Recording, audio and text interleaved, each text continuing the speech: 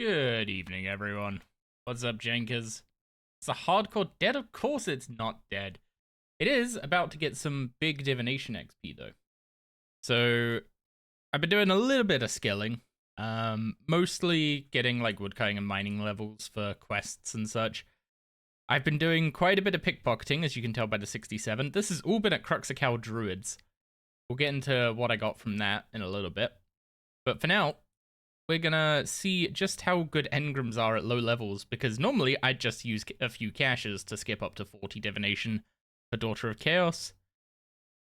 But now I actually need to train the skill properly, which is weird, and I don't know if I like it. But at least we can work with engrams. So by gathering some energy and using memory strands, we can charge up engrams and hand them into Orla, and she will give us a XP drop, which puts us up to 19. I mean, 4,000 XP for one engram is not a particularly great amount. That may not have been worth it, but it does put us up a few tiers of wisps at least. So if we go finish the rest of the tutorial, we can unlock. I actually can't remember what the perk is of that one.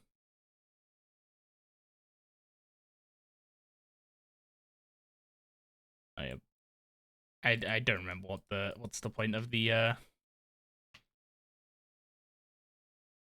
don't remember what the point of the echo plinths are. This is the bit I'm more interested in. Gaphixian butterflies will spawn instead of chronicles. Is that a good thing? Chronicles give hunter XP.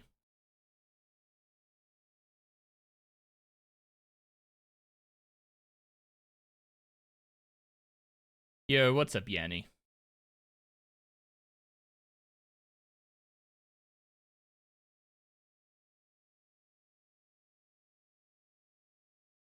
Well, that's that tutorial done. I don't know if unlocking that was actually a good idea, because these chronicles that you gather, they give hunter and divination XP normally, but if you're spawning butterflies instead of chronicles, then you're just getting some XP in your lowest skill, which I guess I could try and target towards summoning? So what's up, Yanni, with the Doris Tritos? She's currently asleep. So once she's awake, we will give her Tritos. Well, that's 20 divination. So now we can do bright wisps. I'm probably just gonna AFK divination to a bit higher level. I don't think it's worth doing engrams at such a low level. What are we working on today, though? Biggest goal is get farming kind of unlocked. Maybe get Slayer started. Slayer is a way off. But I'm closing in on Slayer, but it still feels like a bit of a way off compared to some other things. So get farming started is one thing. Unlock the fletching training method I'm going to be using is another thing. And get high alch unlocked. I think those are the three main things I'm going for today. Now, the first thing I do need to do is going to be to go and start new foundations. But first I need to drop by a bank to show off the pickpocketing grind and why I think the wiki may have some bogus data on it. Congrats on your 7 stream streak, Yanni. Appreciate you being here. That should be a healthy streak by the come the end of next week.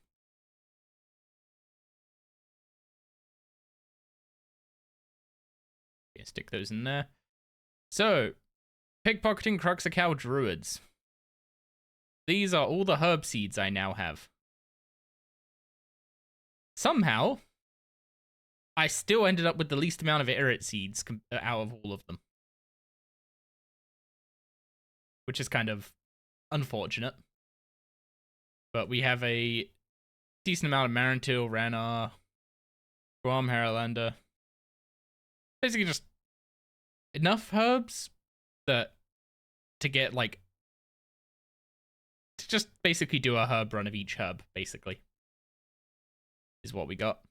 And if we go over to the uniques tab, we can see that we got 4 supreme growth potions from the Cruxicale druids and 2 Cruxicale hoods, which is why I'm thinking that the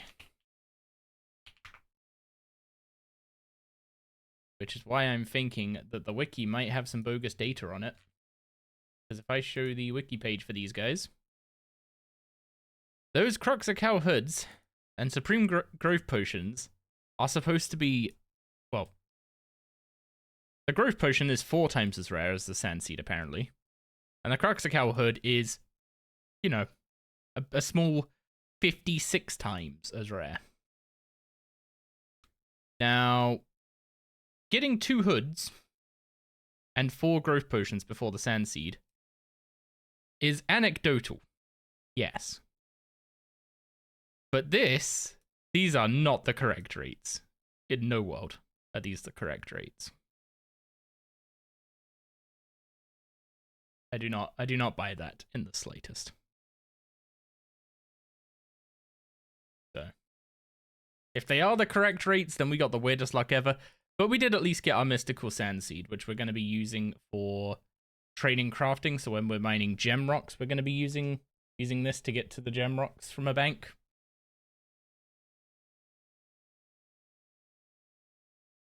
And yeah, otherwise, the pickpocketing grind is done, which means we can go unlock safe cracking, make the speedy run for 99, and get into some heists. You're doing mostly safe content right now? I mean, yeah, you do play pretty safe for the first, like, 1,000 total levels before you have your second life, right? I'm less than 250 total levels away. There's no point binning it at this point.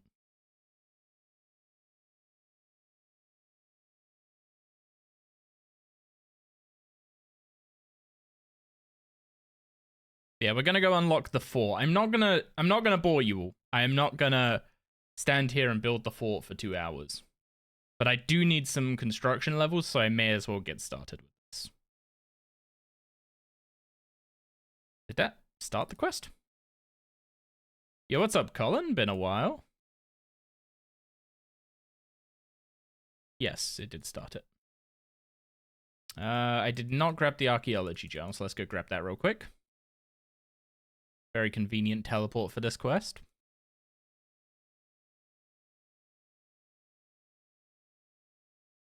Yeah, one of the quests I want to do today is the Eyes of Gluffery, which needs some construction levels, and we need a mud rune. So we have the rune crafting level for a mud rune now.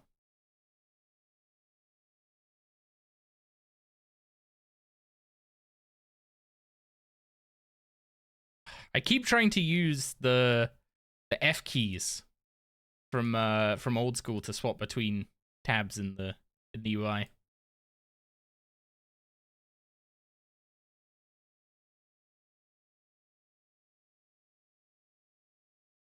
Oh, I forgot there was a bank chest literally right here. I don't think I'm gonna need it, but I'll grab some ectoplasm and some food for the zombies.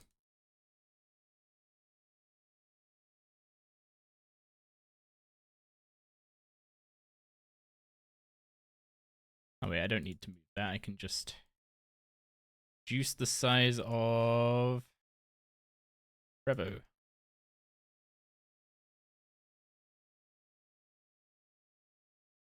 So I'm basically just gonna like buy out Bill's stock of limestone bricks, turn them into wall segments, and then probably finish off this quest tomorrow morning before I start stream.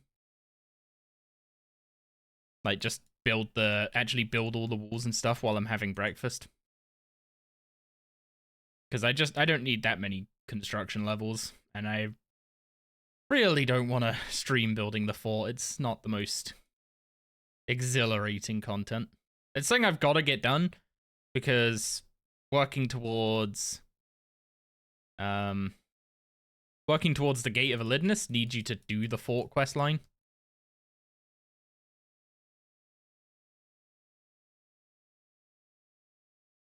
So it needs to be done anyway. And also, I want to get Raptor unlocked for Slayer, because I'm pretty sure Raptor is still the only good early game Slayer master. So definitely not using anything else. Anyone else? In fact, I so badly don't want to use anyone else that I'm debating doing one of the White Knight quests instead of just doing imagine a task or two.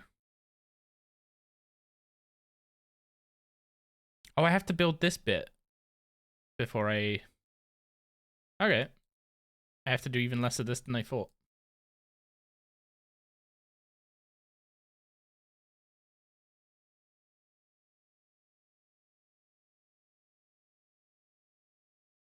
Okay, I'll just buy all the limestone bricks, turn them into stone wall segments.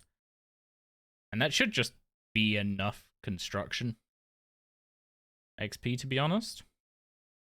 I guess I should also bank the planks and...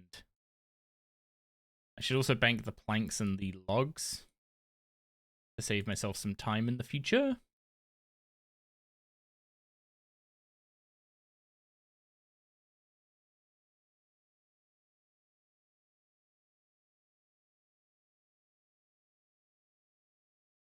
And I think it is just literally 5 construction for Eyes of Gluffery. But I think we want some more levels for POF stuff. But I guess we'll deal with that once we get to the POF. I think it's like 20 construction for player and farm, right?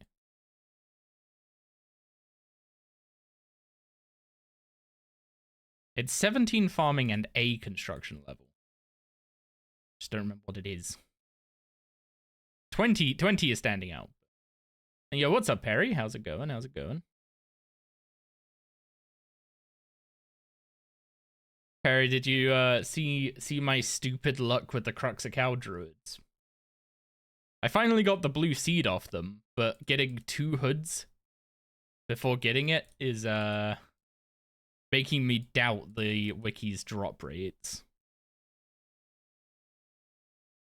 Like getting 2 1 in 50Ks before a 1 in 800, like I have weird RNG, sure, but that's like the outlier of the outliers.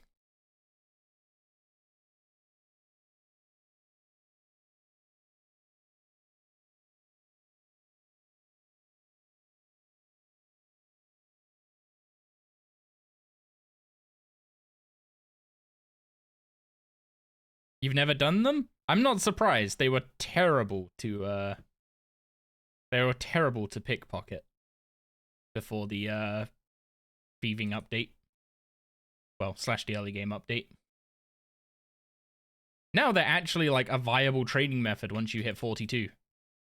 Which is like, I think that's exactly what they were aiming for. So, good job. But yeah, I mean, I've been enjoying just doing thieving while I need something like mostly AFK to do. You don't get hit enough for thieving to actually be dangerous anymore. Like by the time between the times you get caught, you will regen most of the damage you took. So you're not actually like in that much danger anymore. And it's also relatively AFK. Like once you get like 20 levels over the mob especially, it's like nearly 5-minute AFK. With no unlocks, just baseline.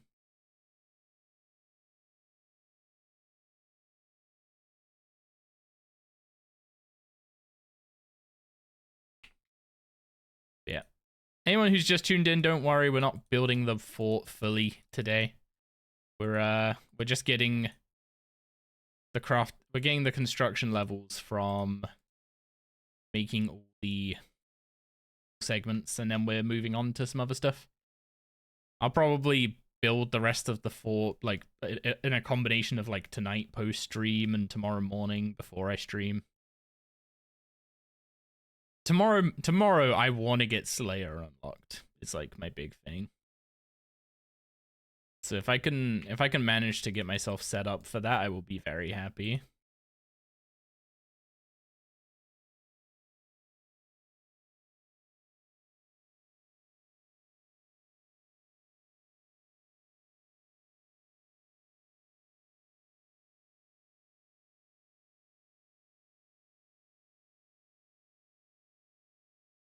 Yeah, I hate training combat just on its own. I always want to do it with something. Ah, these didn't restock at the same time as the brick. Good. Okay, what did I get to? 15 construction? Actually, yeah, that's the level requirement for Tower of Life if we want to go do the RD easy tasks. That is actually kind of perfect.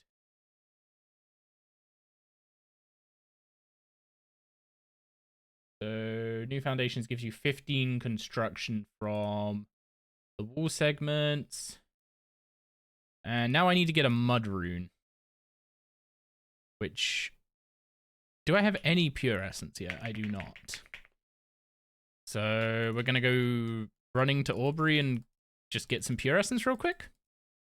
I may as well mine a whole inventory because I need 25 of it for Priest in Peril.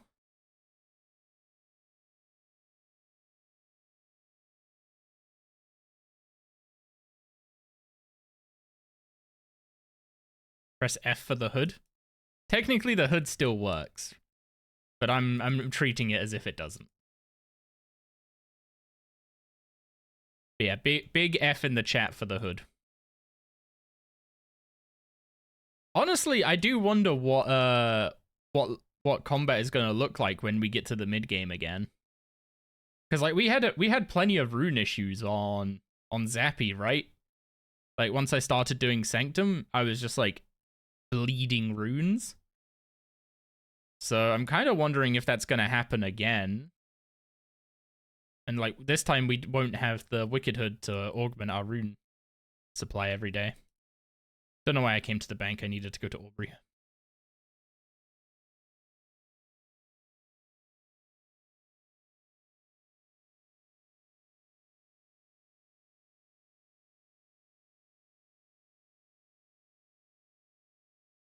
You thought about the hood? True.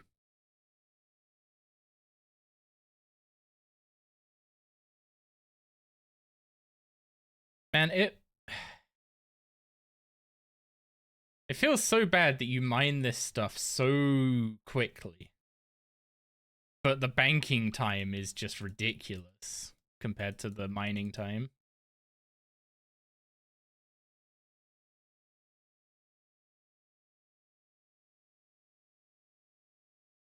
I should make a full inventory of mud runes. So I might have to go back and mine a bit more pure essence for Priest in Peril. So, mud runes. We take water runes, pure essence, and... Which talisman?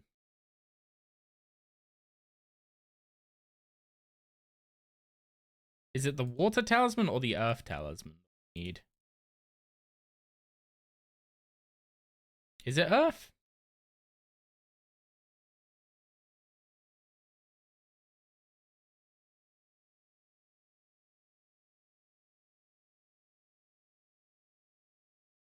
Oh no, the earth altar's right here.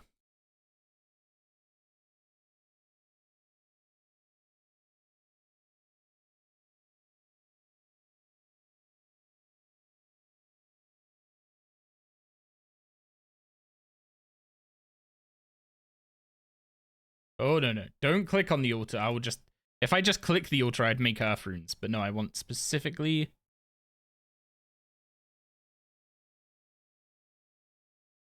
Right. It's the opposite one.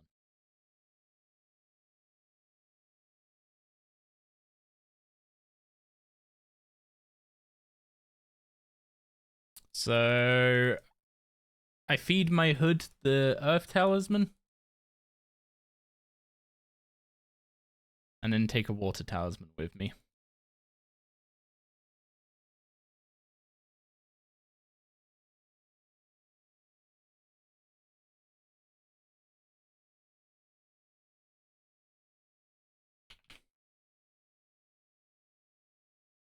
Yeah, you eat the Earth Talisman.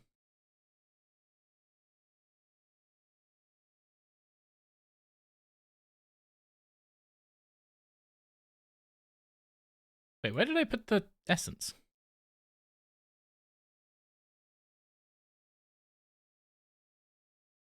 And then I need the Water Talisman.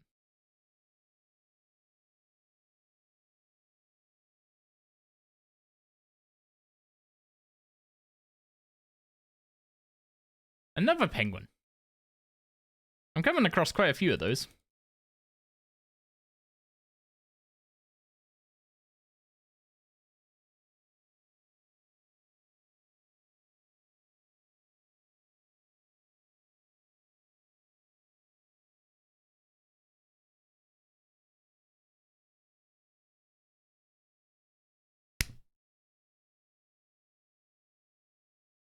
I did the thing.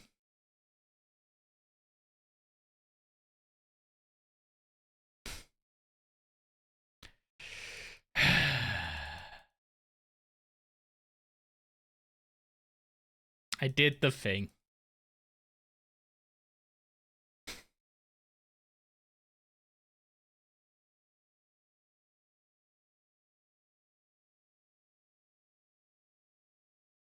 I don't need no plugins. I just need to not be an idiot.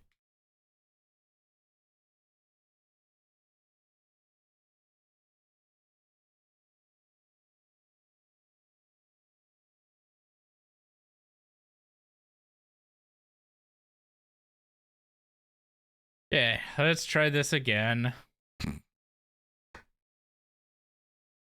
I swear I'd be dangerous if I had half a brain.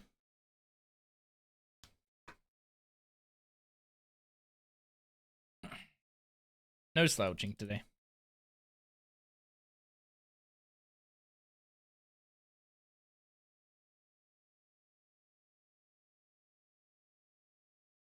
Wait, you can't even surge in that mine? The heck is this?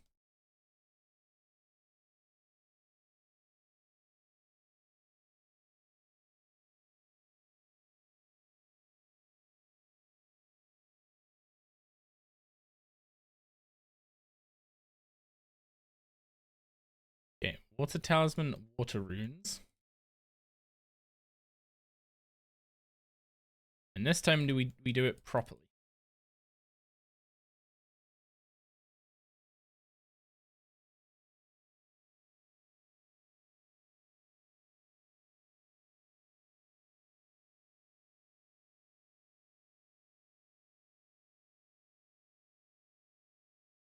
Okay, use the water rune on the altar, not just click the altar. There we go. I forgot rune mechanics was even a quest, I'll be honest. But at least now we can make bone runes for Bone Shield. And we have a mod rune to do the Eyes of Gluffery. But first, I have another quest I need to do first. Which I first need to make sure that I have access to all the items for.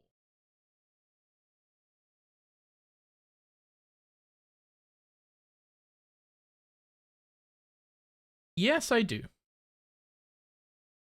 I either have the items or I have access to them.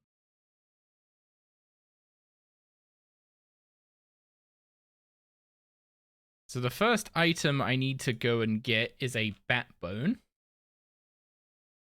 And then I need to go get a dragon bone.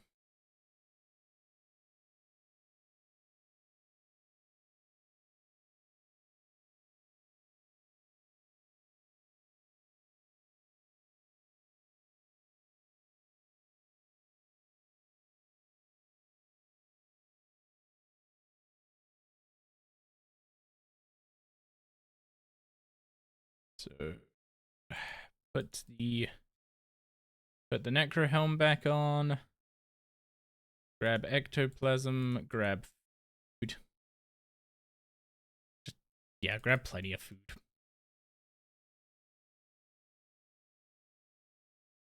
And we're gonna go get a bat bone, and we're gonna go get a dragon bone, And then we should be good on items for doing Watchtower.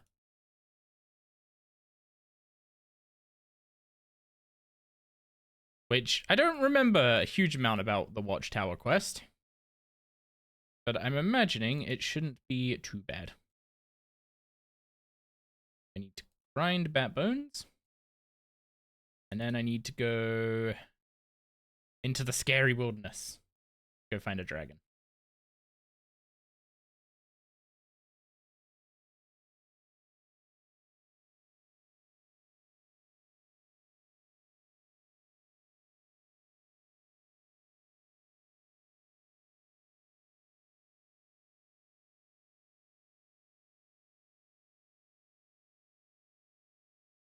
Is it different?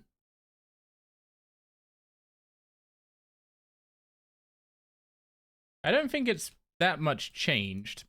I think old school just has quest helper is the main difference.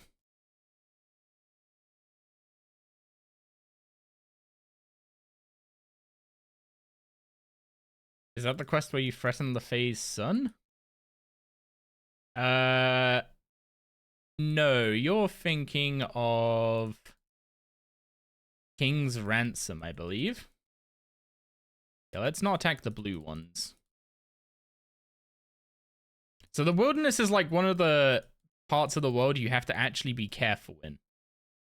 Because in certain parts of the wilderness, everything is aggressive. Not everywhere in the wilderness, but in some parts of the wilderness, everything is aggressive. And I need to keep an eye on my health here. Because this guy can free fire on me.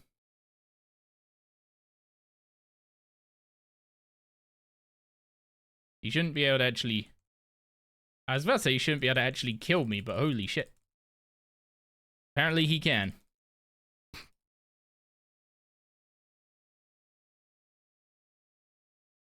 That was closer than hoped. There we go. That was, let's not do that again.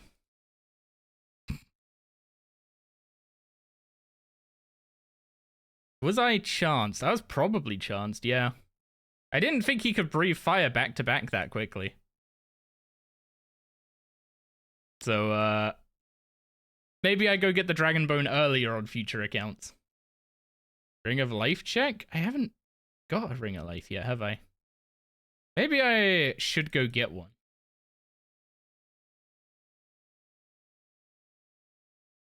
The thing is, Ring of Life isn't that great right now.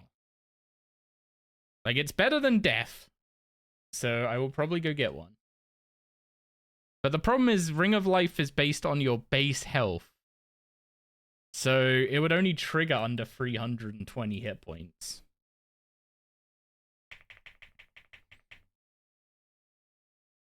The Lost Tribe, I think it is the quest that gives you one.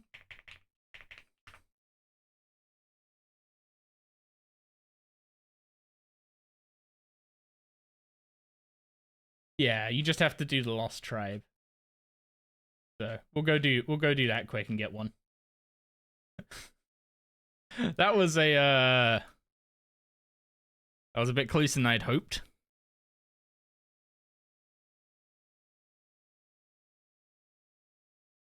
Yeah, you do need a backbone for that quest as well. And what's up, Mr. Shampoo?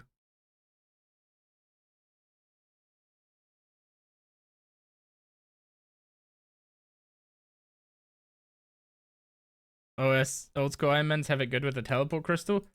I mean, I hear they waste a lot of money on those things.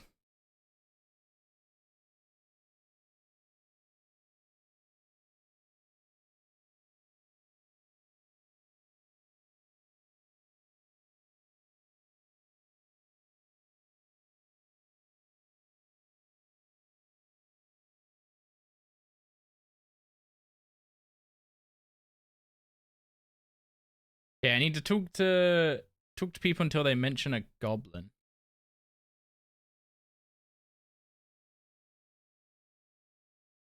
Imagine dying on a hardcore. Yeah, you know how I said I wasn't gonna do anything risky until what's it called? Until I got my second life, 1,000 1,000 skill total.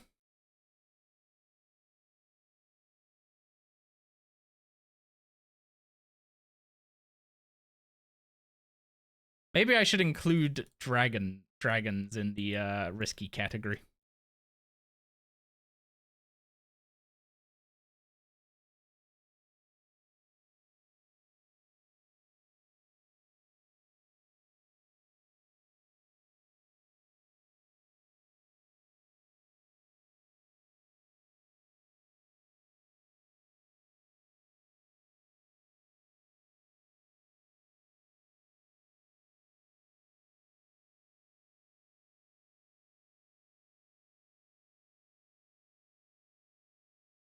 Is it spoilers if it happened days ago and has already been in videos days ago?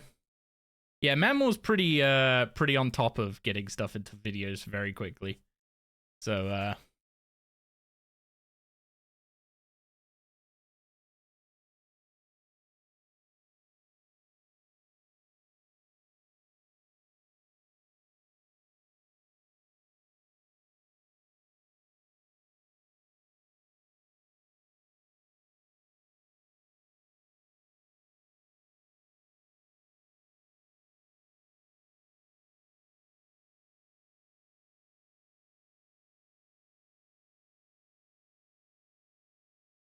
well, I needed to wake up a bit, and I guess that successfully did it.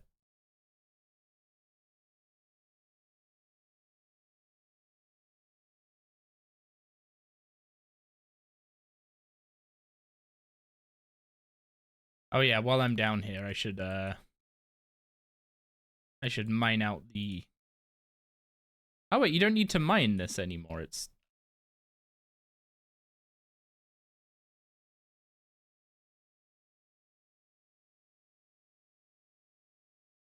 you do. It just says squeeze through, even though it's not been mined out yet.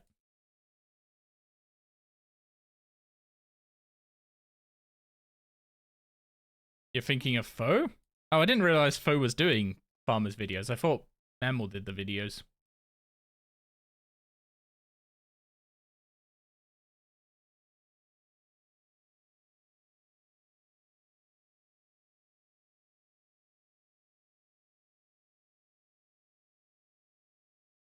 Yobi does an RS3 Ironman soon?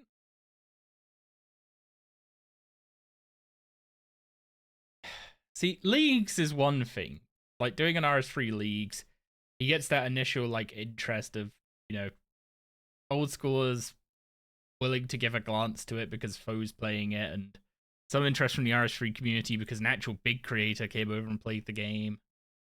But like a long-term thing, I don't think it'd be a good idea for him from a business point of view, you know?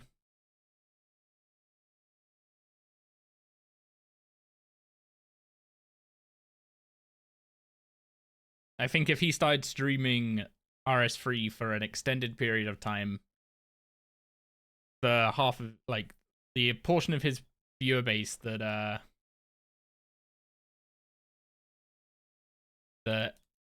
plays old school because they hate RS3, etc., would just go watch a different old schooler.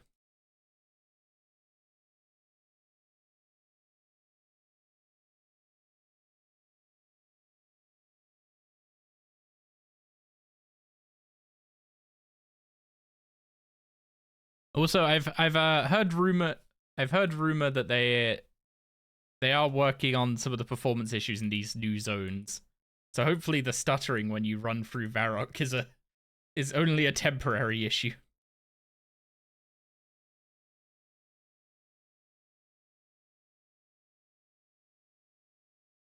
The northernmost bookcase on the west wall for a goblin symbol book. Read the book all the way to the end.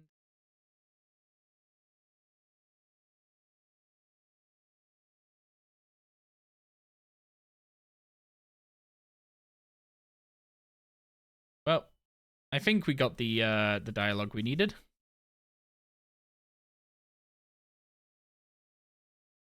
Yeah, maybe if RS3 ever properly recovers in terms of player base and viewership and all that kind of stuff, maybe then we could see some of the old school guys give it a decent shot. But until then, there's just like no way.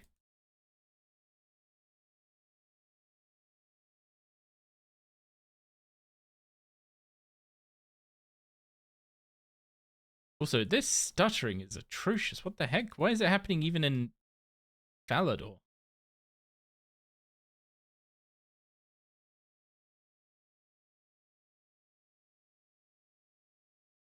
Oh, everything changed to Ultra. Cool.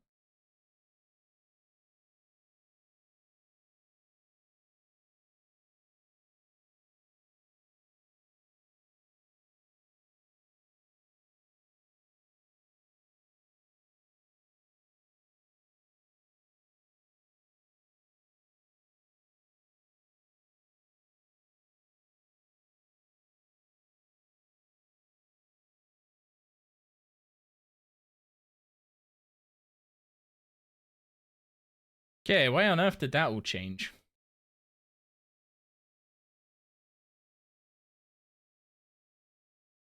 Apparently that didn't fix the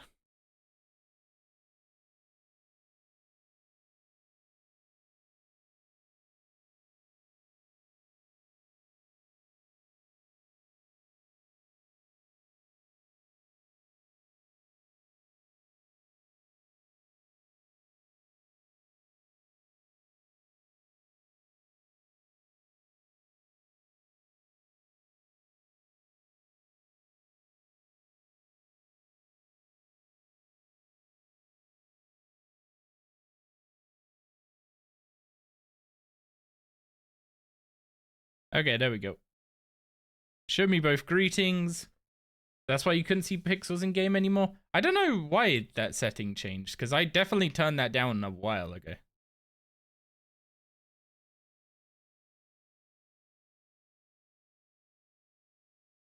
Okay, so now we've learned the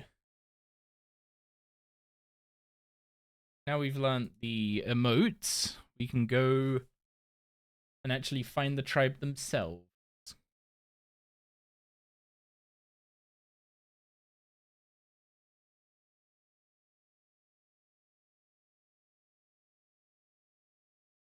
I think the TLDR of this quest is that the tribe of goblins is being framed for stealing the Duke's silverware.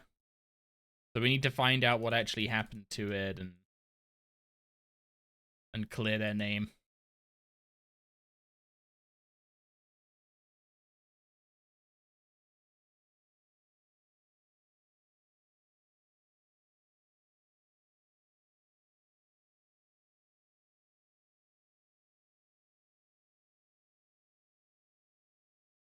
Okay, I'm gonna very carefully follow this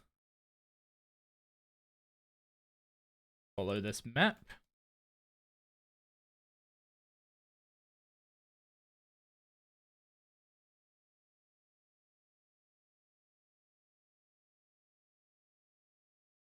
Except I forgot a light source. For some reason I didn't think you needed a light source at this point.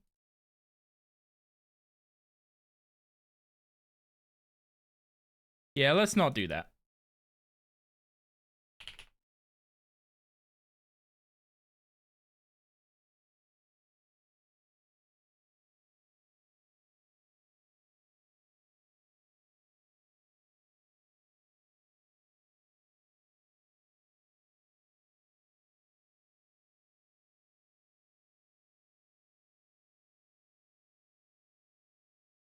You can tell I'm very, very awake today. Maybe today is not the day to do Watchtower. If I remember rightly, that quest isn't the safest thing in the world.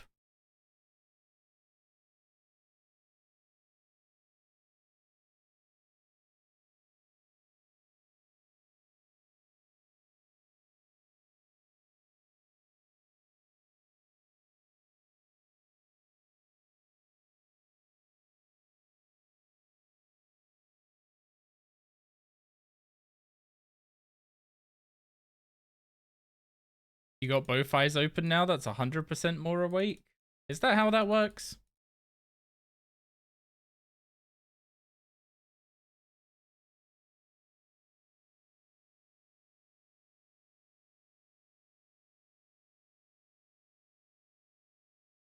Surely using both eyes takes more energy and therefore I'm more sleepy.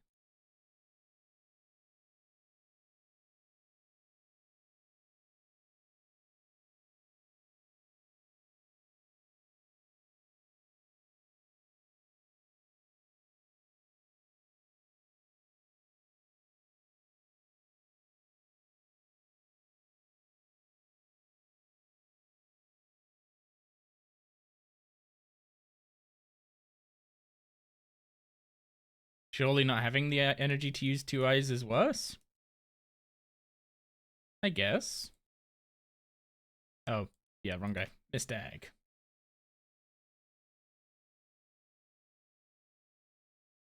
Is it not Mr. Egg?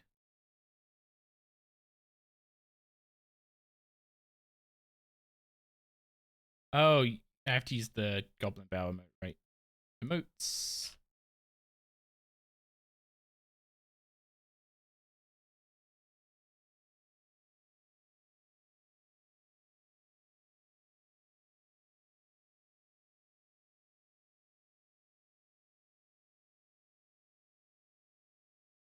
There we go.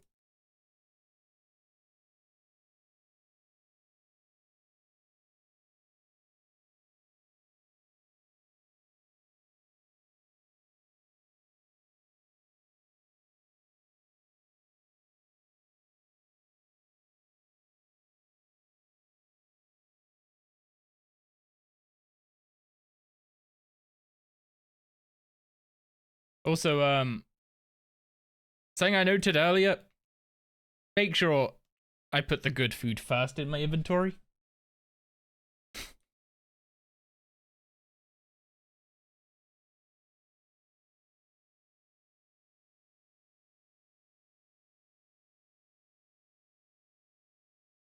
We get to keep these ham robes.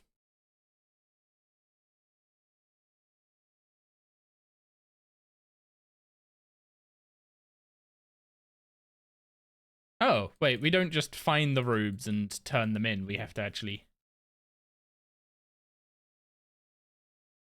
We have to actually go into the ham hideout first.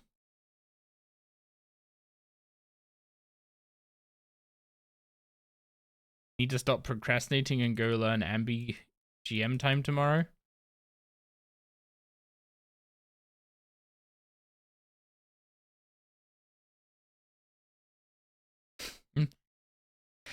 Gonna make me hungry at this rate.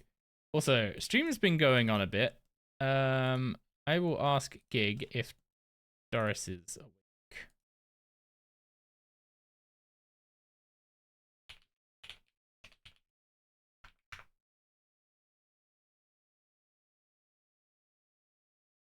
Okay, I've asked Gig if Doris is still sleeping. If she's up, we can give her her teas. Maybe cuddling a dog will settle the heart rate.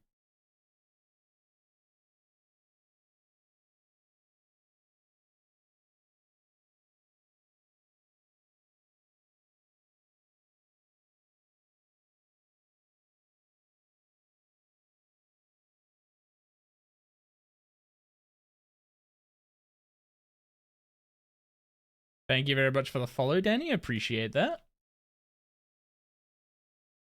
Okay. We've given the Duke back his silverware, told him where it came from. Now we got a peace treaty to give the goblins.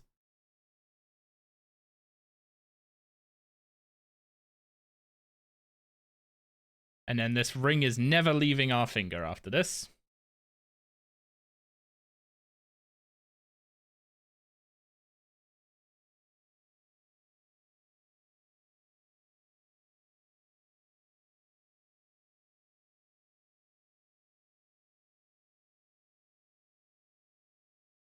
Ah, janky old cutscene.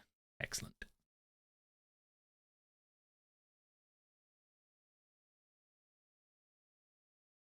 Apparently Doris is still asleep.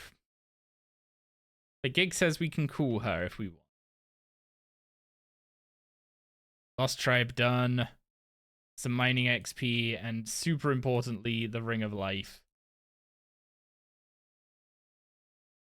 I'm glad I didn't need it just now, but I was very close to needing it. So it's good to have it. Best Jankiel cutscene is still Bork. I mean, I might end up needing to go and unlock Bork for charms, right? Okay, I'm gonna go check on Doris real quick, so I'll be back.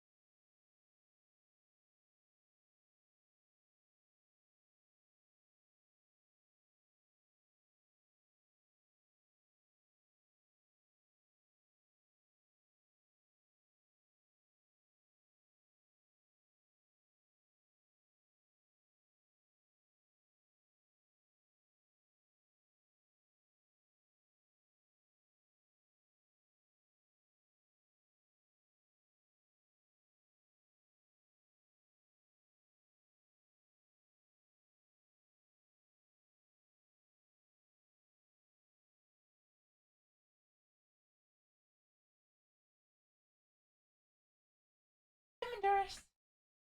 Up you come. Ugh.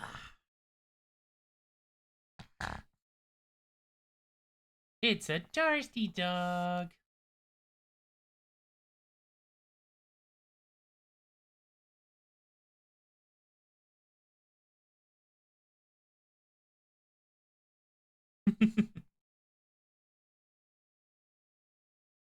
Yes, I know why you're here, Doris. I know what you...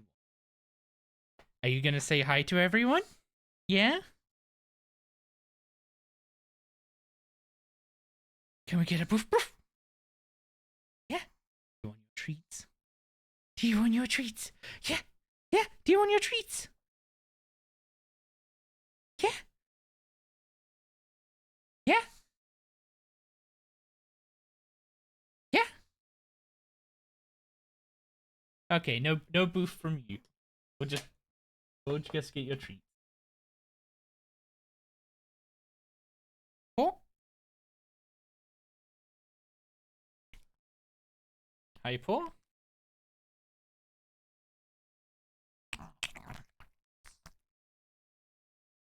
Good girl.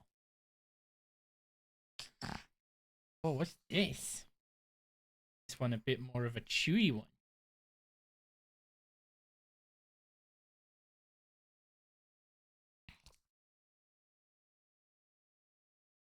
You were supposed to chew that. Yes, you were. You were supposed to chew that. Oh? Hi, Paul. And then a couple more, and I'll be okay. Pop. Pop. Go on, Pop. Pop. Where's Pop? Very gentle, but okay. There you go. Gone. All gone.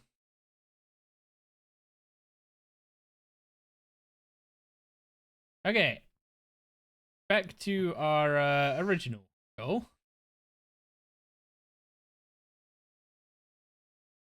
Actually, first, let's go buy some better food. We have some decent money now, so we can afford some better food.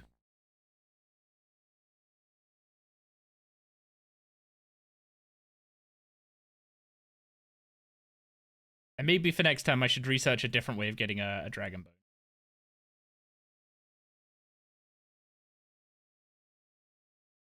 I was gonna say, why did I come here? Alcarid and then use the glider is the best way.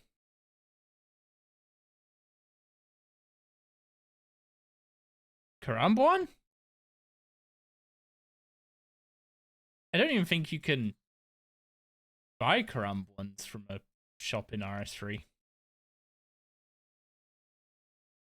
And even if we could, our shop stocks work quite differently.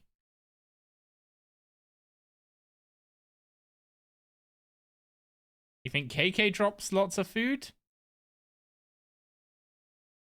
I think that is a plan with no flaws in it, Lay.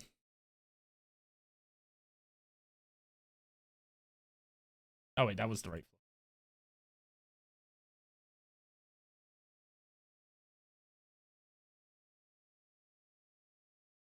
Okay, so I don't want any of these anymore. So, grab the big boy food now. KK speedrun?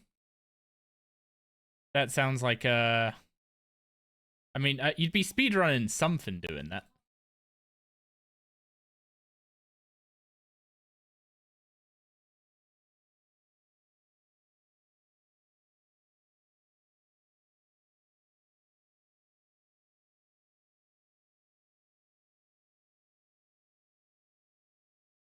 Okay, so let's get rid of the placeholders for the garbage stuff.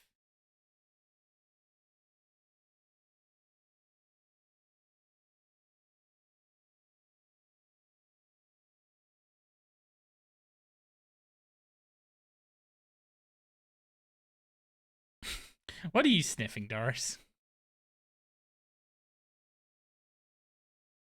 Okay, let's get to you now. Are you giving sniffers? Yeah. Are you giving chat sniffers?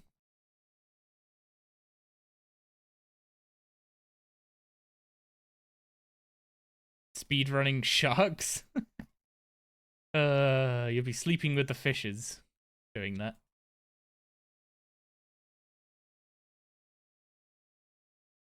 Anyway, let's get back on track to unlocking... What's it called? Unlocking High Elk. Can you give Doris one more treat? I saw those ears perk up. Very well. Since Yanni asked nicely, we will give Doris...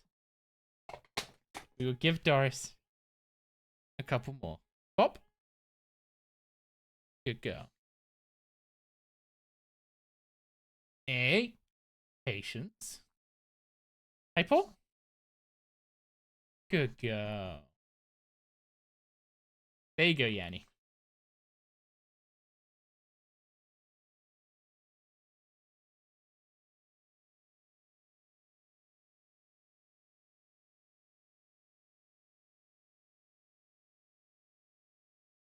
Say thank you to Yanni for the Tritos, Doris. Say thank you.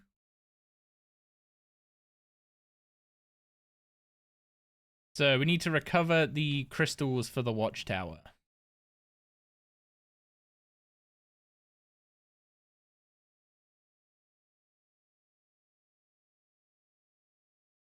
People outside are being really hecking noisy.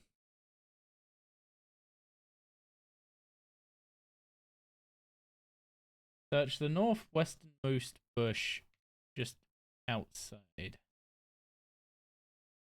Like that one? Oh, we're looking for the fingernails. Got it. Yep, fingernails it is.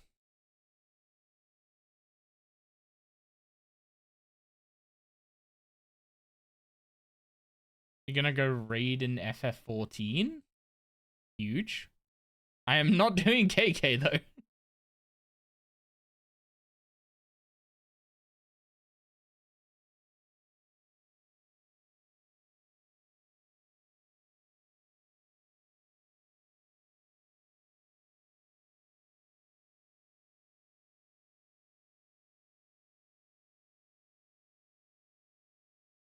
Okay, do I have a death rune? I don't know if I have a death rune yet.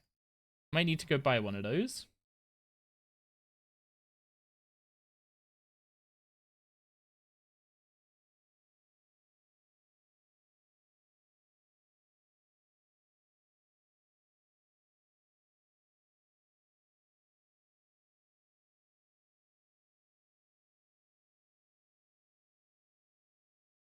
I do not have a death rune.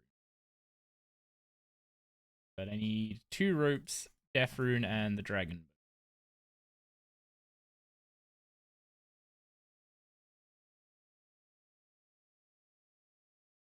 And it may as well fill up on a bit more food. Death rune I can buy from... I can't get it from Aubrey, so I think I have to go to the Wildy. The Mage Bank in the Wildy. 20 stream streak for Haraby. Thank you very much, sir. Congrats on the streak and thank you for the support.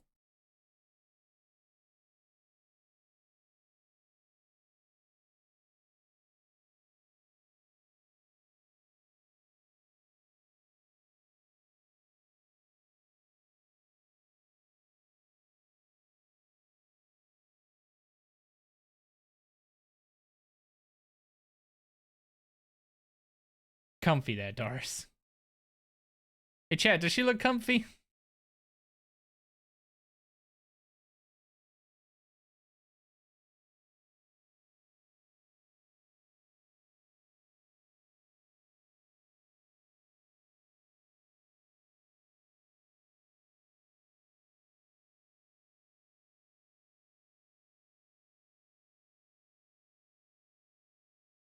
Did you enjoy your W earlier, by the way? Yeah, we took her for a walk before stream, didn't we, Doris? That's why you were conked out. And you're probably going to be really sleepy soon. You're just hanging around here to see if you can scrounge some more teas, aren't you? Alright. Picked up some runes, including the death rune we need. So now we need to go back to Yanil and start talking to ogres.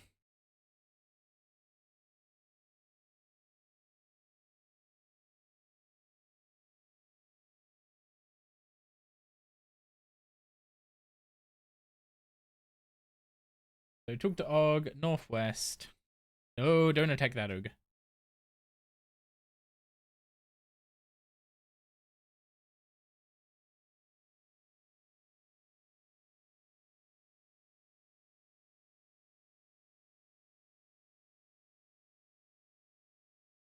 Yeah, so now we're helping out the ogres to find out more about their... Oh, these guys are aggressive.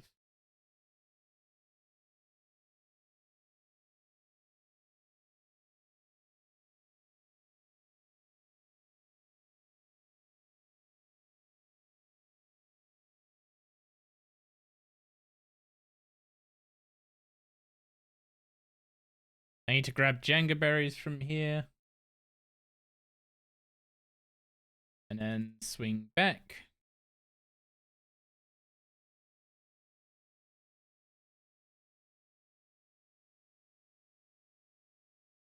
Head to and enter the cave entrance marked on the world. Oh, okay, it's the one the way around the other side. Yes, Doris?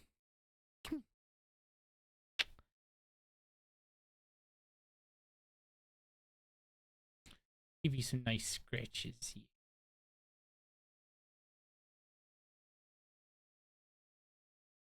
Yeah, your daddy almost did it dumb. He almost got cooked. It wouldn't have been tasty. This hardcore doesn't have enough meat on his bones yet.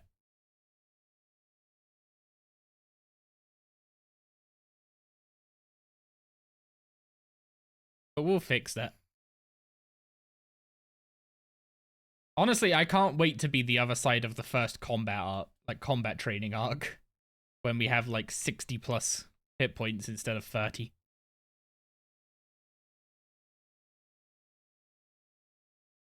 Yeah, if you didn't bring a death rune, one spawns directly south of the tunnel entrance. Leave the island and head south.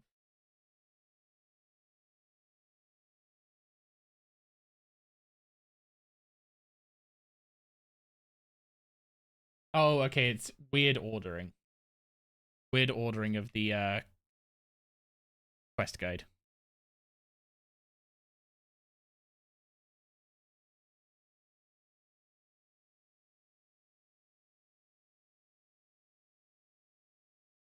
Okay. We need to talk to Gorad? Is he on this island? Yes, he is.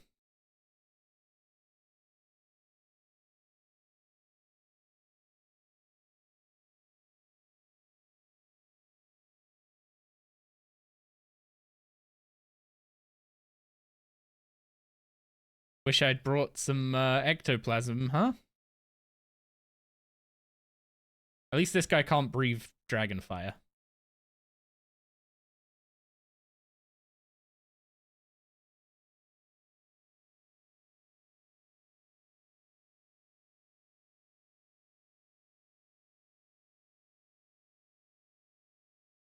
Yeah, I desperately gotta get on the other end of the combat arc. I'm starting to get to quests where the mobs aren't just complete pushovers.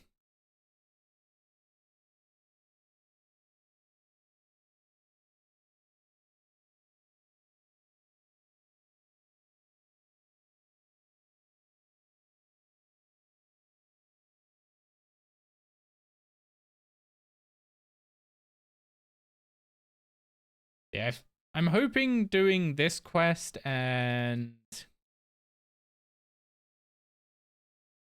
the Eyes of Gluffrey, I'm hoping doing those two quests will get me most of the way to 55 magic.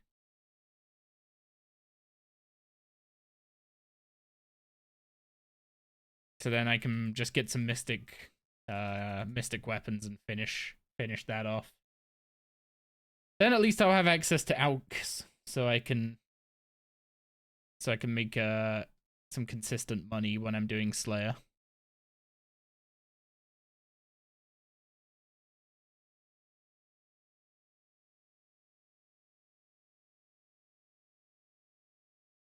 Oh. Do you want to get down, Doris? Is that it?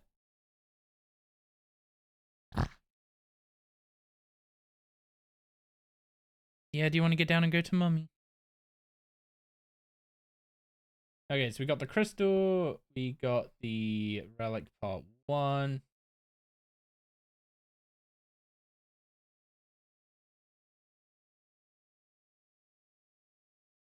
Oh.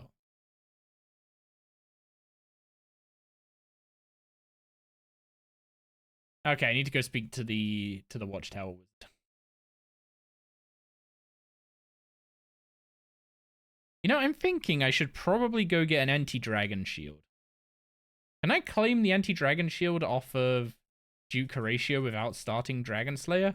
Or do I have to go start Dragon Slayer first? I don't remember if the monsters in the cave in this quest are aggressive or not.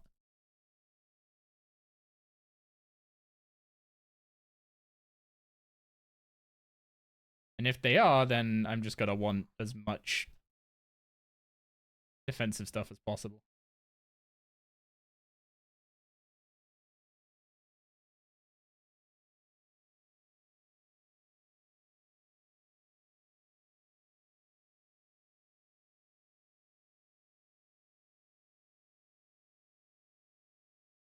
Oh.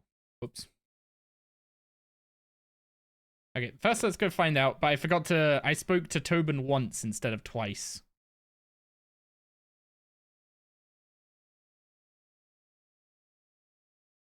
Another Ironman died to KBD. This time with 2,000 total. You know, the amount of times that this happens, is that just the way hardcore's like the iron? Is that like the way people typically do it? It seems to happen way too frequently to be legit.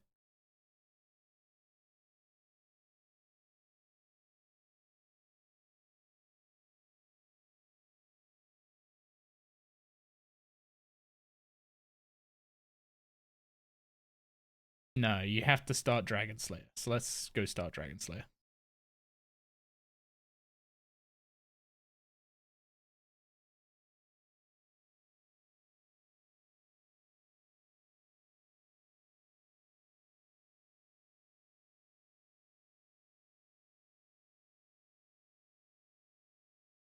Wait, wrong way. I am so awake today. Jesus Christ me.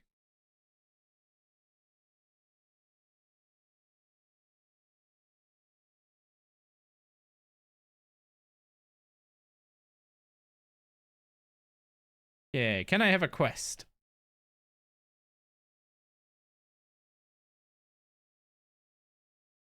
There we go. Dragon Slayer. So we need to go speak to Oziak, which unlocks all the drops in the game, I believe. Isn't that right, Doris? You've spoken to Oziak. And he dropped, and that's why you have this lovely fur coat as your drop.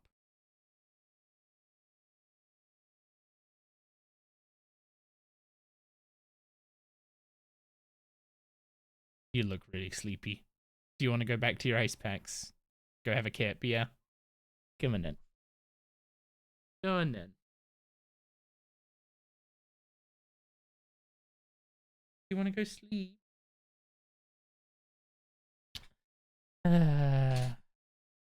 Or do you just want cuddle? I can give you.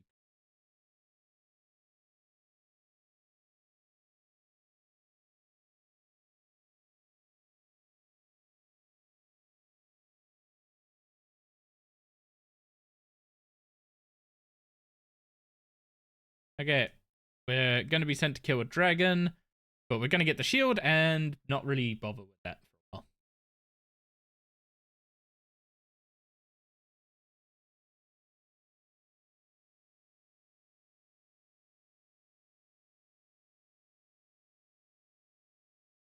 Another penguin? Oh, apparently I already spotted that one this week. Wait, again, the wrong way. Champions Guild's down here. Do you want to get down now? Go on then, Bob. Your ice packs and have a nice sleep.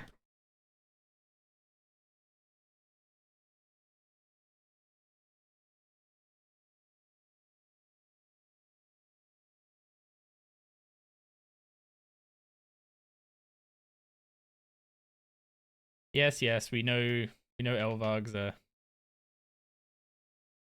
menace.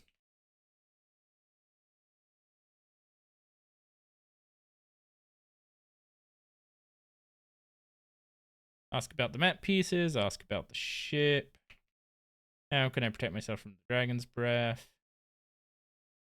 Okay.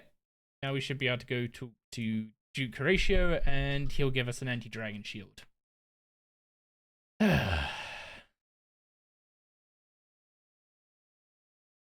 Shame is I can't use a conduit while using the shield.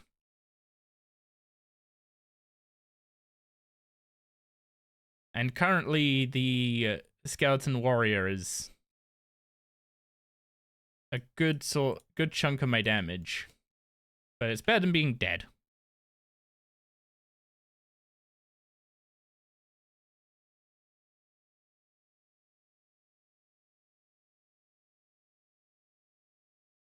There we go. Shield obtained. Now we go talk to Tobin again, because I forgot to talk to him the second time and give him the dragon bones.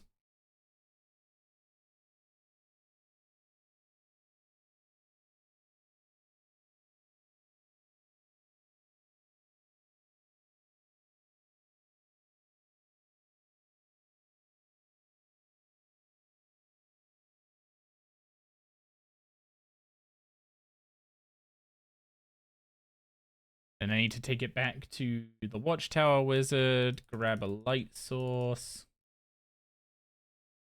and a gold bar out the bank.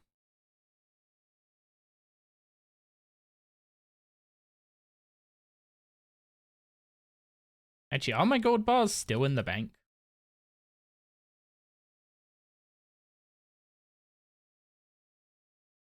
Also, the stuttering is still a problem. What the heck? Do I need to, like, reboot my game, or is something specific that I need to turn off?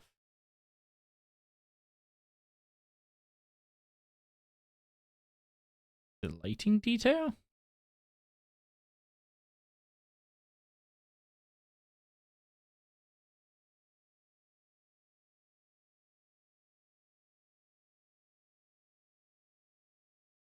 There we go. That's the last relic piece.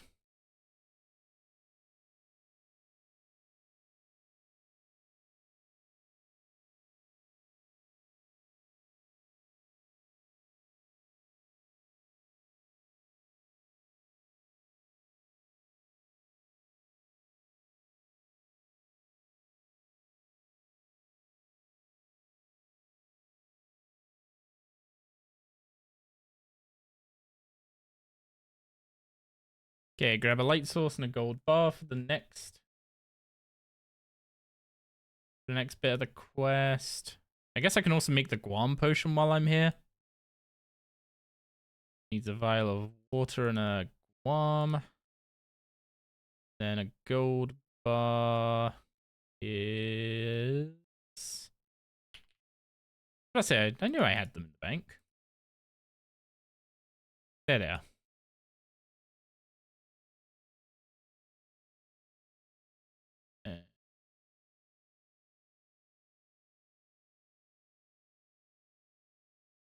The bat bones. And a torch.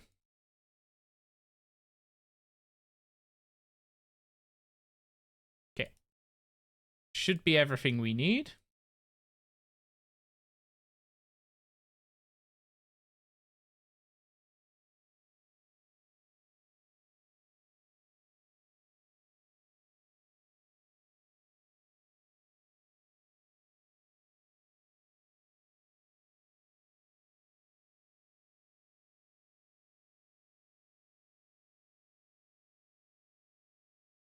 Yeah, so we go give this last relic piece into the Watchtower Wizard.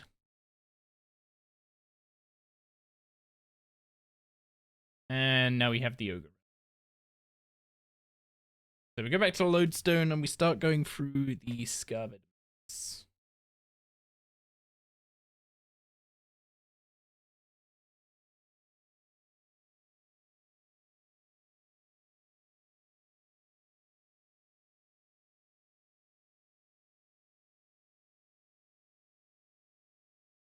Enter the cave marked.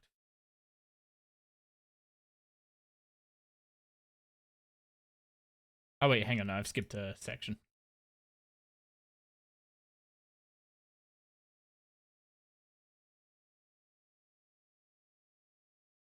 First order of business is actually getting access to Gutenov.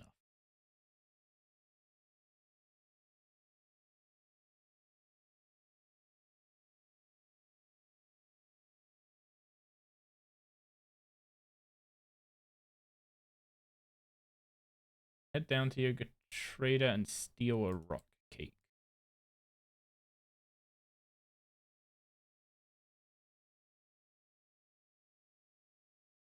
The stuttering is still there. Why is it so bad? This area hasn't even been like graphically reworked. Is it something specific on my computer that's hammering it?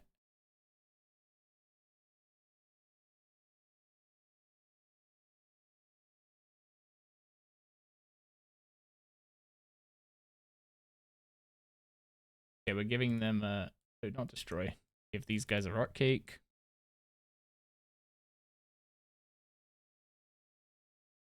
I'm a friend to ogres. Give them a rock cake, and they let us through.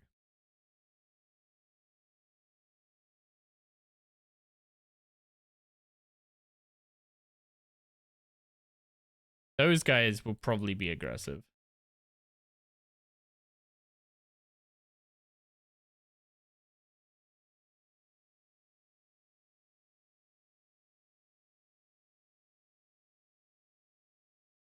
I seek passage into the Scavid Caves.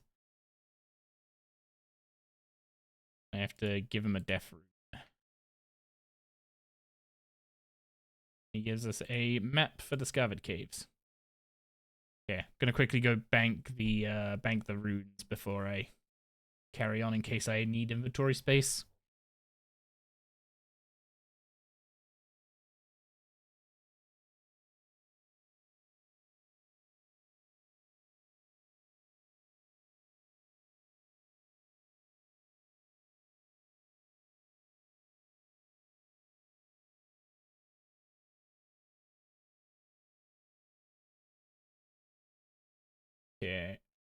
So now we just need to go speak to all the scavards and figure out how to speak scavard, I think.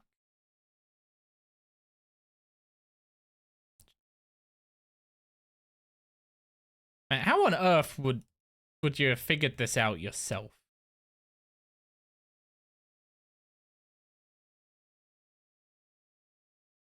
Like, how would you have figured this out without some kind of quest guide or help?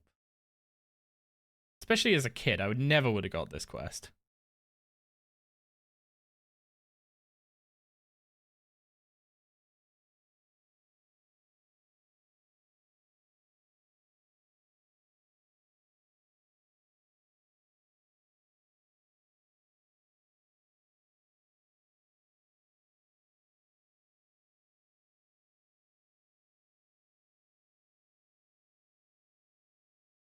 Okay, so we're being taught scavard so that the scavards can communicate with us without the ogres coming and whacking.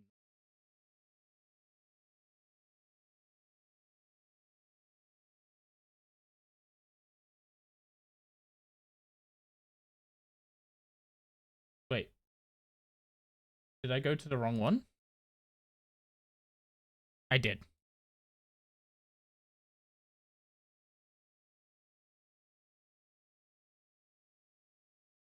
Okay, I need to pick a cave nightshade. Do I need two or just the one? I think it's two.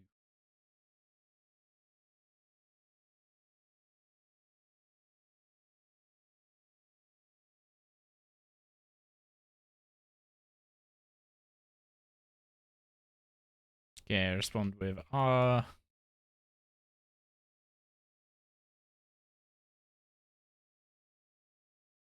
Cave. Here is this one.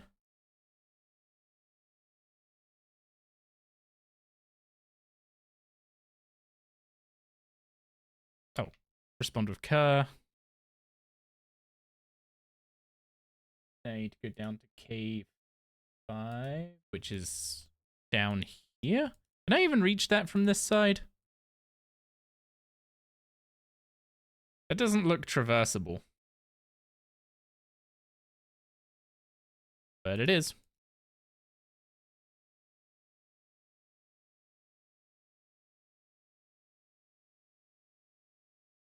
Then we go back to cave 3.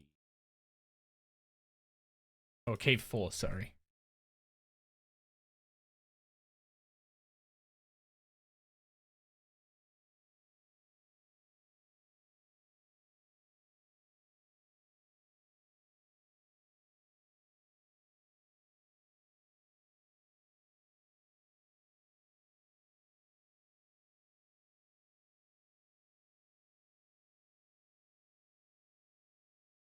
Wait, what?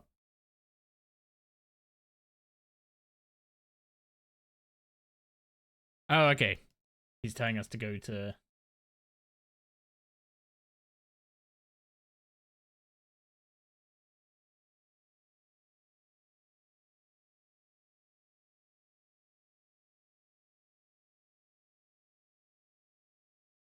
Oh, you have to... You have to talk to the ogre guard to be let... to offer them the gold bar to be let through. They put out an aura blog? Death to auras.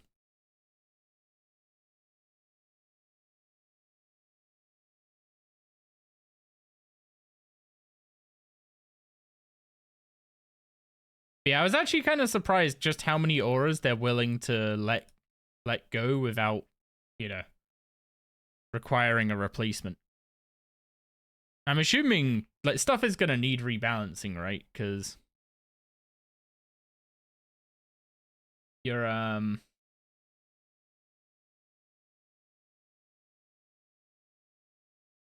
stuff that's been added to the game since auras are a thing has been balanced around auras. That's kind of how pickpocketing ended up such a mess, right? Like all the mobs they were adding with pickpocketing were balanced around 5-finger discount and trying not to make it too OP if you had that.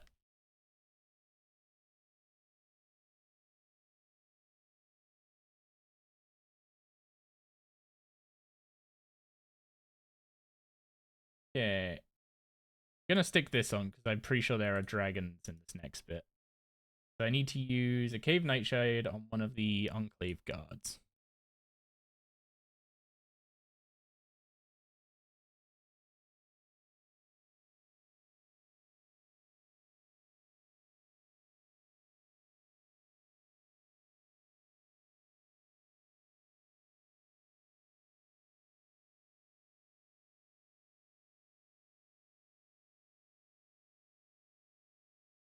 Yeah, don't accidentally click those guys and attack them during this quest.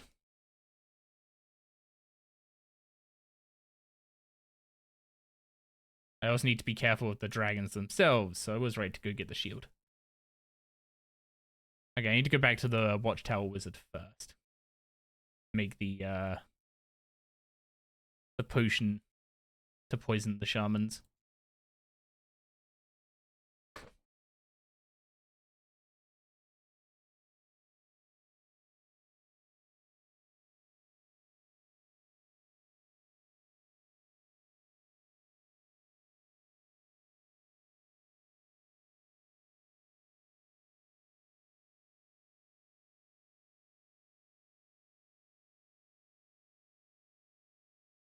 Yeah, well, I have the best healing available to me right now.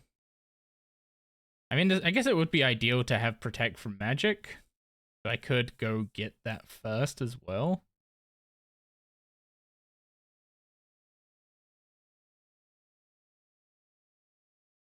Okay, he now tells us how to make the potion. So we make a Guam potion and add Jenga berries to it. And add ground backbones.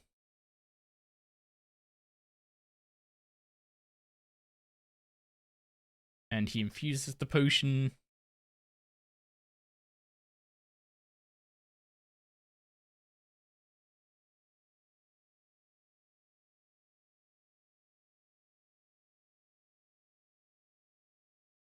Okay. Might need a little more. Actually, I should just take as much food as I can carry. I don't need to actually attack anything down there.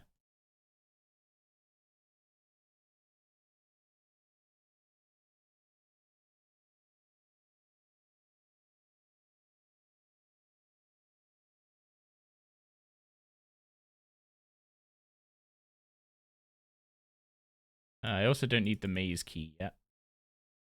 So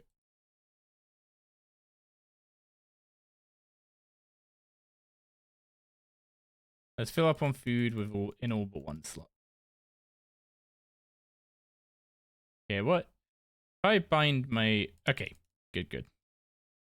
If you bind the archaeology journal, it is a teleport.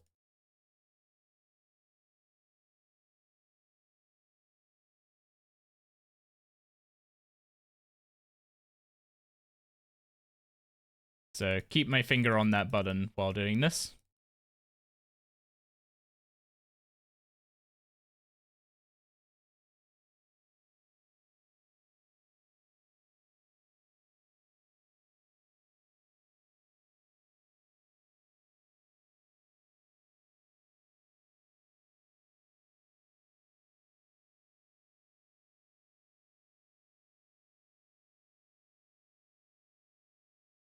Okay, use the nightshade on an enclave guard.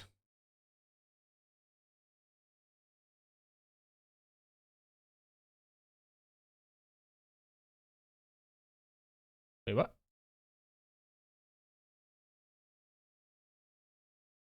Okay, you have to specifically go through using the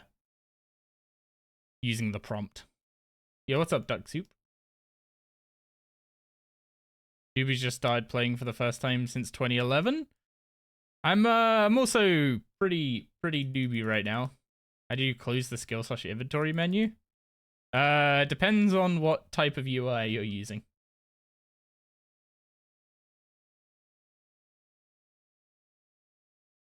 Okay, so I need to go and use this potion on all the shamans without getting myself cooked. That looks like they're all around this side.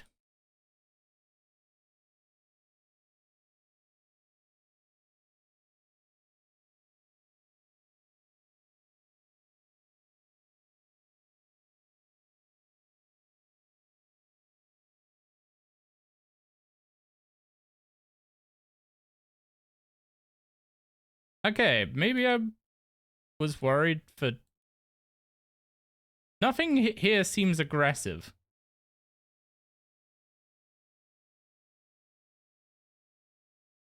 Okay, that demon will be, though. So I just won't go that way. Same as me by the looks of it. You should just be able to re-click the icons at the bottom here.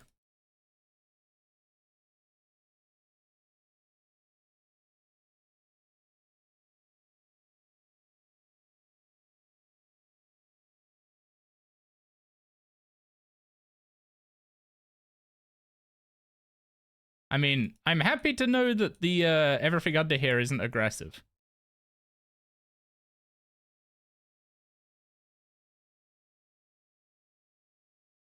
Still nothing? I think you might have the modern UI then, where you'll have like a ribbon down here that's like 2 rows of icons, and then there'll be icons at the top of these panels.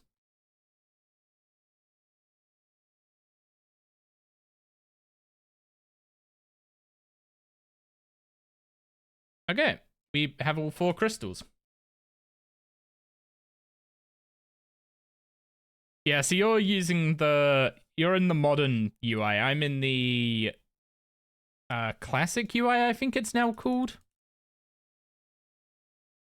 If you wanna change that, press escape, go to settings, and then gameplay, interfaces, appearance, and you can change the interface layout between modern and classic. I think if you're not interested in like fiddling around and making a perfect for you UI, I think sticking with classic is the way to go. And then if you want to like get into customizing it more, then you swap over to modern.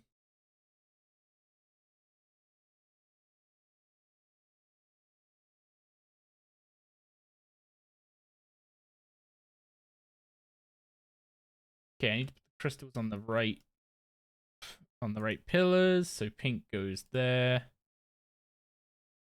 Green goes there. Yellow goes there, and blue goes there. Then we pull the lever.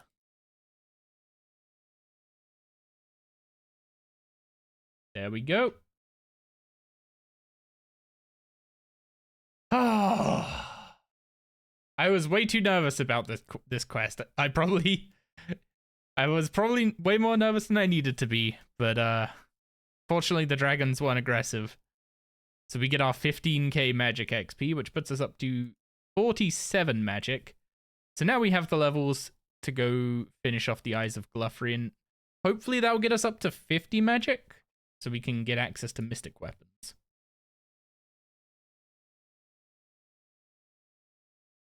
And we have the Watchtower teleport spell. I also need to hold on to the Scarvid map, because I will need to go in there and gather Nightshade myself at some point. Okay. Back to a... Let's go do a slightly more chill quest, yeah? Just a slightly more chill one.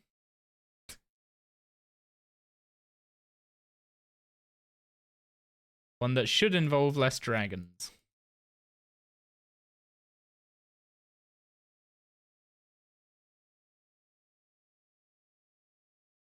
So I need my bucket of sap, a mud rune, maple log, and oak log. I do not have oak logs.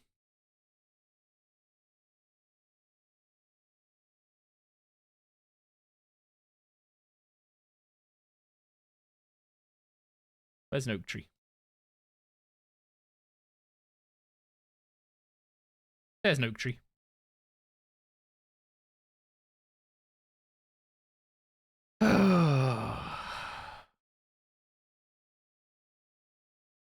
I think my heart rate's come down after the dragon incident.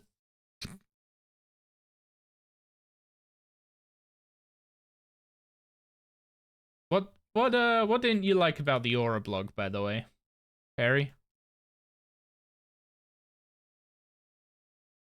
Or is it just that it's like a very much a we're removing all the auras, but not much detail on replacing them?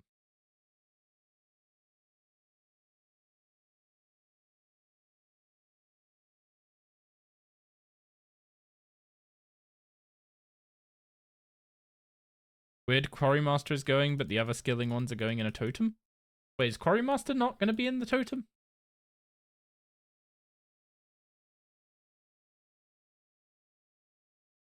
Just like wanting to move things to either relic / pocket slot item.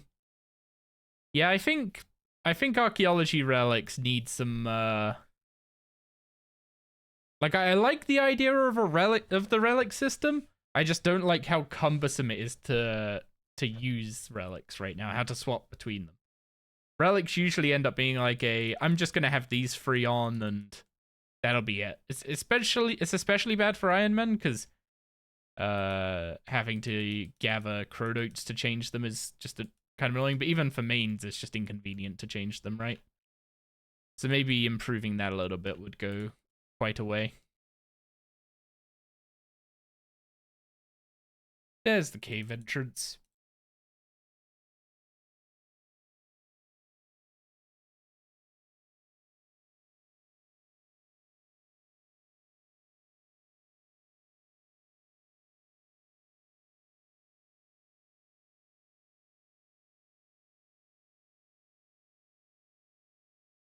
Yeah, the pocket slot is a little bloated, and some styles kind of have like hard dependencies on the pocket slot.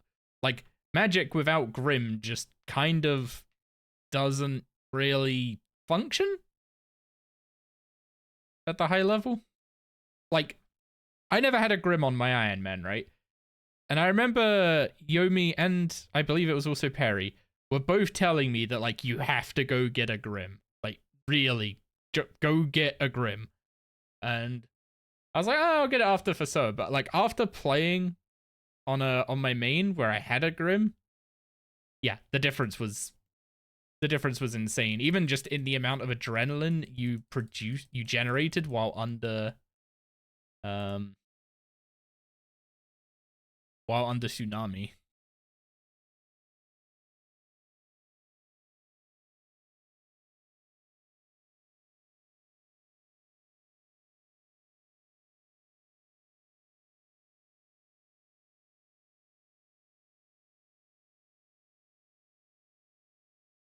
Yeah, I need to go speak to the gnome now. Make an aura altar in POH.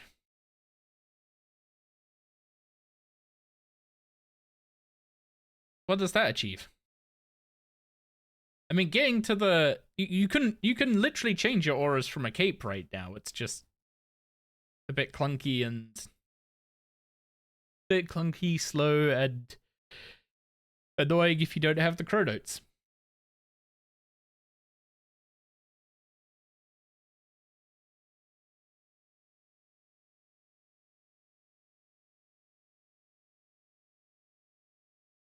I hope they don't just like do something stupid like make relics be permanent passives though.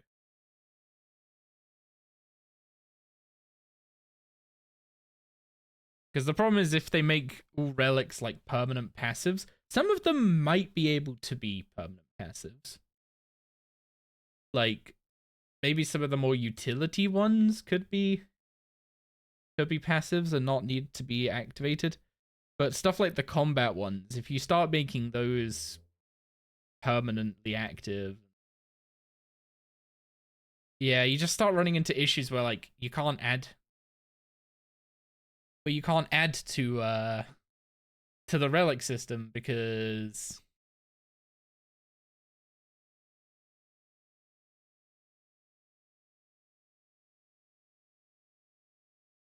yeah, you wouldn't be able to add anything to the relic system because there's already too much power in there. And anything you add is just additive rather than choice. Whereas like currently, if they wanted to add another thing as powerful as COE to relics, they could. They just make the energy cost such that you can't use it and COE at the same time.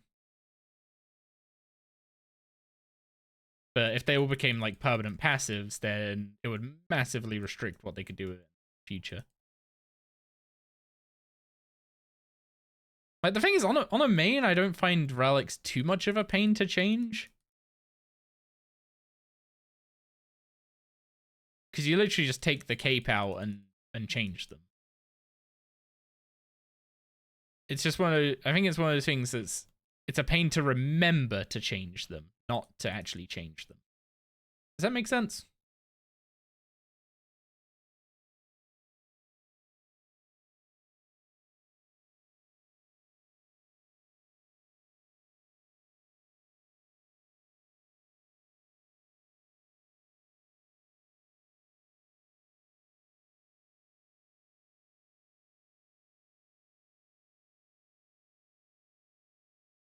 POH would remove it from the pocket? Oh, what, so you mean like go to your POH and you choose to activate an aura and then... I don't know if I particularly like that either. I kind of like the idea someone said of like, use 120 cooking. Like, use the 120 cooking update to bring out buffs. Like, the problem with auras is that you have to like time your gameplay around them, right? And sure, adding like food buffs that last a certain amount of time would make you feel like you had to do whatever it was for the same time as the food buff. But like at the same time, it's not necessarily the case. Like, as long as the food isn't like, you know, mils for a single eat.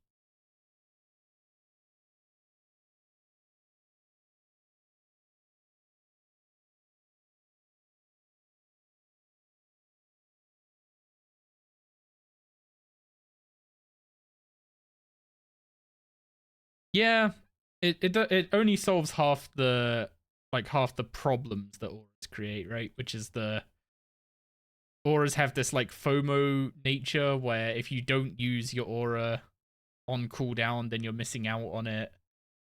But it also has the thing of like, oh, I've used this aura, so I'm now locked into this content, which you would still get with food buffs.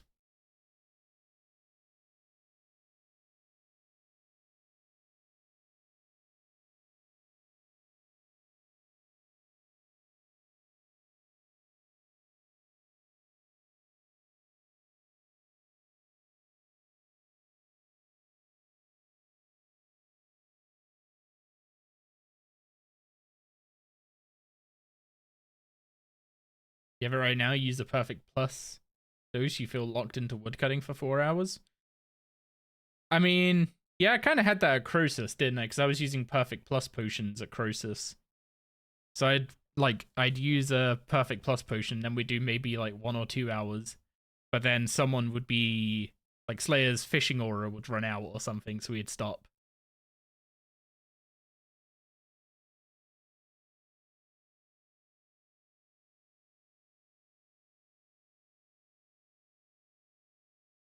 It provides you to fire the Pentagon, return and talk to Brimstone. Okay.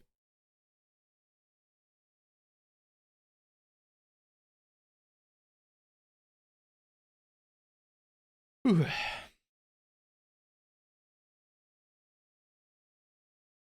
Yeah, it's one of those things of like, short-term buffs are annoying to upkeep. Like, you don't really want everything being like Crystal Mask. But if a consumable costs a significant investment to use, then you're always going to feel forced to maximize it.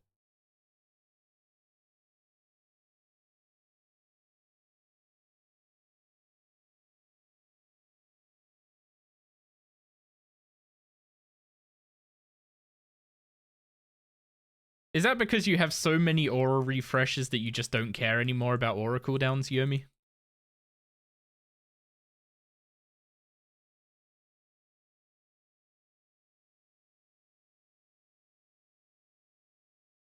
I had a hunch.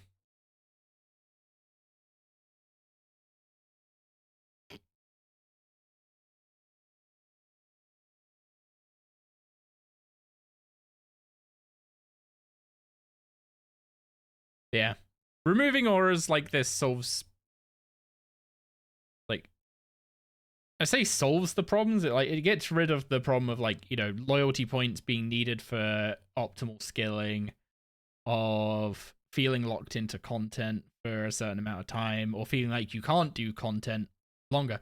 Like, that's probably one of the worst things for player, like, the player staying logged in, right? Is, oh, my aura ran out, but I'm not done doing this thing, but I should probably just log out and wait for it to come back, and then they just don't bother logging in again that day because they end up doing something else. That's probably like the worst part of it from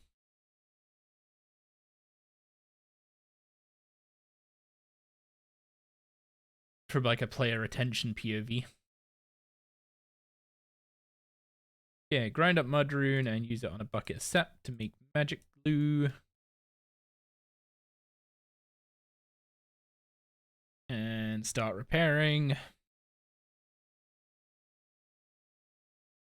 You're never going to be able to use them all before they get removed? Yeah, see, so you've got people like you who have so many aura refreshes that you don't know what to do with them. But then there was also, like, B, where I was, like, to do 4 hours of PVM, I was, like, cycling using, what was it, like 3 different auras or something? Like, I would start by using an extended, like, maniacal, and then I would use dark magic, then I'd use Margaret, then I'd refresh Margaret with the premier artifact, then I'd use maniacal again. So I guess that's 5 hours, not 4. But, like, having to specifically set up, like, a rotation of them to be able to actually use them all. Or actually keep PVMing consistently.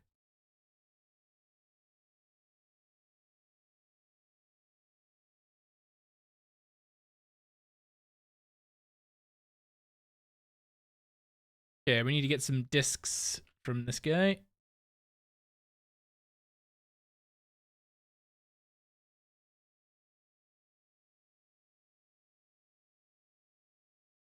Okay, and if we drop them and talk to him, we get more discs. And if we drop those, we get more discs.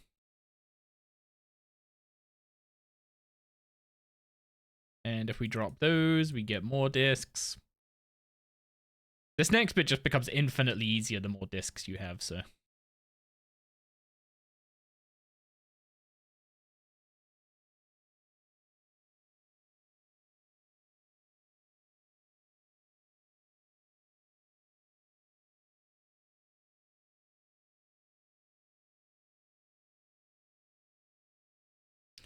Okay. Unlock machine to view the desired number. Do we need a 4, which is a red square?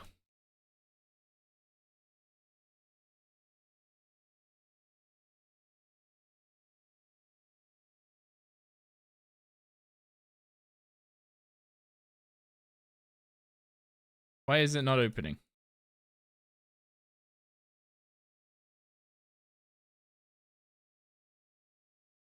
Okay. That just took a while, I guess.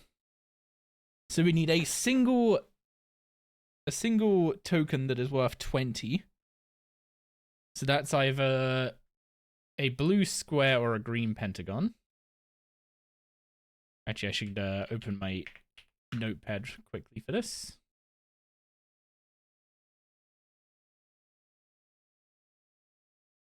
So 20, I need green pent or blue square. 2 to 10. I just need to get some reds, and then 3 to 16. Yeah, I just need some lower level ones. Or some lower coinage ones. So first off, I need to get a blue square. So let's try breaking up an indigo triangle.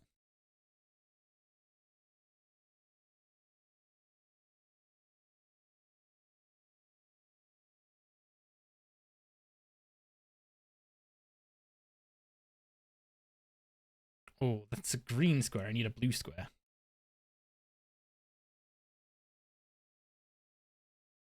Indigo triangle might be too low.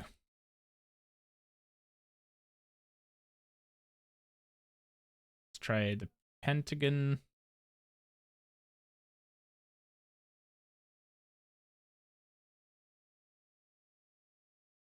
I don't need a blue pentagon, I need a blue square.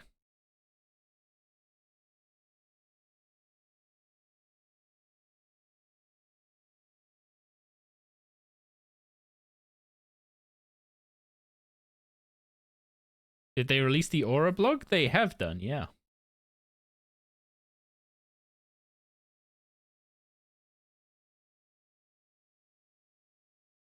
Oh wait, Green Pentagon was good. Green Pentagon was good, come back.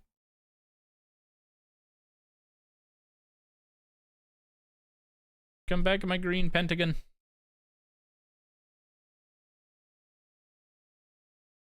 There it is.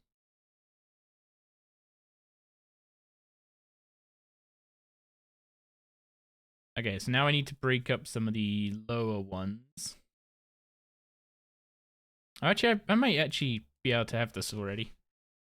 So that goes to 20, and then I can make 10. That's a 6.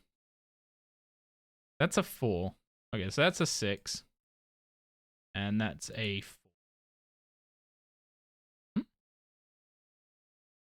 Wait, what? Green circle should be 4, and yellow triangle should be 6? Oh, no, it times by 3, not by 2 for the first one.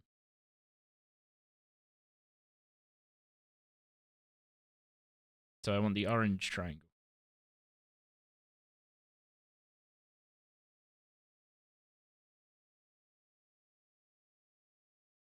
Okay, and then I need to make 16. So I can do that with... That's a 12. That's a 10. A 4. That's a 12. I don't have low enough ones to make 16 out of 3.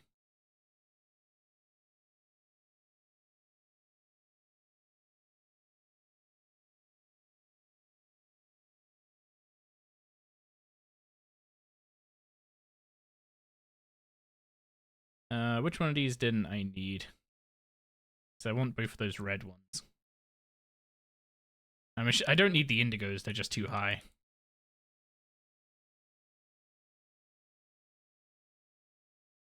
Okay, so 20, 10, and that's 15, and that's 16. There we go.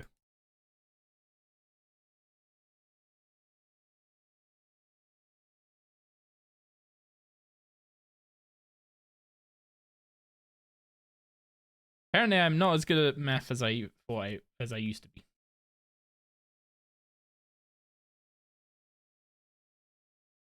God, those things are little nightmare creatures, aren't they?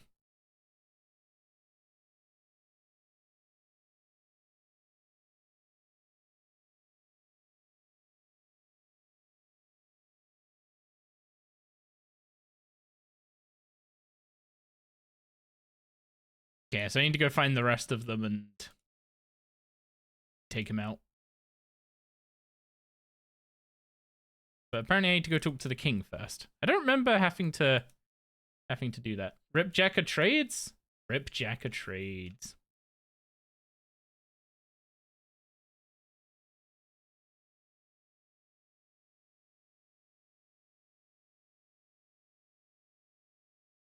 We are planning to remove the following without their effects being transferred. Jacker trade, Desert Pantheon. Wait, Desert Pantheon is an in-game reward, isn't it? Yo, what's up, Yemi? Crit back with a new hardcore? Yep, just about. We won't mention that it was almost a new hardcore.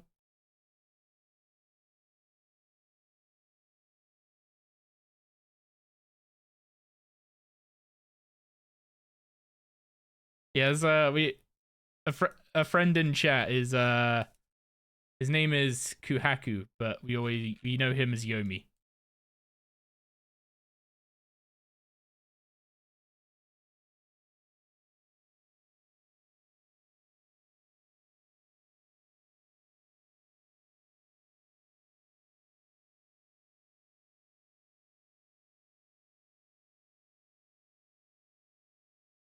Oh, the other one's up the top of a tree. Okay, so I've not done the one by the gate, not done the one south of the spirit tree. I've done the one in the giant tortoise pen.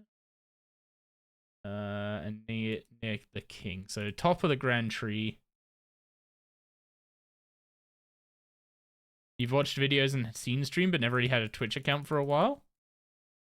Well, I'm glad you made one so we can chat now.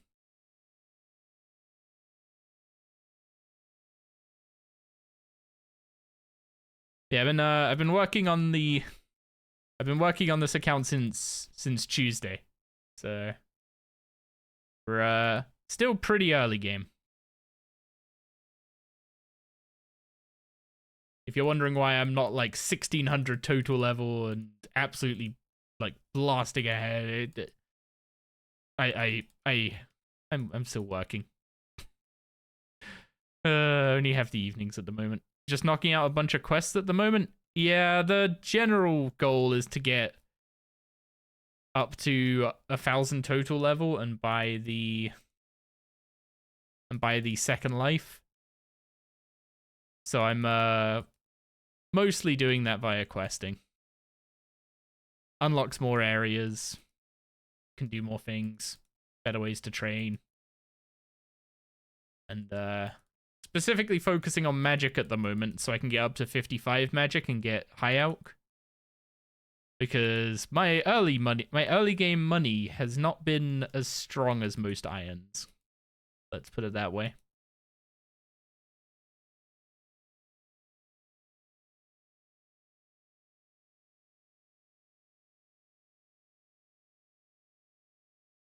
There we go. Eyes of Gluffrey done. A bunch of runecrafting XP, a bunch of magic XP, and a little bit of woodcutting. 48 magic.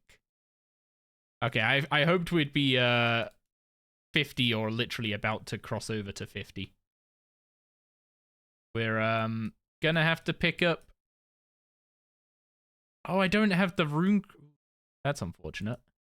I'm gonna have to pick up tier 30 magic weapons and use those to get up to tier 50.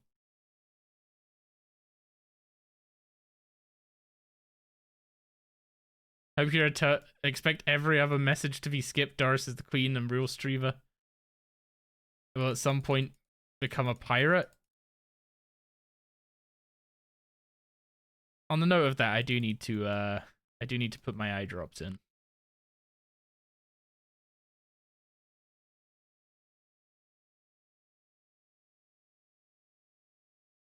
He also facepalm about realizing something or that. Wait, I don't facepalm that often, do I?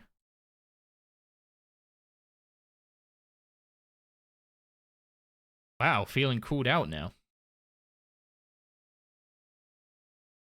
At least once a stream?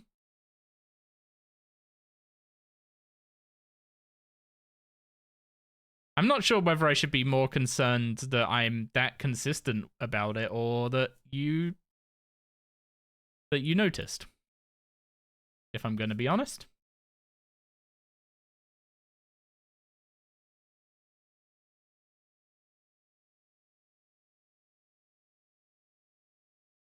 Maybe both?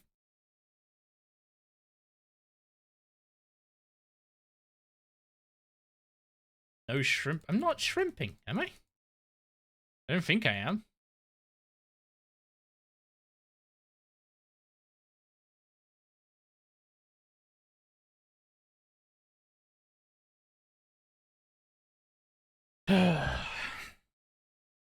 Okay.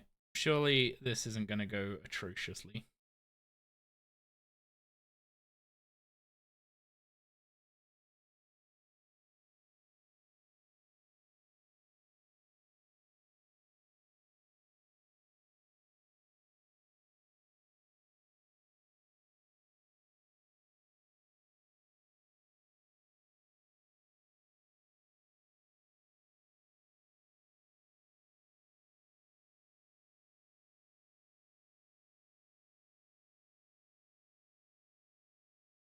Okay.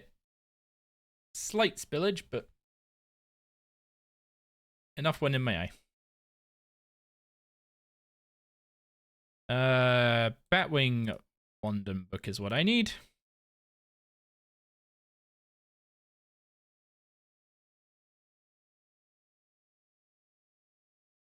Okay, let's get this 55 magic knocked out.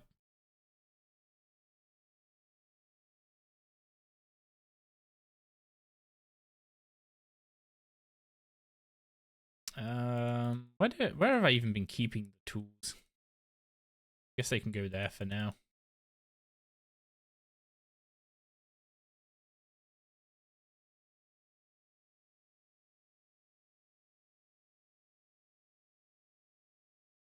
Don't want to be using my mud runes in place of earth and air runes.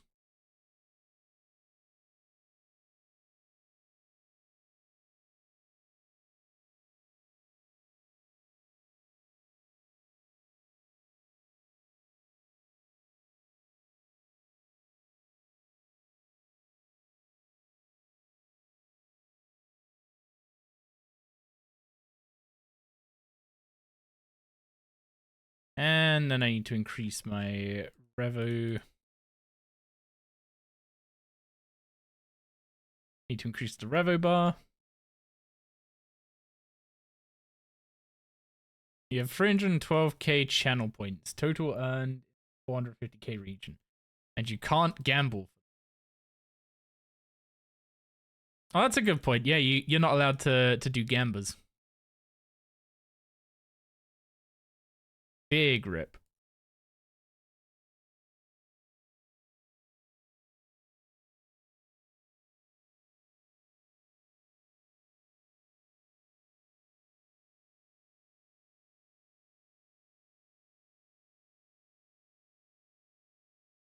Ugh.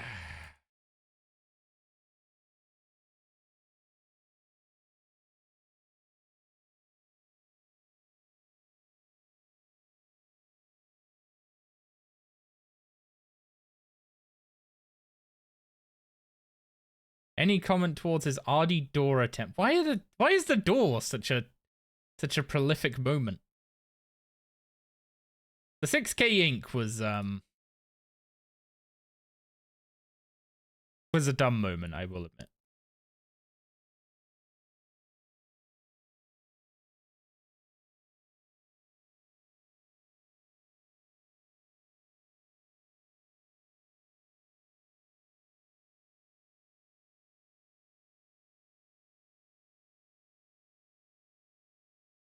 When Raksha for G Chain? When are they bringing the chain change live is my question.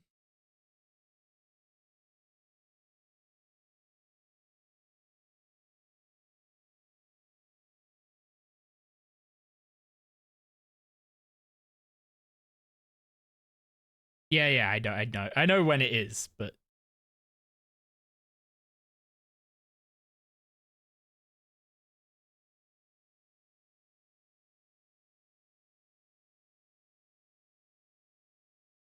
also, did I not shuffle this? No, I did. It's just playing an awful lot of Jonathan Young songs today.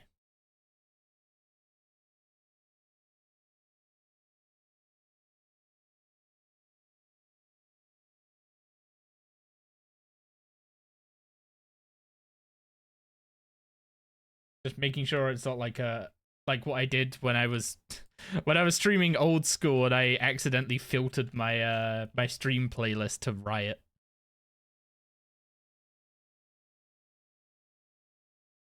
You got your ring?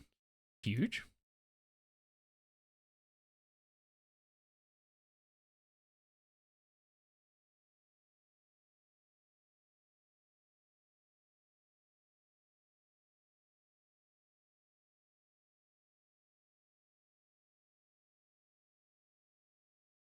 Yeah, killing skeletons this way is not the fastest thing in the world. It'd be quicker if I did some ethical strats, but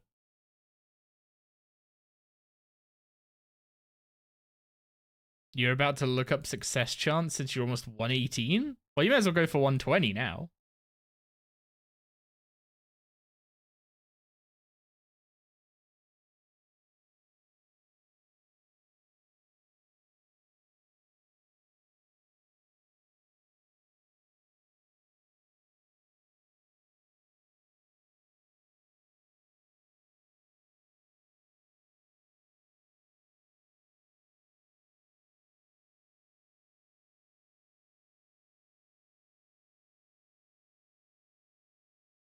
You know, I'm probably...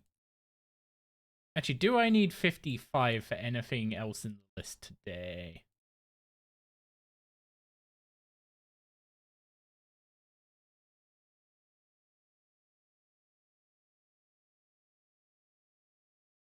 Priest in Peril, Nature Spirit, Lost City, Fairy Tale, POF planning stuff.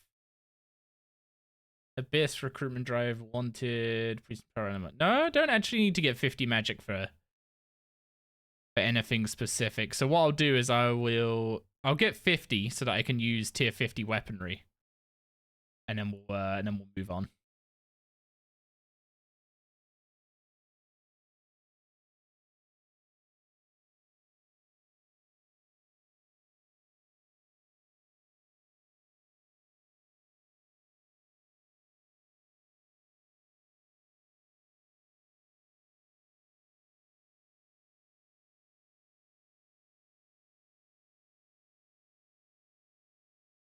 The reason I was specifically going for 55 magic as part of this, rather than just like get 50 and then train the rest via Slayer, is because I want to train Necromancy via Slayer.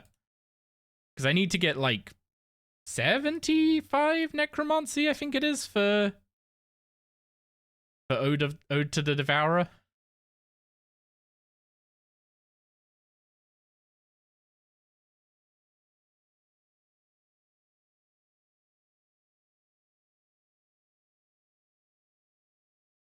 So I got lots and lots of Necromancy to do.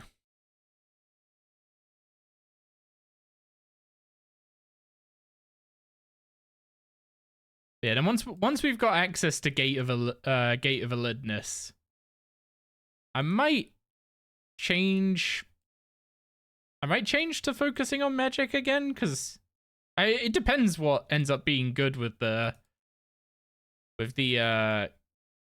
combat changes, right?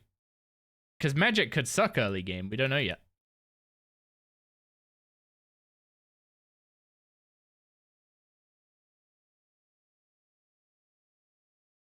The most guarantee we have is make sure Necromancy has something set up, because Necromancy is not changing.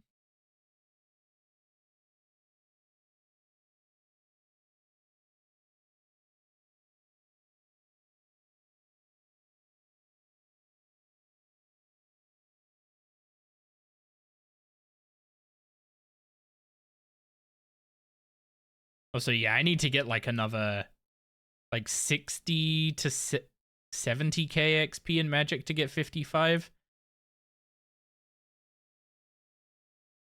It's gonna take me a little bit. Go do World Wakes. If a level 3 can do it, so can you. You know what? I'm good.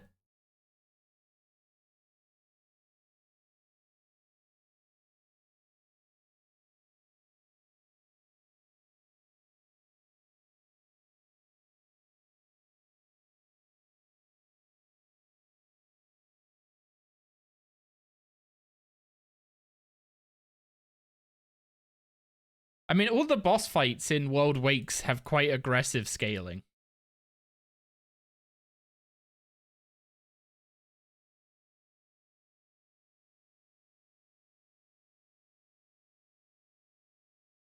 Oh, yeah, you just reminded me I don't have the book.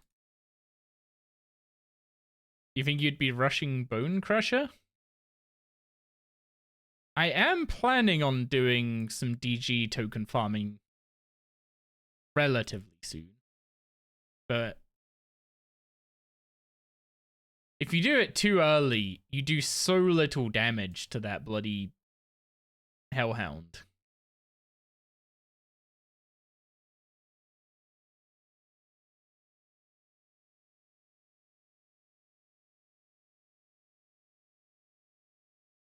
I'll probably give it a try with like 60 tier 60 necromancy stuff.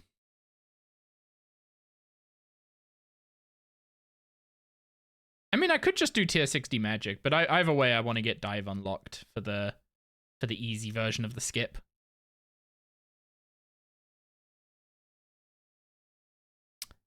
I'm good.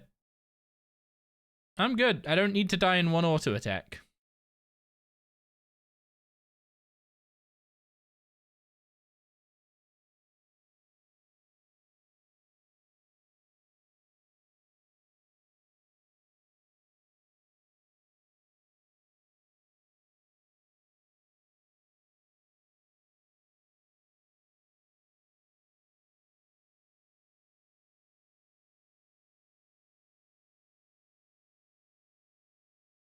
You do wonder if anyone's even bothered doing a high enrage ED4? There's not really any point to it, right? It doesn't the amount of time it would take to do it for the amount of drop rate increase it gives you. There's just no reason.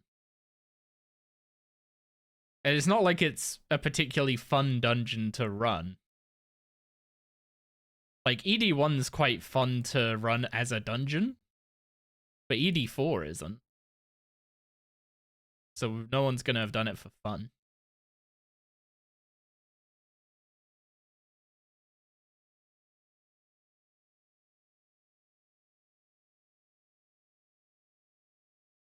This song reminds you from the song from Treasure Planet. I'd say, wow, what a throwback, but I have been seeing a surprising amount of Treasure Planet videos on my YouTube feed recently.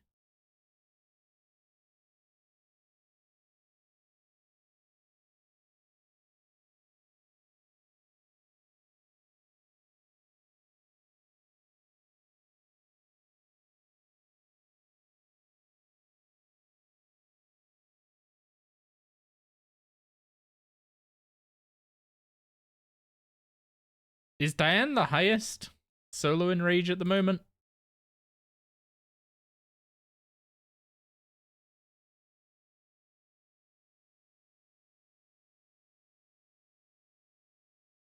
Yeah, I desperately need to get the Salve Amulet for combat training.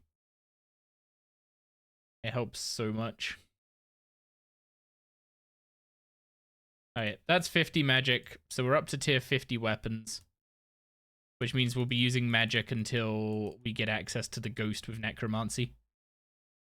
Oh, 800 total levels as well. 200 more and we can buy that second life.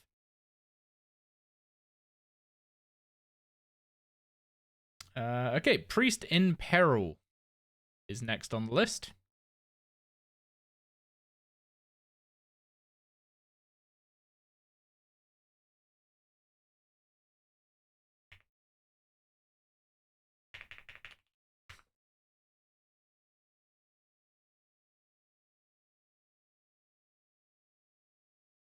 So the reason for doing Priest in Peril is I want to go unlock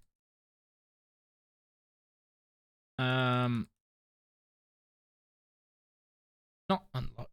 I want to go and do Fairy Tale Part 1 to get farming XP and start working on the farming and herblore levels for Fairy Tale Part 2 so we get access to fairy rings.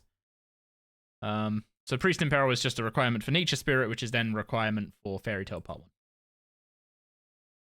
Why am I talking to Reldo? Wrong dude. Can I post the progress link again? I can. This is basically just a doc I'm making like as I go of like what I'm planning to do for on any given day, and then adjusting it as I do them, so that I can use this to like kind of structure the video into a bit of a guide. And don't worry, I'm not putting Killer Green Dragon in there because that was, I wouldn't say I would recommend people do that.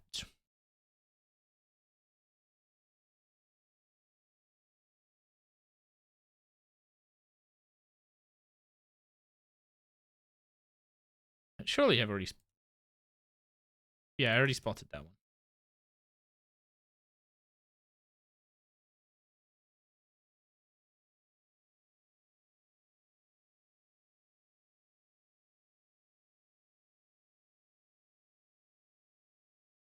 Okay, Vile. That doesn't matter, that doesn't matter. Air runes, I need to go mine 25 pure essence.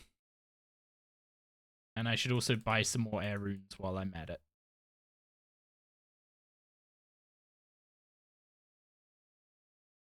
Yo, Ajuice TV, thank you very much for the follow. Appreciate that. Hope you're doing well. Also, my god, the frame rate in Varrock. Yeesh.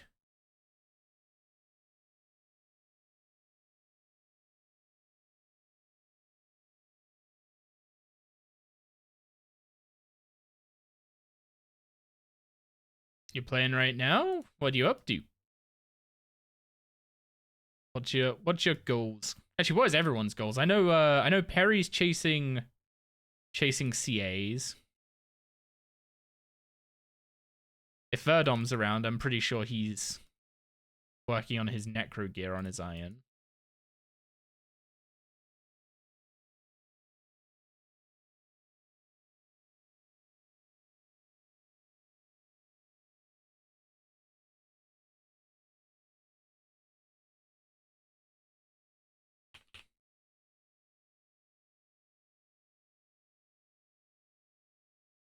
You just remembered the next master timer? Oh god.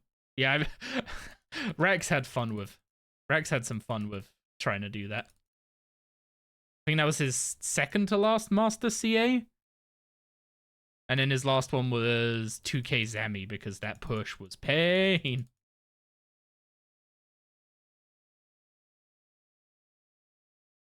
You was on old school RuneScape, so you're trying to get used to this one? Fair. If you've got any questions, feel free to ask. If I don't know the answer, there's people here that definitely will, because these guys know way too much. That's all I'm saying. I'm pretty sure between them all, there's probably a wiki worth of information there. You're working on Black Ibis / Scepter of the Gods? I heard Black Ibis is like pretty sane to get now. Don't know about Scepter of the Gods though. You're mining 1.5k metamorphic geodes. I'd ask why.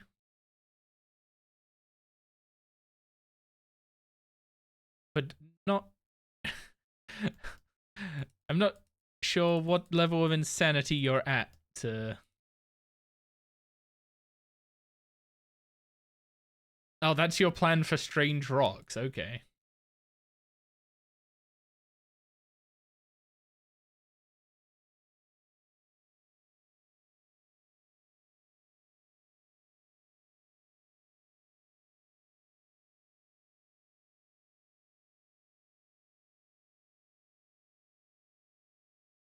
Once them shards for God Wars 2 rep, they removed them.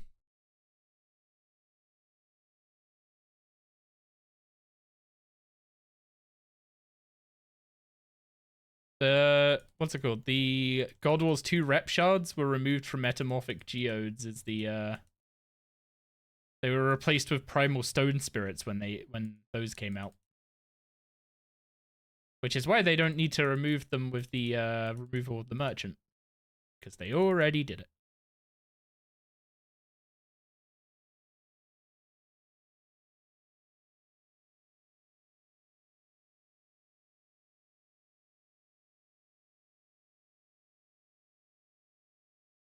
We were helpful. Well, apparently not that helpful.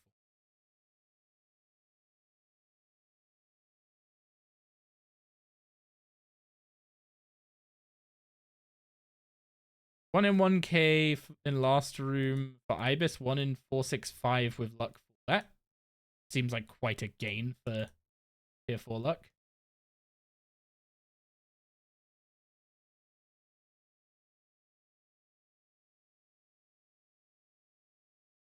Daniel got his scepter at 3.5k, did 31k hard clues without it.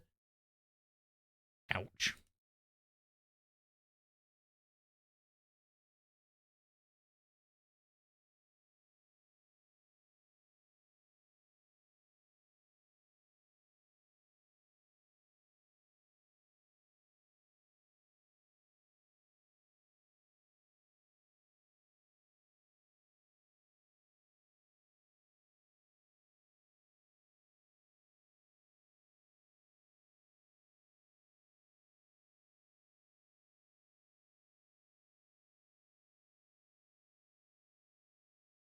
Okay, kill a Monkazemi for a key.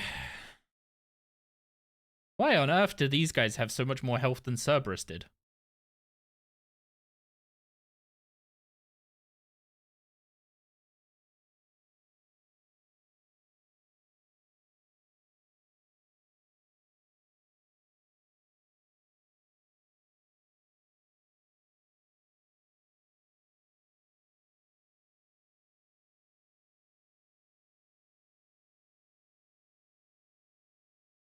Also, yeah, I know you don't need to do this quest to go into Canifis anymore. But, you may as well while you're here, right?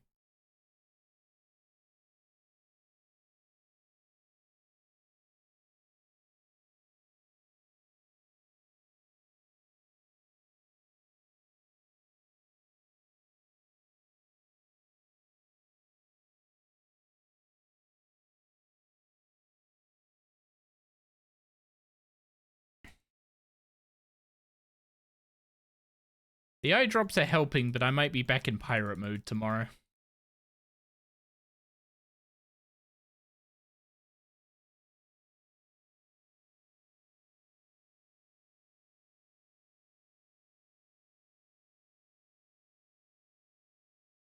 I can feel my eye like drying out pretty badly as well.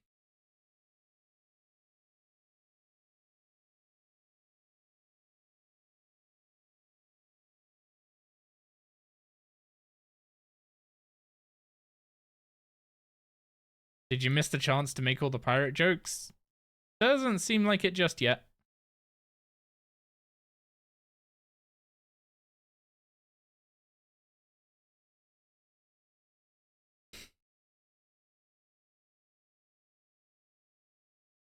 We'll see how I feel in the morning.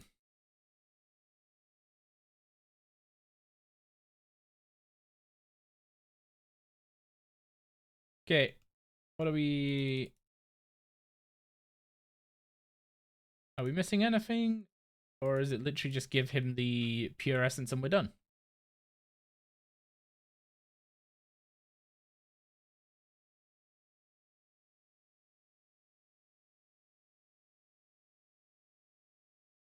Oh, okay, we're literally just dropping pure essence into the river to absorb whatever energy is corrupting it. I always wondered why he wanted essence. Hey, wait. 5 prayer levels for 15 prayer. I should probably get my protection prayers.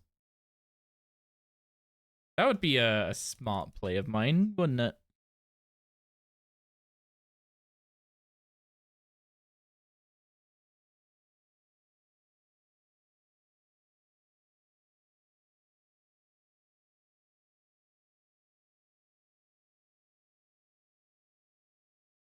No, he just said that the essence was to absorb whatever the Zamorakian priests had been putting in the river to corrupt it.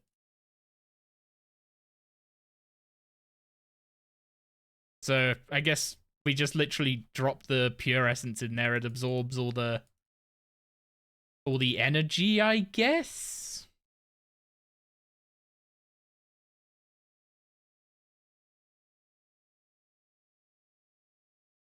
Okay, I need my Ghost Speak amulet now. And some food.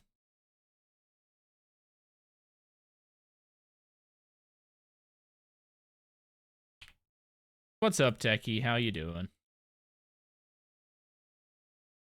You almost missed a death, Techie. Would have been fun. You bet they were.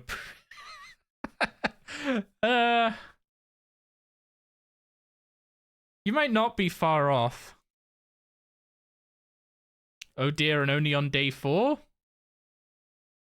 I mean, to be fair, this is when the account is the most fragile. In the first few days.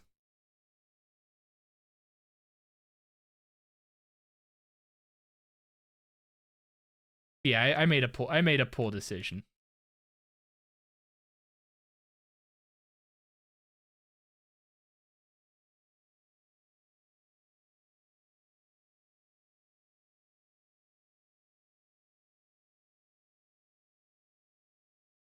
Okay, is there anything else to do around here?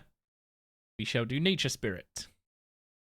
Yep, we'll go look for him, and we get given some. We get given some food to protect us from the ghasts, who are almost certainly gonna eat my food instead of these pies.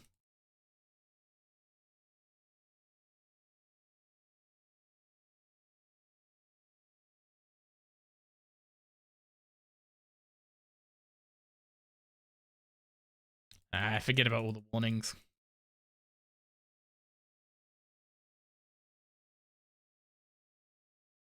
To be fair, Techie, when I tried a hardcore the first time, I think that I killed the first account in like 2 hours.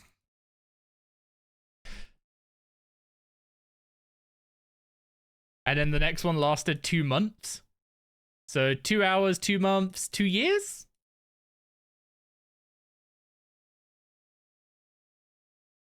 Didn't know you were into speed running. I'm more into nuzlocking, but please don't go harass Chev with that again.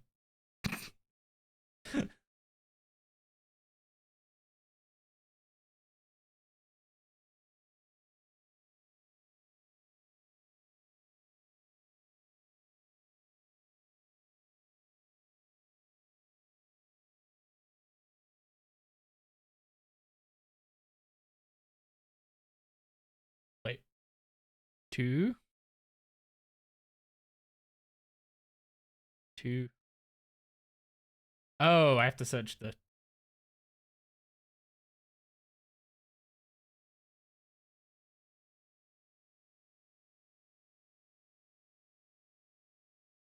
Okay, I need to go back to Dresel and get blessed first.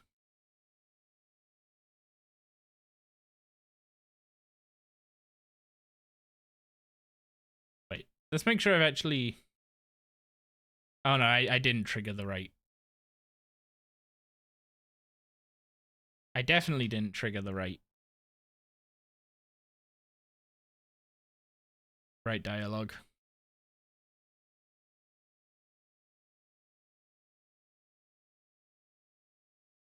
Now I need to go get blessed. Also, we've swapped over to using magic for a bit, Techie. Since we're up to 50 magic.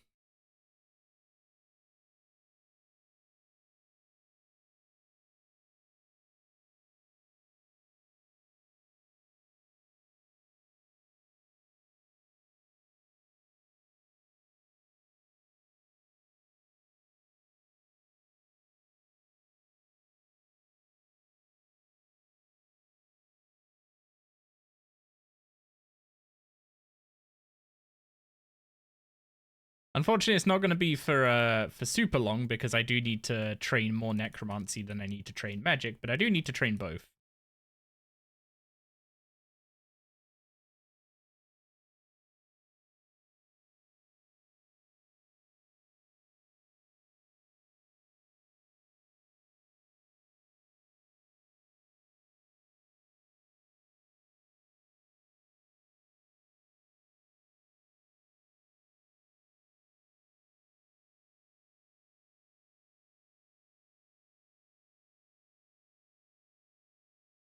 Jesus, like 5 of them just tried to hit me at once there.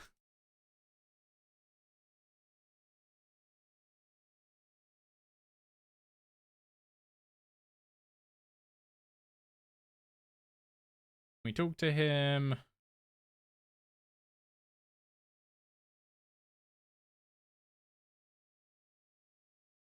Use this there.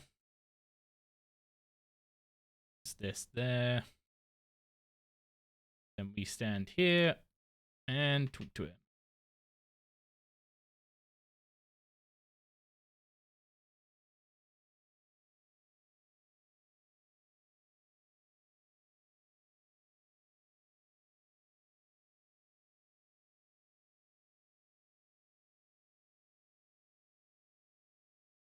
Old cutscenes.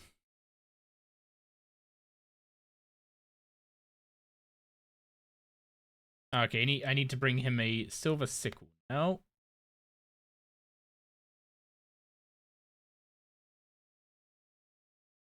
Oh, I don't have a sickle mold by default. That's good to know. I should be able to buy one from the Elkrid crafting shop though, right?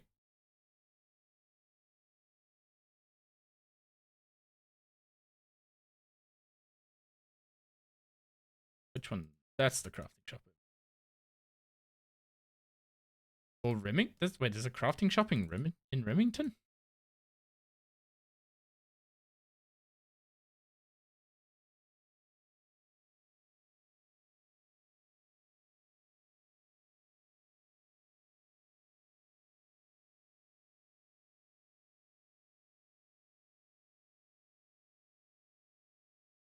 There's one in Prif too? I feel like that might be a little out of my reach right now.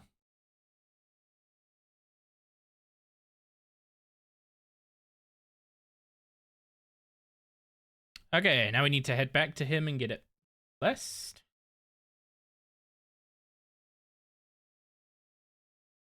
I think apparently Drizzle can teleport us down there again, so that'll be convenient. I wish he would do that for even after you finish the quest.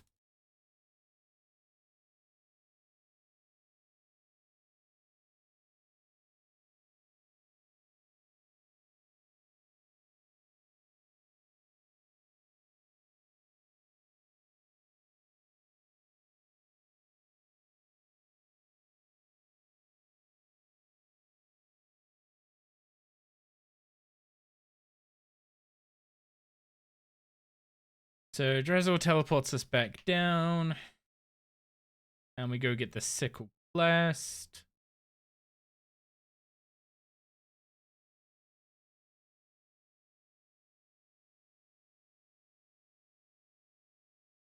And then we use it to fill up a druid pouch.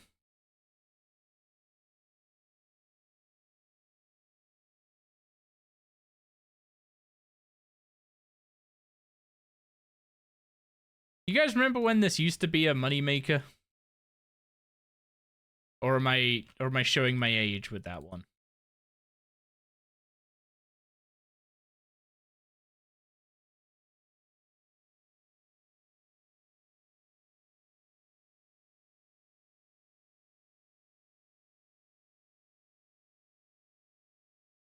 Oh, I need to kill the ghasts.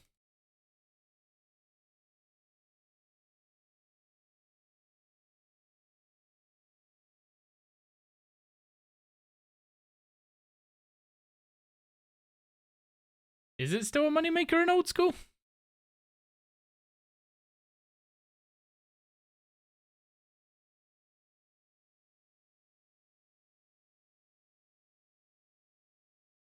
I wasn't aware it was.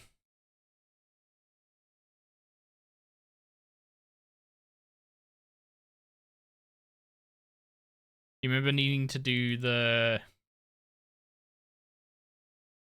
Oh, I know what the quest you're talking about. The deadliest catch. There we go. Nature Spirit. Done. We get hit points, defense, and crafting XP for that. But it's mostly just a requirement for Fairy Tale. And the other requirement for Fairy Tale is Lost City, which we are 200 crafting XP. Oh, wait, no, we're not. The crafting XP from this quest isn't a lamp. Never mind, there's the requirements. So now we can go do Lost City. But before I can do Lost City, I need to first get some spider silk. Actually, can I make spider silk?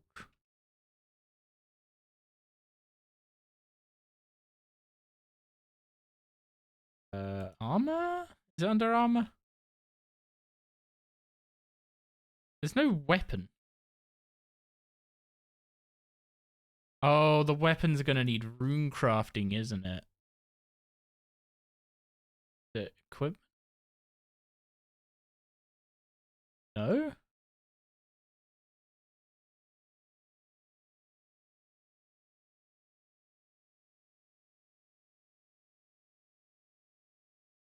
There's the shield. Spider wand. There it is.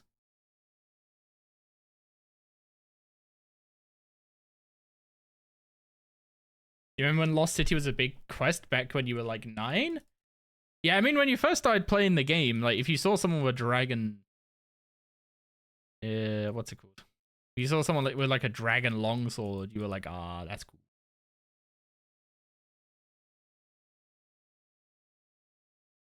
And then you'd find the rare Chad with a dragon Simi who actually braved monkey madness.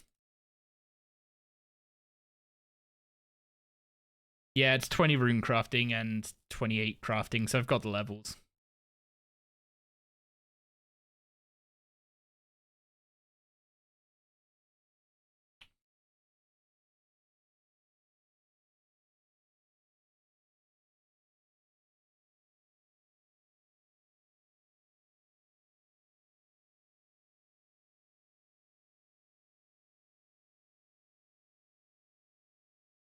Yeah, let's go. You need to talk to the warrior northwest of the Lumberjack. I always come here to start this quest, and it's not here anymore. It upsets me. Wait, that's where the entrance to the Lumberjack Swamp is now? Oh, this whole place has changed.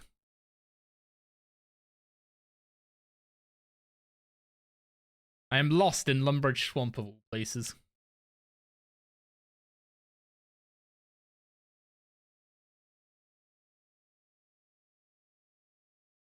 Okay, I need to find the tree that says chop instead of chop down.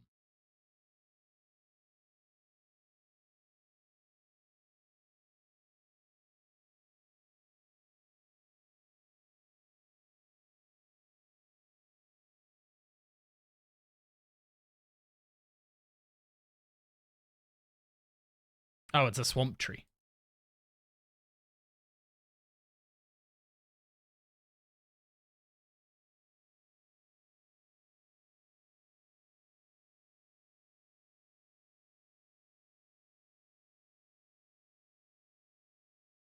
He's telling us that the way to get to the moon is to stand in a shed with a magical stick.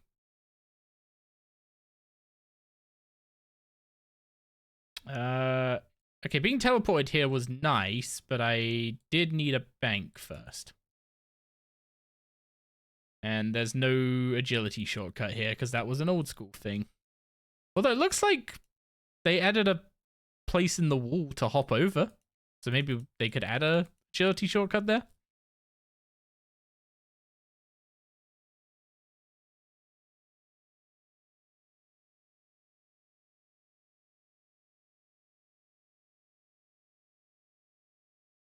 Okay, I need Fred, and then I have runes. And I have food.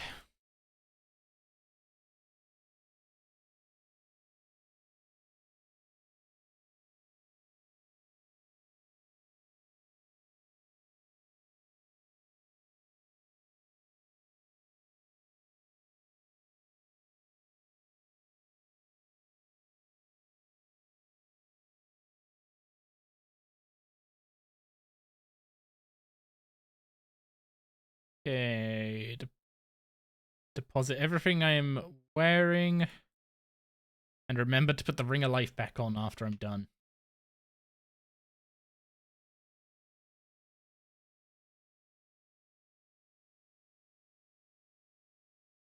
Okay, just double checking I can.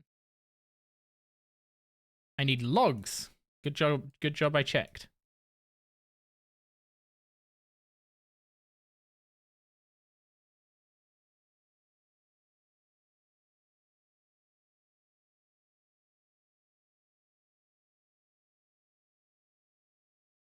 Okay. I can now make spider silk.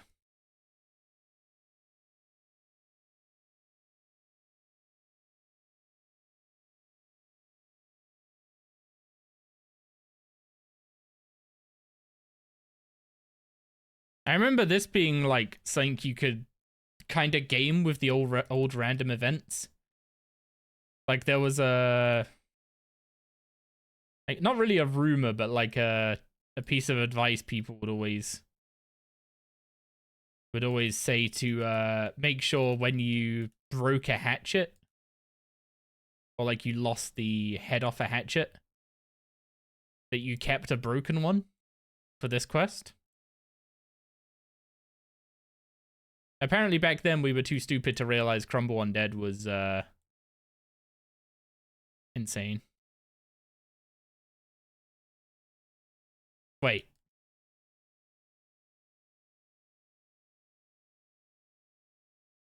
Surely the one in my tool belt would have worked fine, right?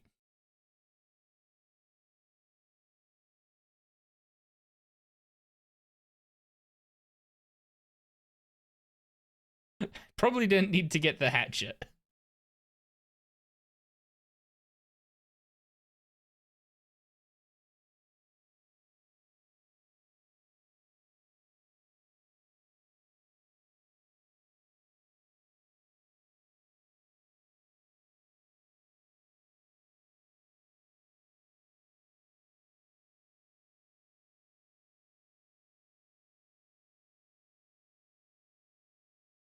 Okay, I think we need... Let's just get 4 branches for good measure. And we'll craft 1 into a staff. And head off to Xenorus.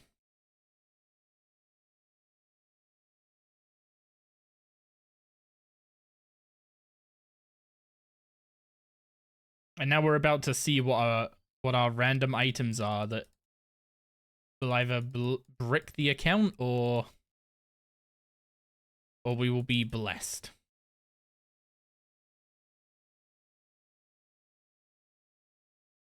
Oh, sorry, Sawyer. How do we feel about auras? You're someone who forgets they exist and could probably count on both hands how many times you've ever used them. You're pretty hyped for potential buffs. I'm gonna miss stuff like the vampirism aura and stuff, right? Because it is powerful. It's the kind of thing that rewards you for abusing it, bluntly. But at the same time, like, having to, like, plan what I was doing around auras and being limited to, like, 5 hours of consecutive PVM, because then I wouldn't have an aura available unless I used additional resets. Anyway, that is Lost City done.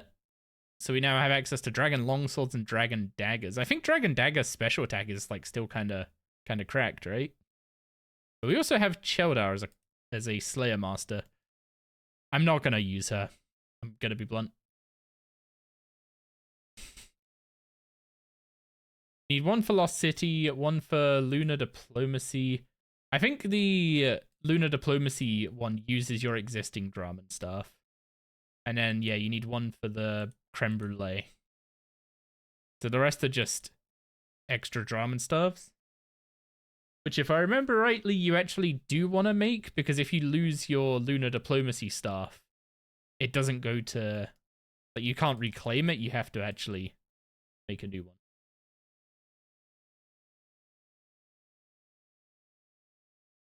Okay, let's go to Draenor Village and get our gear back on, and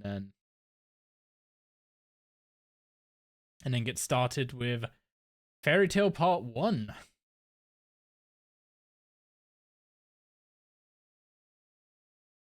Fairy Tail Part 3 exists though, so no staff needed. What are the requirements for Fairy Tail Part 3? Because we need 49 farming and 57 herblore for Fairy Tail Part 2. And we need...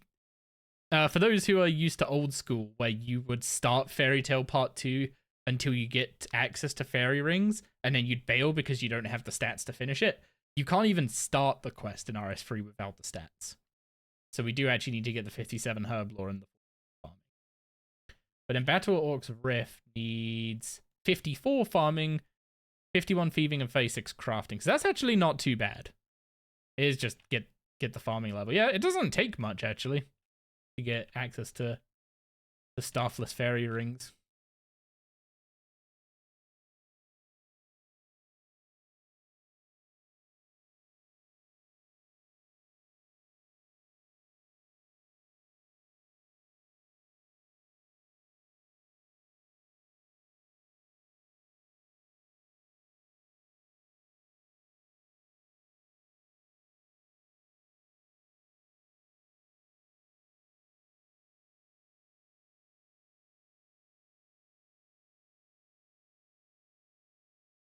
Anyway, I guess drum and stuff goes in my teleport items, although I do need it for this quest.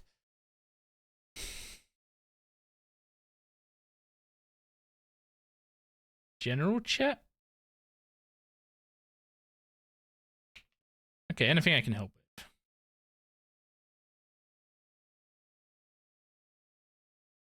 Oh, we now need to wait 5 minutes. Oh, wait, no, that's Fairy Tale Part 2.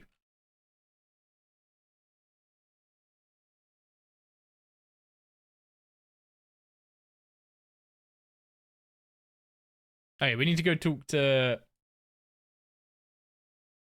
We need to go talk to 5 of his buddies from the gag.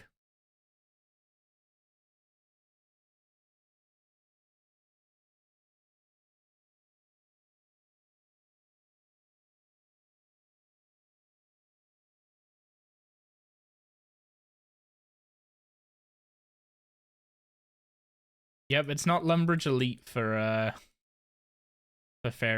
Staffless Fairy Rings. And Lumbridge Elite in this game doesn't even need the quest cape.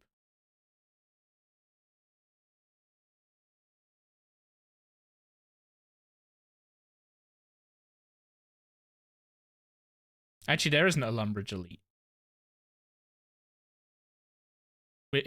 Ours goes from beginner to hard rather than easy to elite.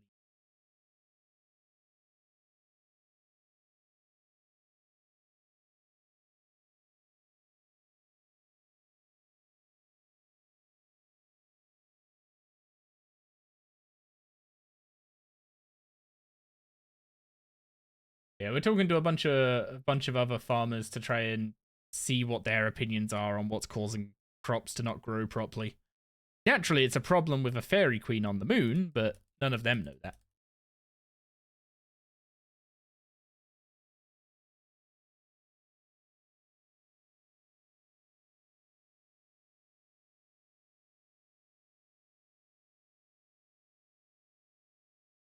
Pretty sure the last one is... Yeah, Ardi?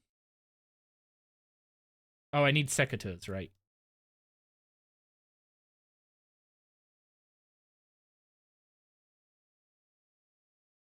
Also, isn't there another farmer down here at the tree patch?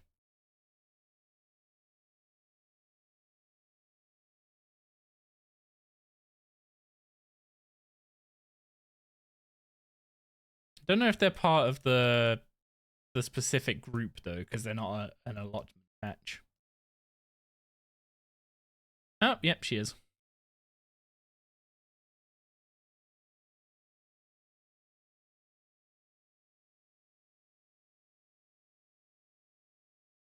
Okay, and then we go back and tell Martin that it's all fairies.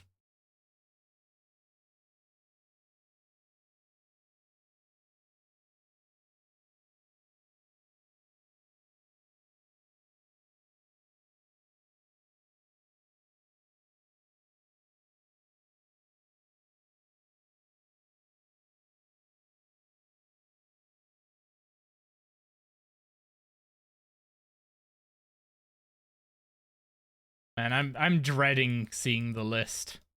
Last time we did this, we had to do, like, was it half an hour of Brimhaven Agility Arena we had to do last time?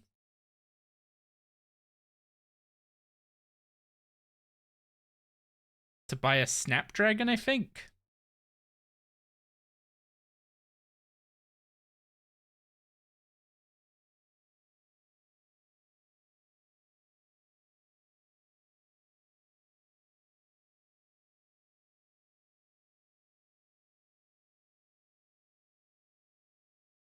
Also, but the Nature Talisman would be the actual problem.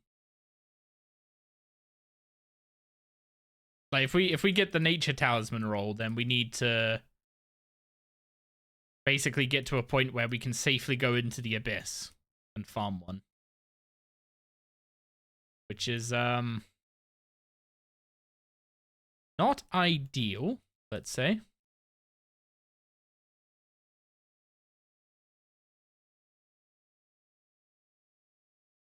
Unless there's a better way of getting one of those that people know about. The Abyssal Plain? That's an old school area, isn't it?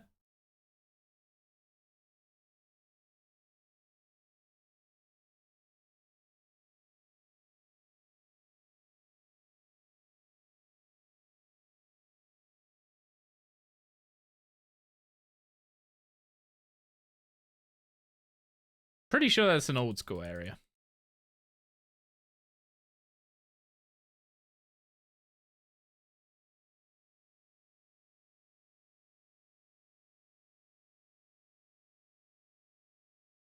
Also, I got to put my archaeology journal on, and there we go. I'll put my emergency teleport as that button on my mouse. That's fair enough.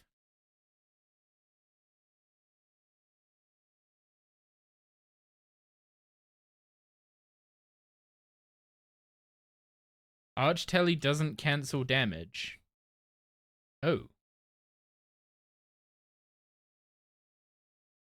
Your dead hardcore can confirm? Ah. Okay, that's not ideal.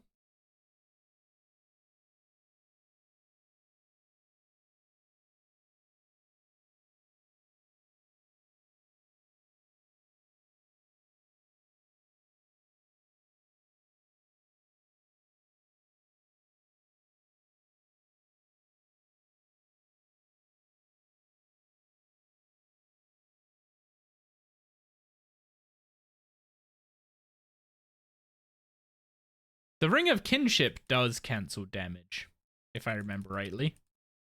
But the problem with the Ring of Kinship is that it's a ring. So it would take my ring slot.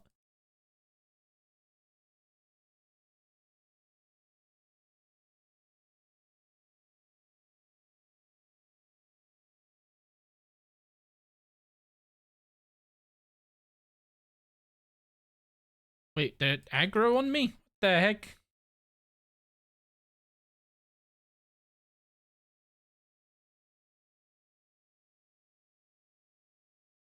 Also, they've changed the Dark Wizard's Tower. It's weird now.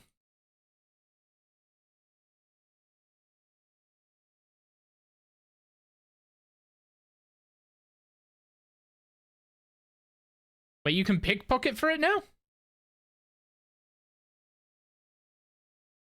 Just get 60 combat and unlock Wars Tally?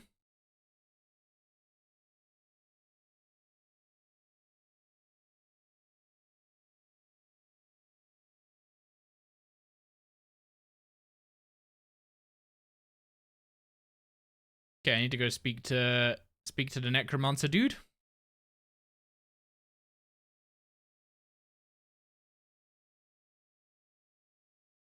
What do you mean you're back to...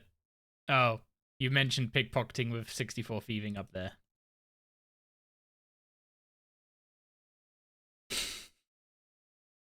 I'm sorry, I'm half blind. Therefore, I only see half the messages, I guess. You go pickpocket one for me and drop it on the ground. I really appreciate that, Nick. I didn't realize I was playing a group Ironman with you. That makes me feel a lot better about my chances.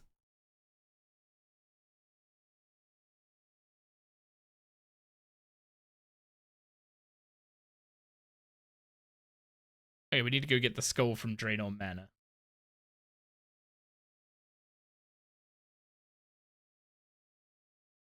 You're half blind horizontal, not vertical? How do you know I don't have, like, half the chat to my left and half the chat to my right?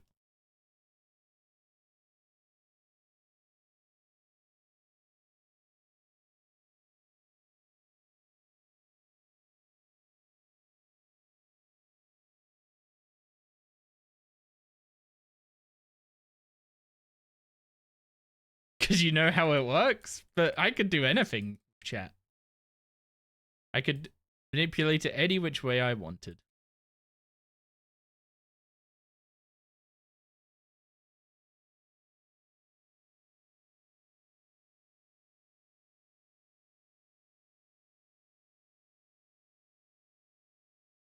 Draenor? Nope, Port's room.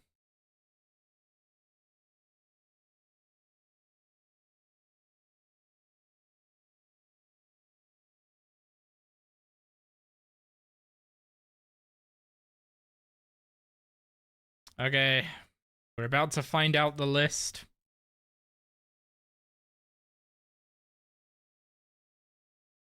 So the game's stuttering has been atrocious today.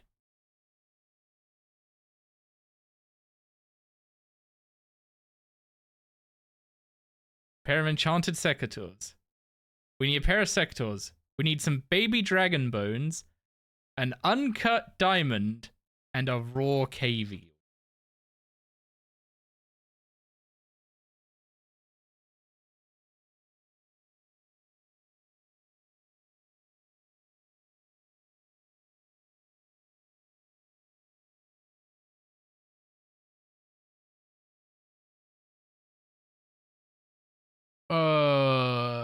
Where do I get an uncut diamond?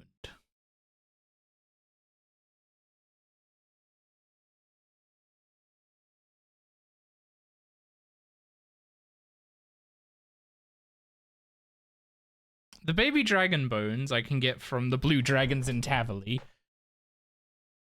Because the blue dragons in Tavali dungeon aren't aggressive, I'm pretty sure.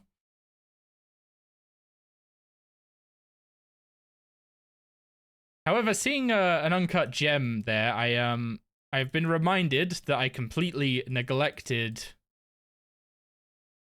Anachronia. So let's upgrade the storehouse. And set it to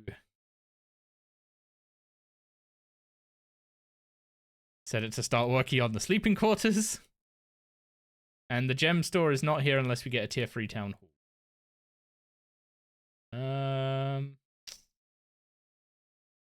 There's baby dragon bone, uncut diamond, and a raw cave eel. So raw cave eel, I don't think is the 53 fishing one. It needs 38 fishing. Oh.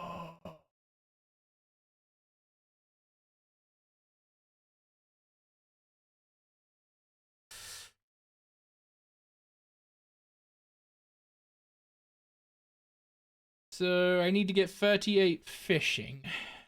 Or can you buy this from me?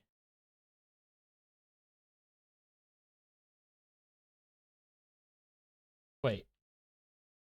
It says it requires level 38 fishing. But then when I scroll down to drop sources, it says it needs 28.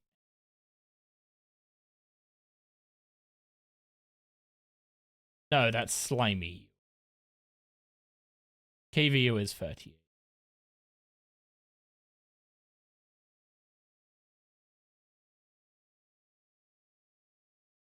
Okay. So we need fishing levels and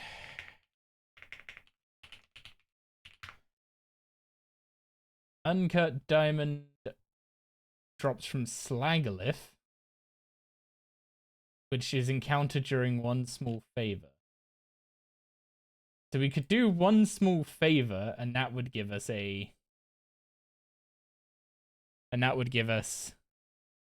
an uncut diamond. Otherwise, we have to do rare gem rock, which are in the Lunar Isle mine, so we can't do those.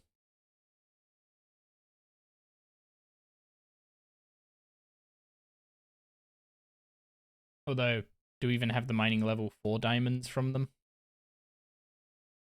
No.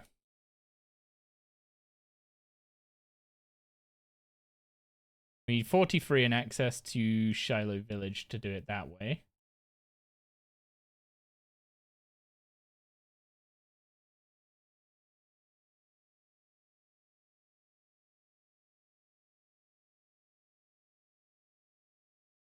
Prison Ghosts, we definitely can't kill those. Calgarian Demons, same thing. Armored Phantom.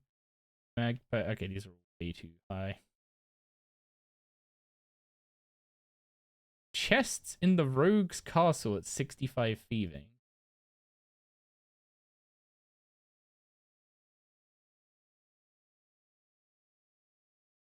I don't even have the Woody Lodestone.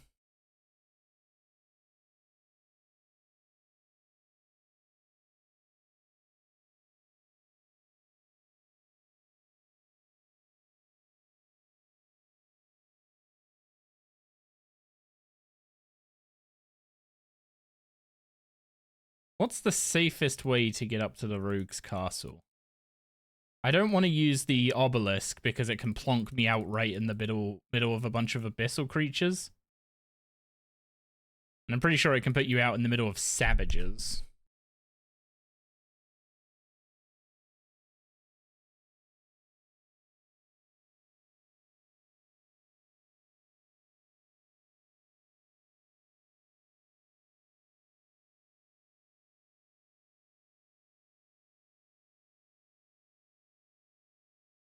Ethical wieldy? Oh, you mean using main account to pick the location?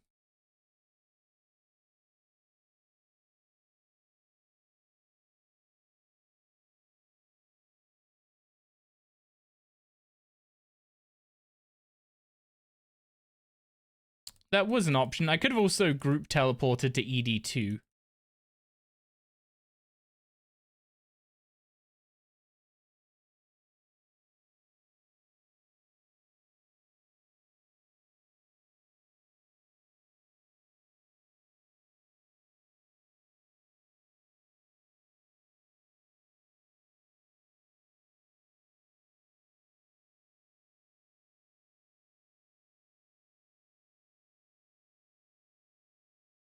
I mean, it says they're on the first floor, but they're literally down here. Okay, these ones.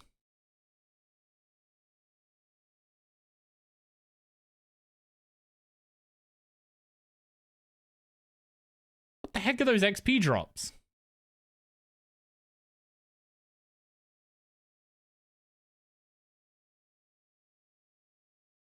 And they don't even attack you when you steal from them?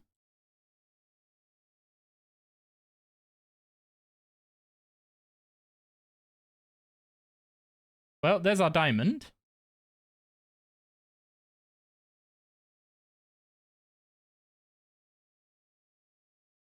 Okay, these chests are kind of cracked, I guess.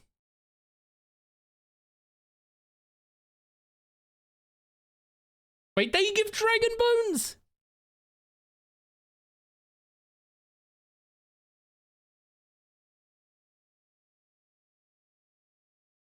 Apparently these chests are the place to go.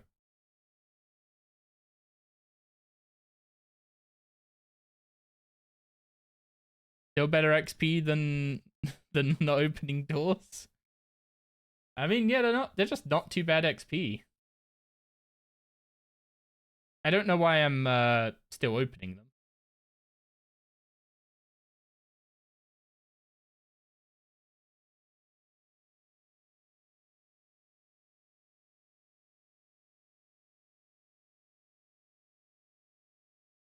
Well, I wish I'd known they dropped dragon bones. That this was a good place to get dragon bones. That would have been really useful to know, like, I don't know, 2 hours ago?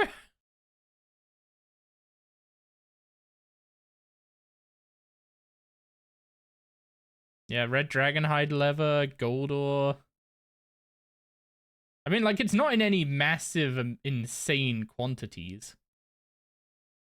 But each chest also gives, like, 800 something XP.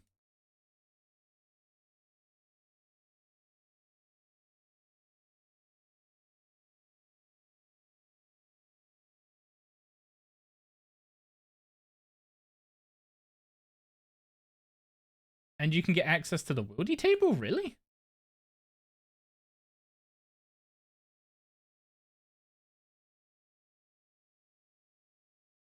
So you can get brawling gloves from these chests.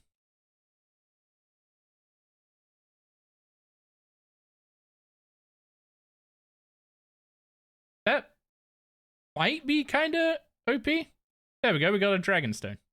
So we have our diamond, and we have a dragonstone. And we needed baby dragon bones, not normal dragon bones.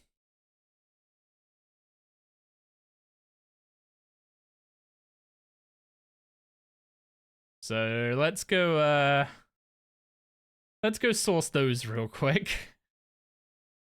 And hopefully I'm correct about the Tavali blue dragons not being aggressive. But I'm gonna take the anti-fire shield just in case. I've been scarred by dragons once today.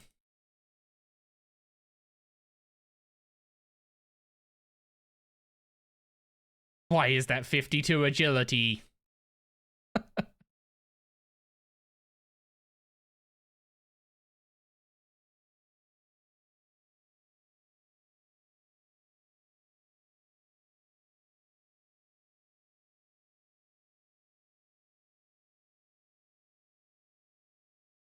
Now the question is, do I want to get 38 fishing on stream? Or do I finish off... Or do I start tomorrow's stream off by finishing this quest? The chests give roughly 140k XP an hour.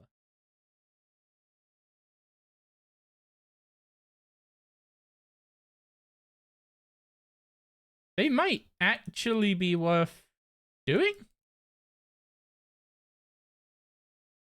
Like, unironically?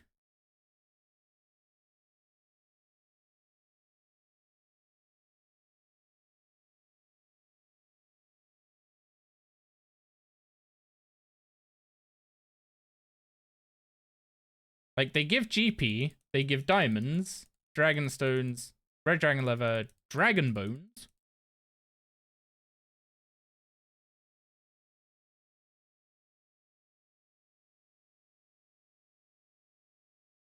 Yeah, thieving is just kind of cracked now, right, for irons? Like, the amount of stuff you can get from it.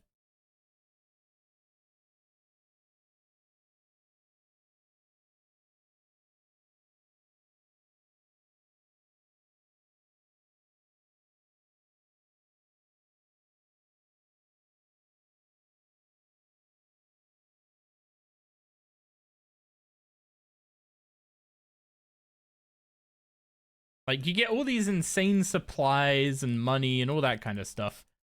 And then you end up at heists, which give you access to, like, the best tier 90 ranged weapon. I mean, a tier 90 staff with a good spec is also better than an ox staff.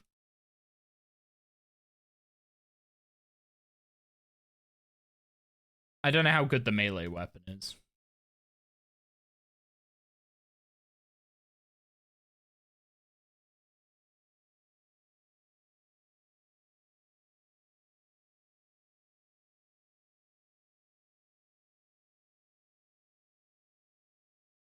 Okay, baby dragon bone get. Now I need to either train fishing for a bit or move on to another quest and come back to this. Alright. Melee weapon is nutty, pretty good for the spec? I don't know. I'm not like up to date. Not up to date with it. But if Perry says that it's nutty, then I believe that.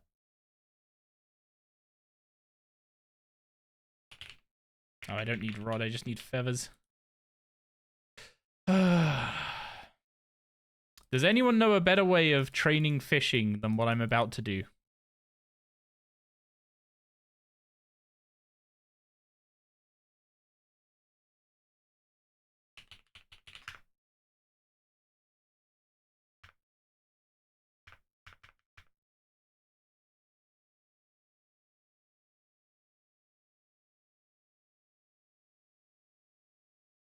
Temperos?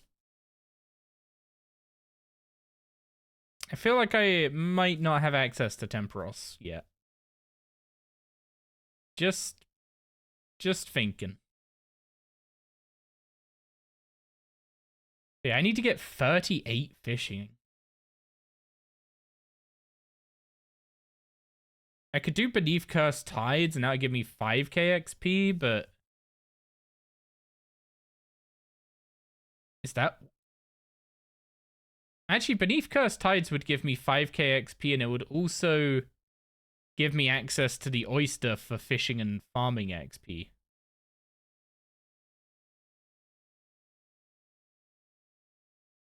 Slug Menace doesn't give any fishing XP. Sea Slug gives a bunch, but I've already done it.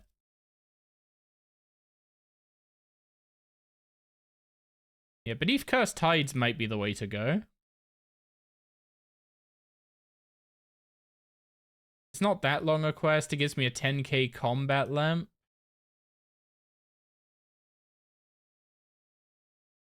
Gives me 5k fishing, 5k cooking.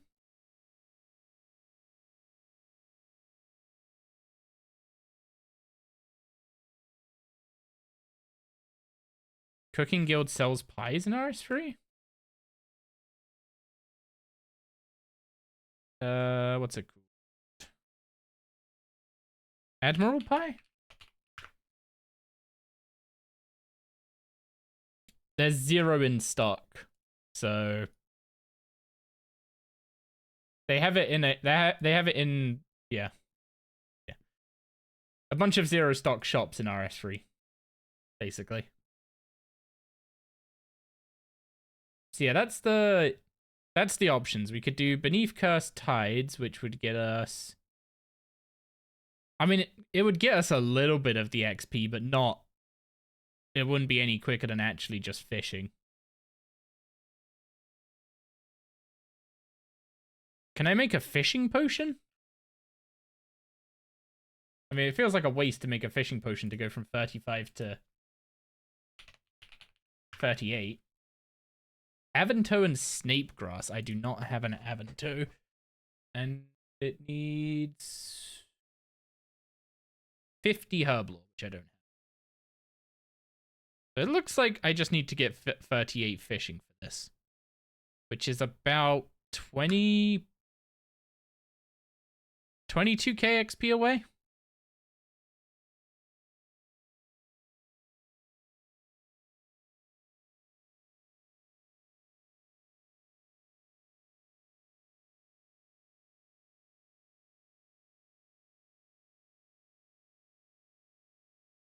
So what would I be doing if not fishing?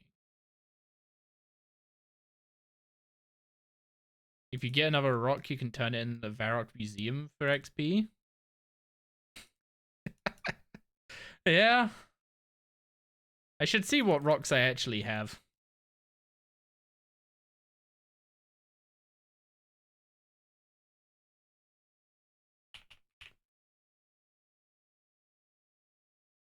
I have both fishing rocks. How much XP does it actually give? I mean, sometimes you just gotta train a skill, right? I try and avoid it early on as much as possible because I like the dual efficient, like the dual purpose nature of chaining quests together in a way that give you the requirements to do other quests, because then you're working on unlocking like areas and facilities and getting your quest points up to get access to Vanquish and all that kind of stuff. So like I do enjoy all that, but sometimes you just gotta get XP.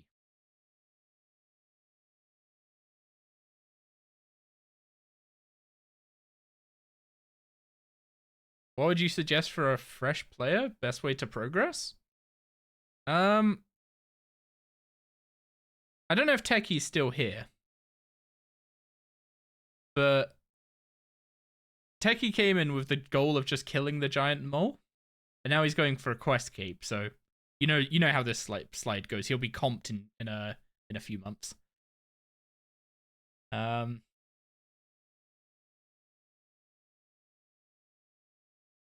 Honestly, it's just do whatever you want to do. Like, I could tell you, like, I could show you the list of quests I've done to get to where I am right now. I don't know if I'd necessarily advise them, given that one almost got me cooked by a dragon. That was my own fault, to be honest. But, like, you could do this, but also you might not find this fun. Like, you might not find chaining quests together in this way enjoyable. And if you don't, then don't do it that way. There's no wrong way to play this game. Actually, there is a wrong way to play this game. Be miserable. If the way you're playing a game makes you miserable, probably probably stop that. But otherwise, just set yourself a goal and work towards it. Maybe you want to go kill a mole. Maybe you want to get a quest cape.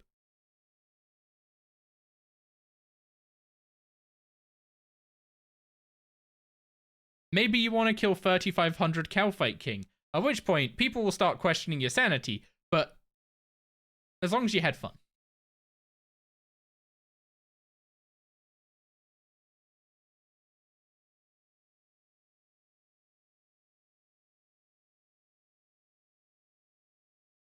Sometimes you just gotta chill and fish.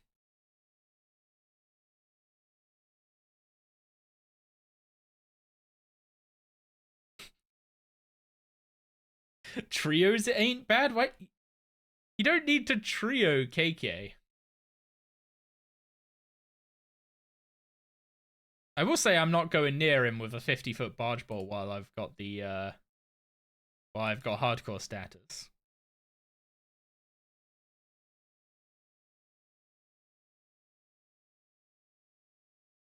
But that's more due to some of his clunkiness than his. What if I have darts?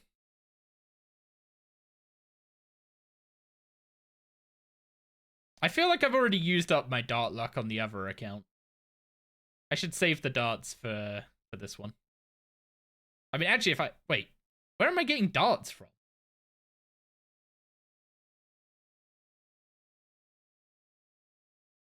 They're removing the traveling merchant, and they're removing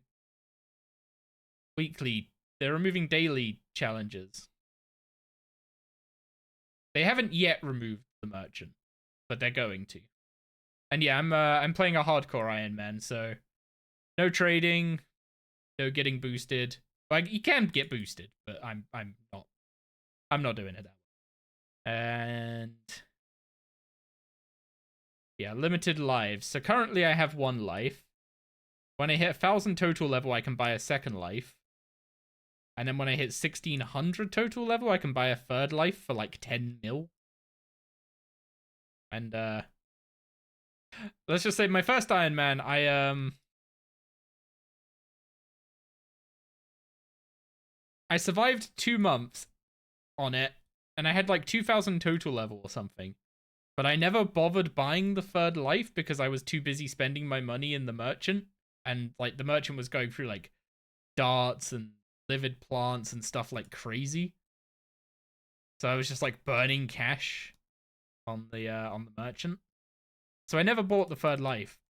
And I was like, oh, it's fine. I'm gonna be doing nothing but crafting for 2 weeks.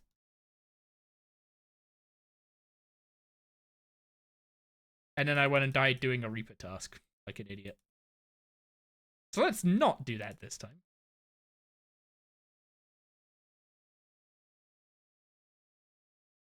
They should change the merchant to be like Beedle from Legend of Zelda. So, you know how there's this meme about me being uncultured?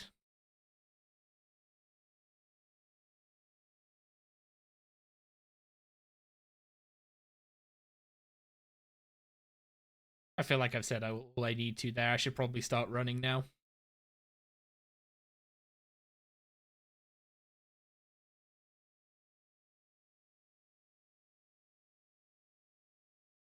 Well, at least we can start getting salmon from fly fishing, so that'll up the XP rates a bit. Never played Zelda? I have played a small amount of Breath of the Wild.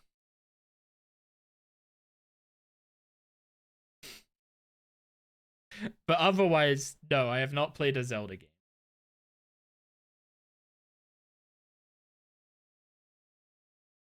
Actually, one thing I will say is...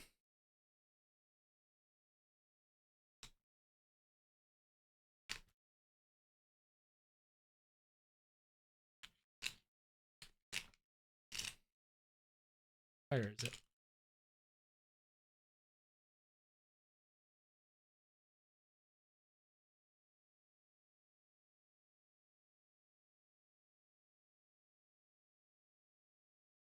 I at least have one.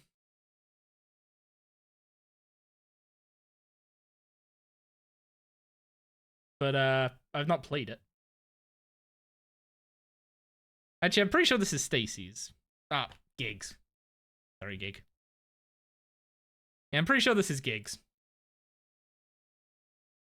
Although, if I ever do play 3DS stuff, I can at least play it on real hardware because I have a 3DS with a capture card in it. You can see how it doesn't have a normal charging port on it.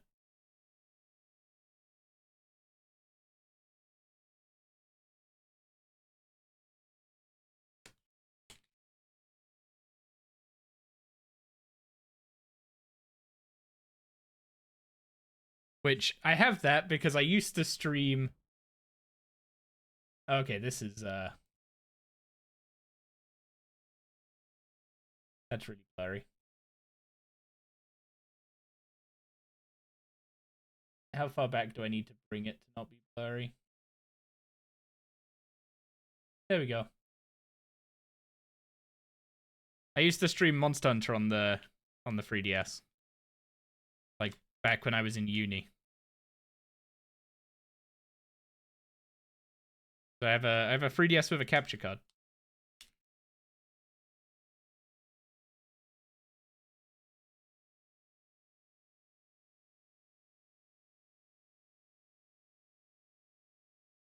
Unfortunately, you can't play GBA games on the 3DS. Otherwise, I could play Emerald on legit hardware.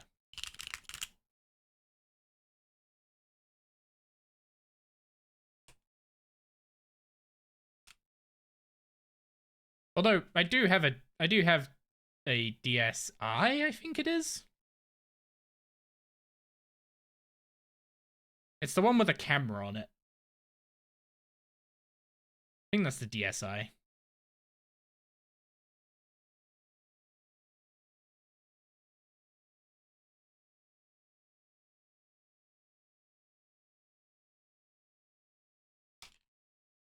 But this is the best one.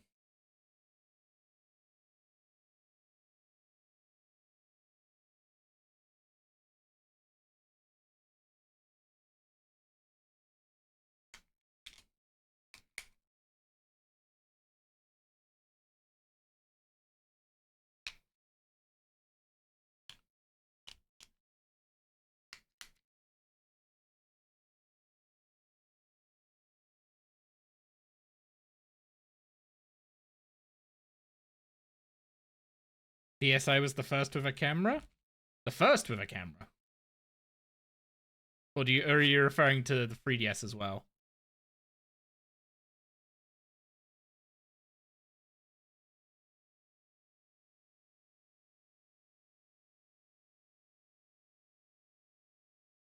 Sapphire on the DS was peak middle school gaming?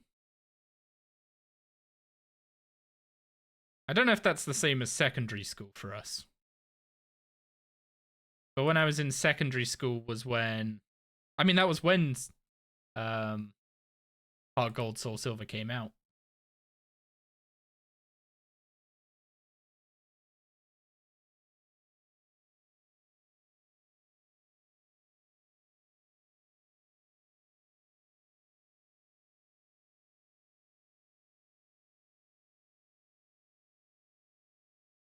Yeah, I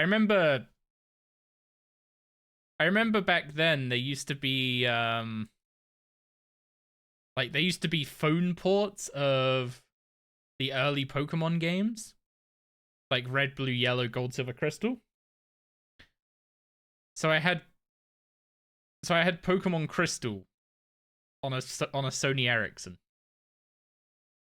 I don't want to think about how many viruses I downloaded getting it. Oh, I'm so mad about the I'm so mad about all my old like Nintendo collection.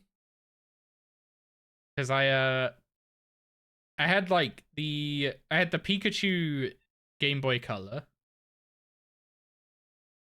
I had a Game Boy Advance SP, I don't remember what. I think it was just a plain black SP. and then one of the original like fat DSs. But I gave them to someone else on my street who was like really not well off financially, and therefore didn't have like much in the way of video games and stuff. And I ended up giving away all my like all my DS and GBA games and stuff to him, which is like huge regret from a selfish point of view, but also like I'm really hoping that he enjoyed them. Yeah, when I left home to go to uni, I basically like had to clear everything out. Like anything I wasn't willing to take with me to uni, either sell or it'd go into like long-term storage if it had like sentimental value. So I sold my Xbox 360 and like 70 games for it or something. My DS, yep. My DS with the Pokewalker and everything. Because I had Soul Silver and I kept the original box because I had the Pokewalker in the box. But I gave that away. I'm pretty sure my Pokewalker had a Rhyhorn. I don't know why, it just did.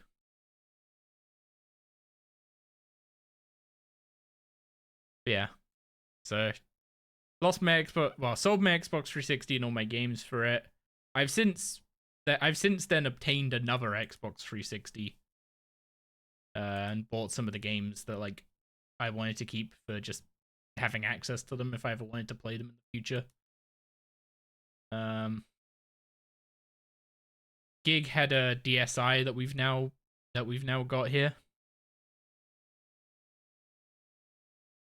But yeah, missing all my games and stuff for DS. I still have my PSP and all its games. The PSP is basically a glorified disk drive at this point, though. Half the buttons on it don't work, the screen's scratched to hell. And the battery doesn't hold a charge. So I basically have to plug it into power. And I could use it to redo MDs. And that's about it. I turned it into like a sort of like ghetto console for a while, using ad hoc to USB or whatever it was called, where you could pass through the controls from a 360 controller to the PSP. You could display the output of the PSP in a window on your PC, and then you could also connect to the internet through a USB cable to your PC. So I remember using that to play on X-Link Kai back in the Monster Hunter Freedom days, before we got proper online with Monster Hunter 4 Ultimate.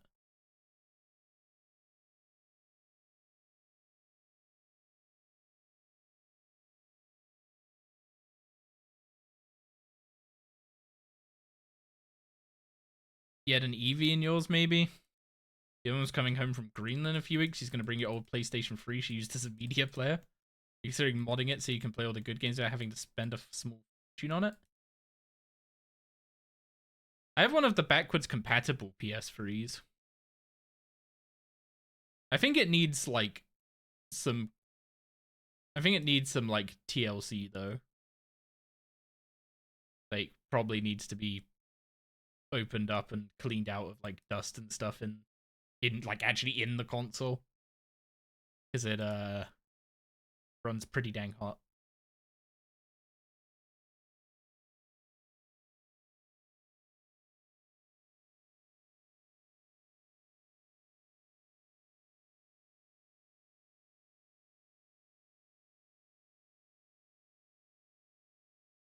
Ugh. Do I have the streaming software for my DS installed?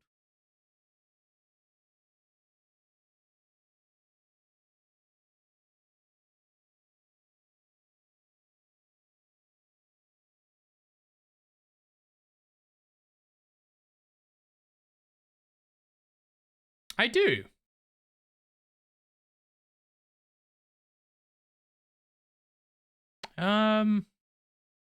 Where's a Type B cable?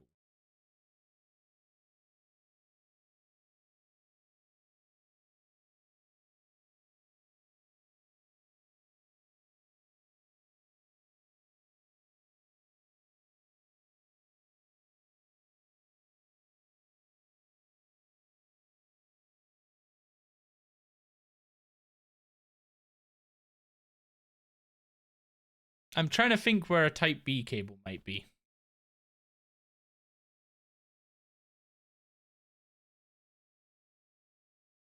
I have plenty of, well, a Type Mini B. I have plenty of Type Micro Bs in iShot.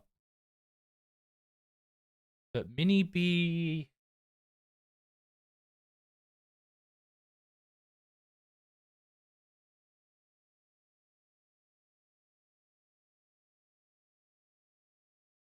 I will have given Gig one to use for her mic.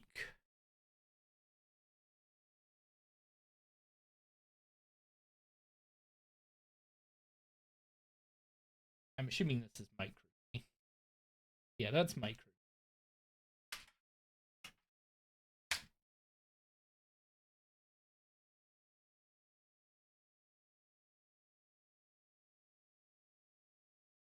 Well, that's going to be USB-C.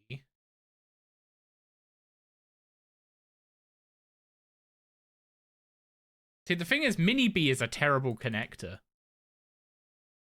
So I don't have many cables for it.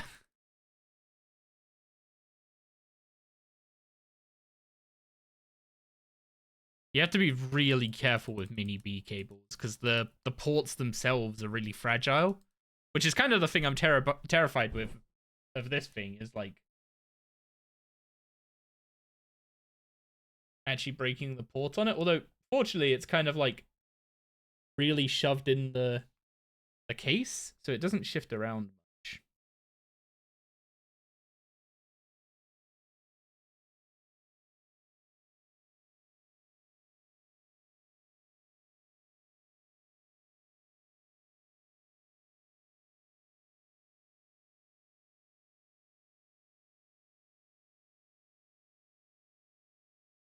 I just need to think where a micro B. Oh, not micro B. That's Type C.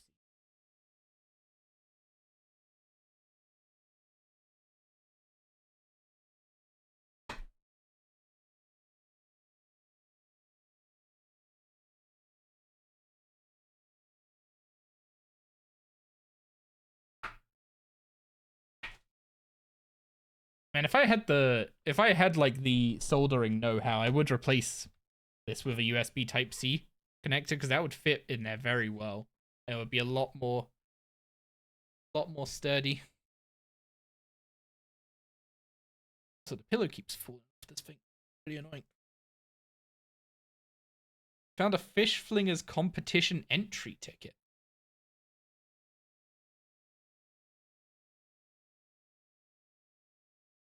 Wait, did they already rework Fish Flingers, or was that always the case that you just found those while fishing?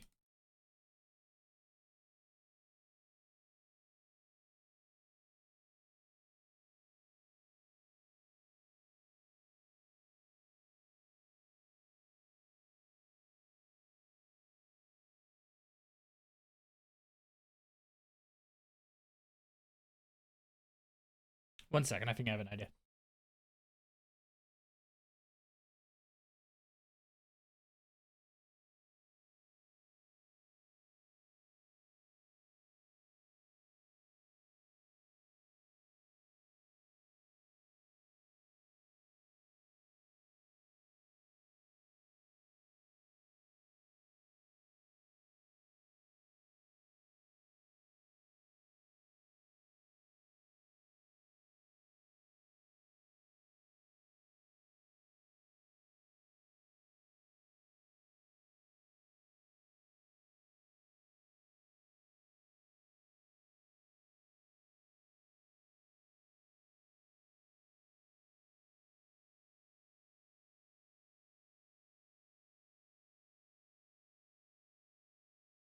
See, fishing's already super AFK. I literally went AFK and I'm still fishing.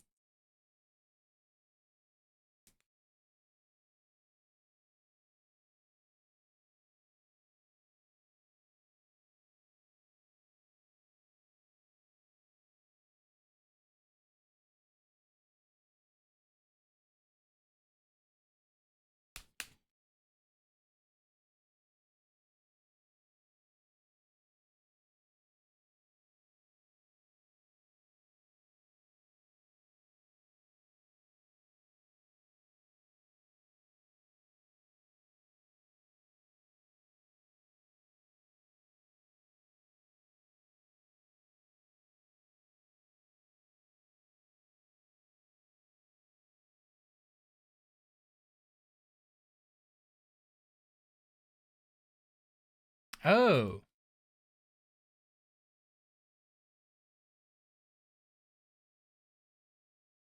I have the... What's it called?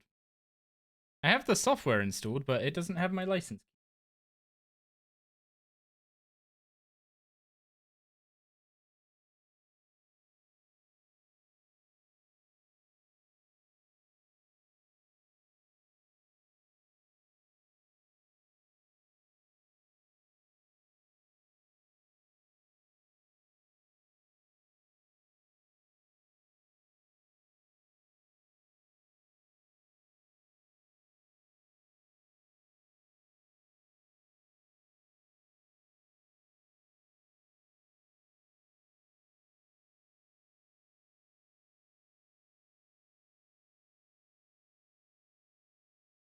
Do I have to restart it?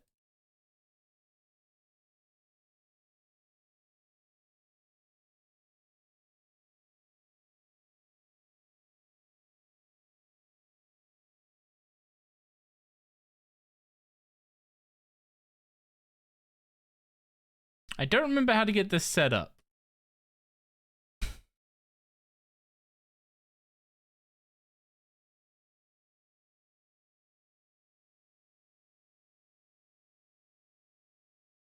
Or is this cable not good enough?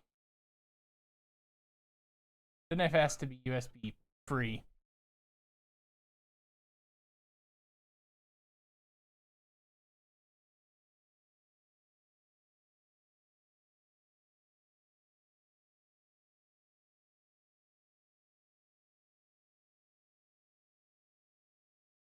No.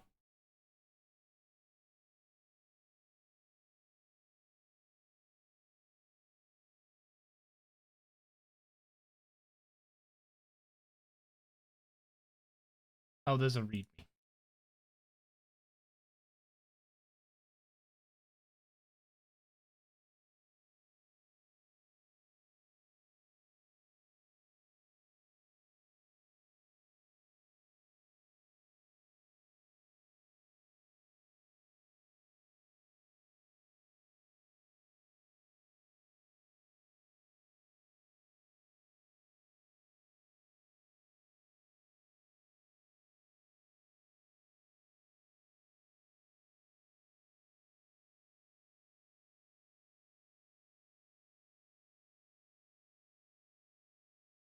It says device ID is unknown. Don't know if that means that I'm not using a good enough cable or what.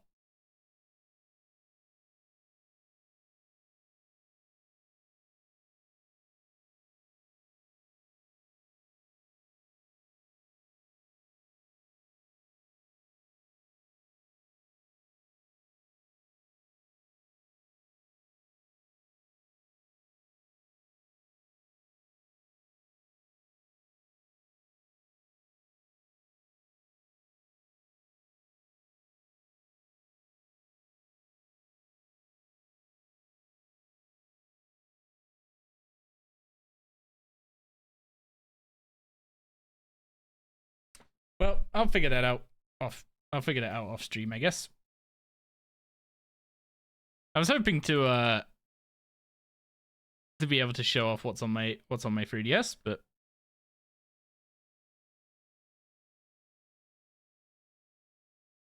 I'm either missing something or need a better cable than the one I found.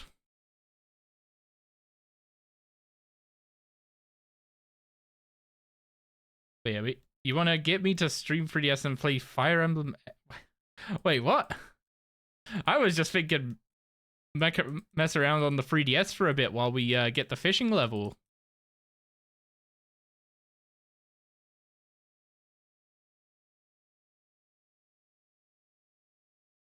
You guys had way more in mind than me.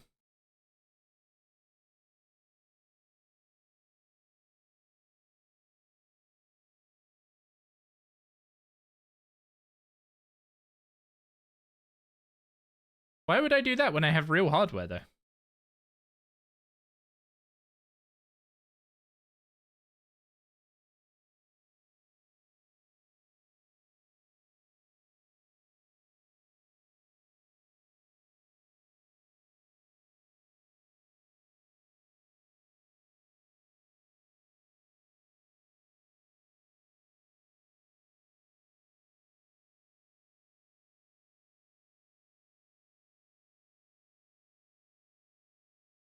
I might have just been missing right driver?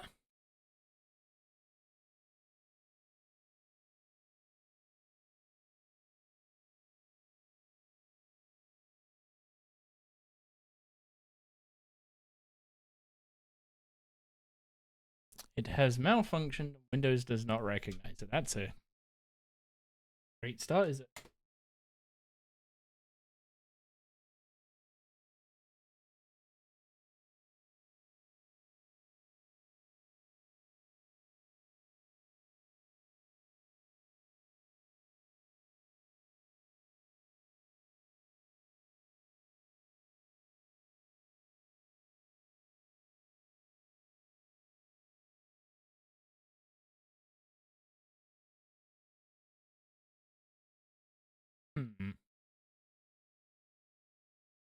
Apparently I was not correct. That was not the fix.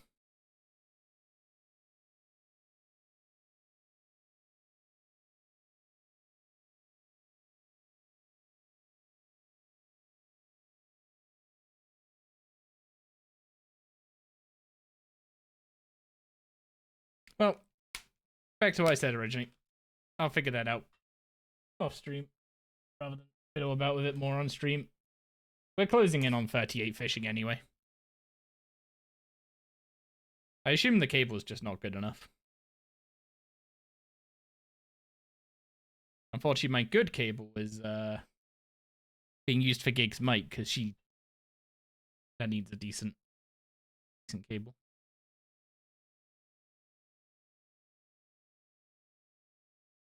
Oh, also apparently I caused my mouse to die.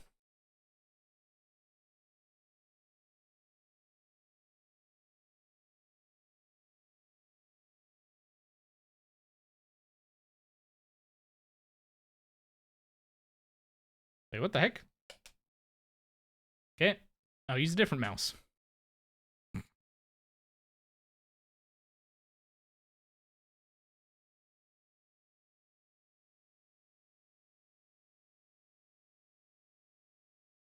Is it just that Razer mice are so terrible that they make other USB devices malfunction when they're plugged in at the same time?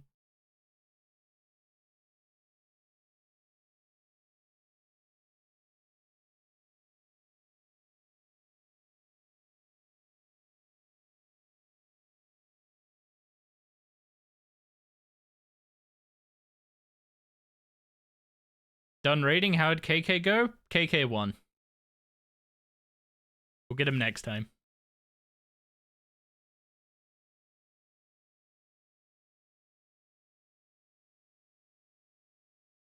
In all seriousness, we're currently grinding out the fishing level we need for what's it called? For Fairy Tale Part 1.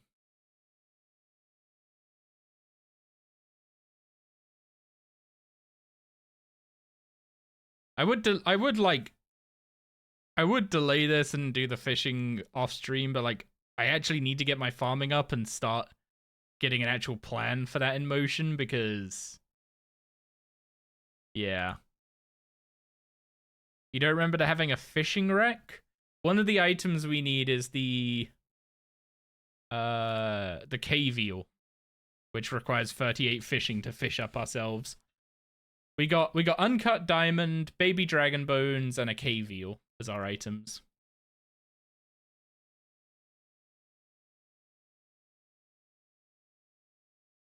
So I guess the cave eel was like not the best item to get, but at the same time it's not the worst. No edible seaweed.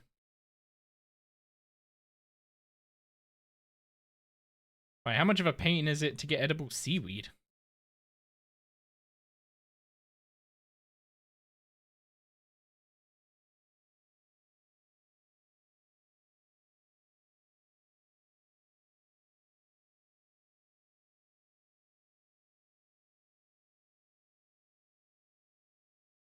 From the wiki, it doesn't look like a pain, but let me tell you, the wiki lies.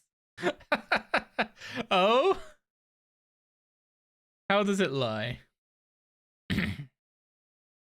You're sure what you were farming doesn't have it on the table? Okay, yeah, I know that feel with the mud runes as well. Like when I tried to get mud runes from dung cow fights, I'm pretty sure those don't have mud runes on their table, and the wiki's just lying.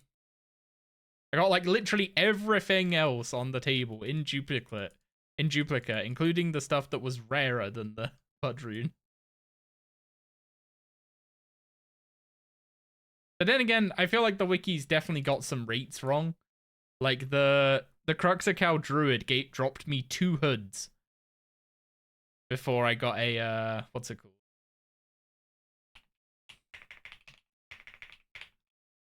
Cruxacow Druid. Where is it? There we go.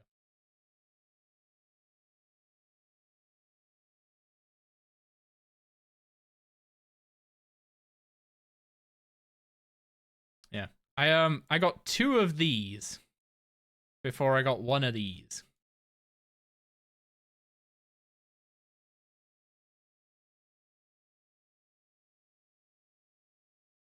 I feel like getting 2 Cruxacow hoods at 1 in 50k before a 1 in 800 probably means that Mystical Sandseed is not 1 in 800 or the Cruxacow hood is not 1 in 50k. Because like seeing people get the hood before the seed is like, okay, that's an outlier, but funny. Getting 2 hoods before the sand seed is like the outlier of the outlier.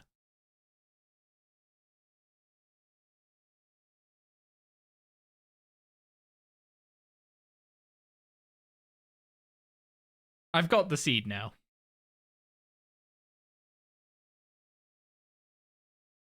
I got 4 Supreme Growth Potions, 2 hoods, and then I got the seed. And also, I got 2 Irrit Seeds. The best seed they drop, and I got the least of it. So mad.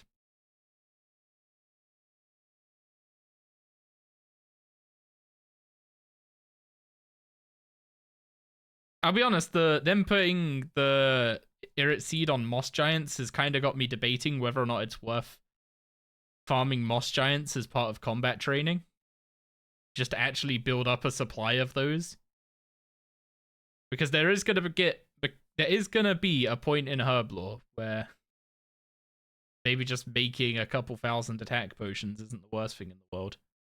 But the problem is like the amount of Irrit Seeds you need to reasonably get a good amount of Herblore experience is just insane.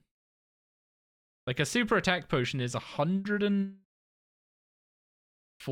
XP, I want to say. No, it's not even that, is it? Super attack potion. I'm thinking of extreme attack, I think, there.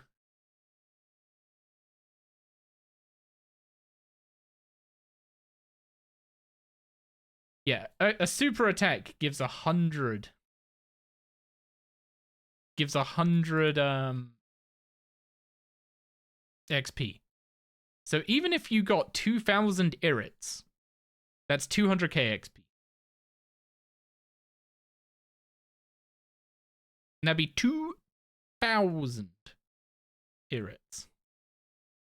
Which would probably be about 400 seeds. So that's the amount of irit seeds I think I'm gonna need to put into training Herblore manually on the way to 80. It's not a very small amount.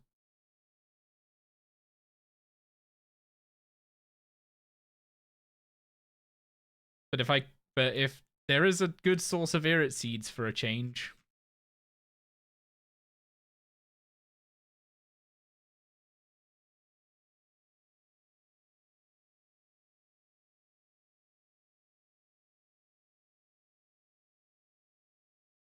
Actually, what are the irit seeds sources in the game now?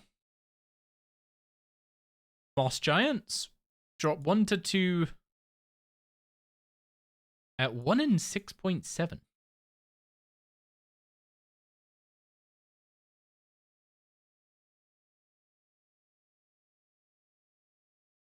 Catapulpon has dropped 1 to 2, 1 in 10. So let's say we wanted to get 500 seeds from Moss Giants. You get 1.5 seeds every 6.7 kills. So 6.74 over 1.5. You get 1 seed every 4.5 kills. Times that by 500 seeds, we'd need to kill 2,250 Moss Giants to get 200k Herblore XP. Assuming that rate is correct. And given we've just talked about the wiki not having accurate rates,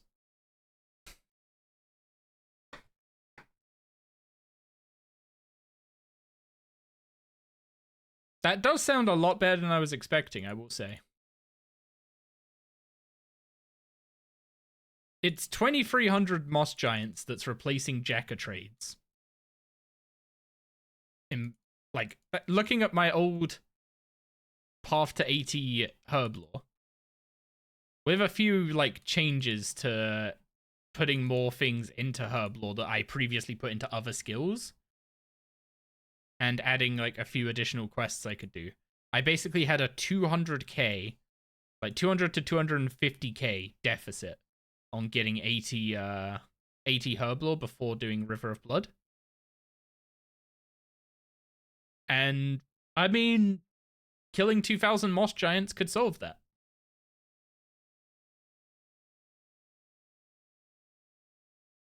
Shame there's not a way to force them on force Moss Giant Slayer tasks.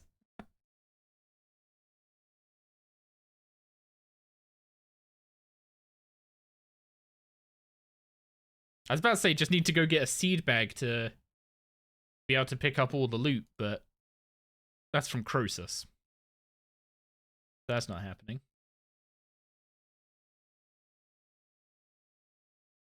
I mean, actually, killing 2,300 Moss Giants with a Bone Crusher is also, like, nearly 20k prayer XP as well. Which doesn't sound like a lot, but at this stage it would be quite a bit. They might actually be a good mob to go train on.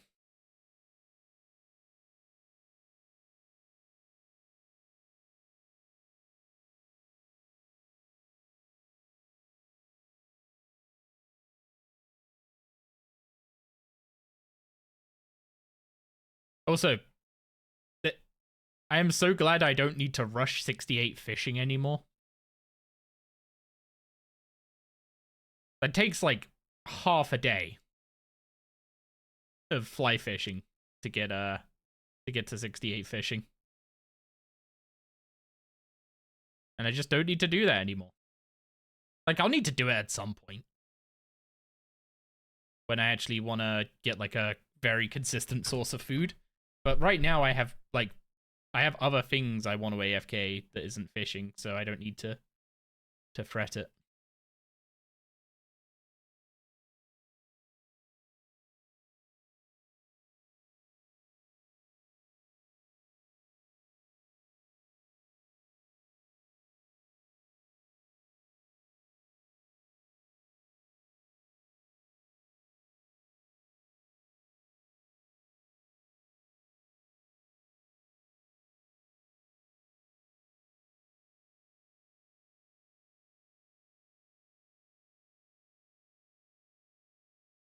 $200 XP off.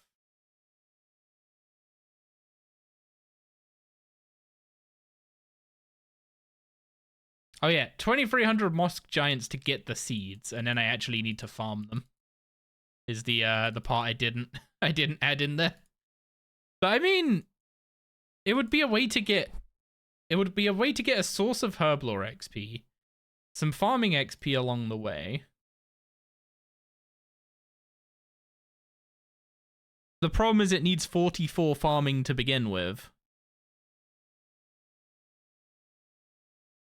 So I'd need to do quite a few quests to get my farming up to 44. I mean, I guess we're about to start that with this one. Now we can go get cave eels now. So cave eels are in the Lumbridge Swamp, right?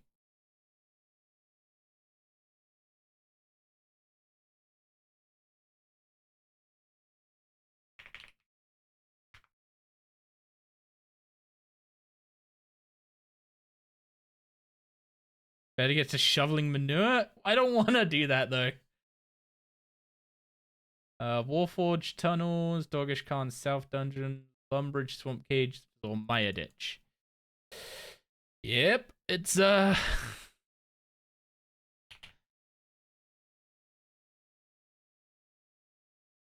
it's down in the Lumbridge caves.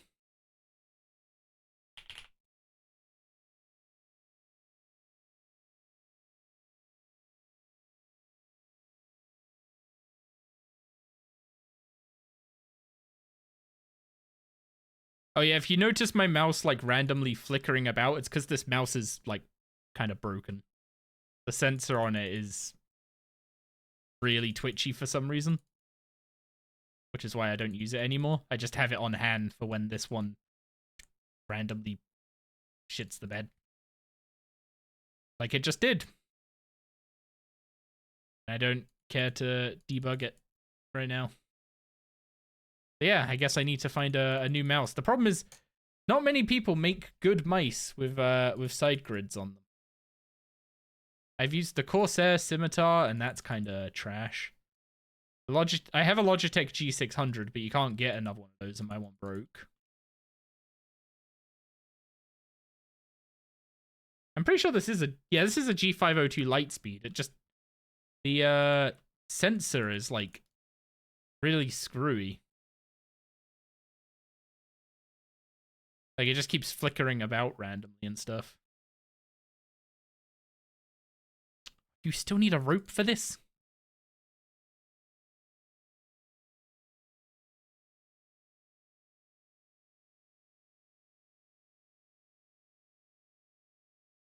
The Scimitar was pretty bad. Like, out of the 3 I've used, I've used 3 different Nagas. And the best one they released in 2014, and you can't buy it anymore. I've used the G602, which would probably... The G602 would probably be my favorite.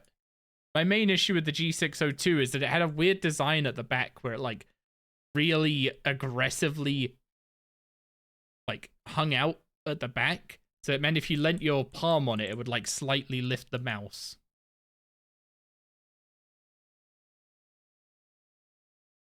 And that was quite annoying because it would like make it so that your mouse would sometimes just lift off the mouse mat just enough to stop registering.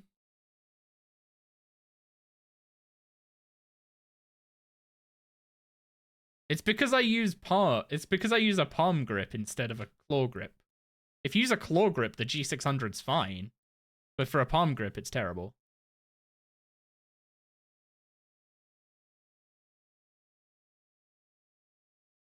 Ah, I never remember which one of these black marks is the hand.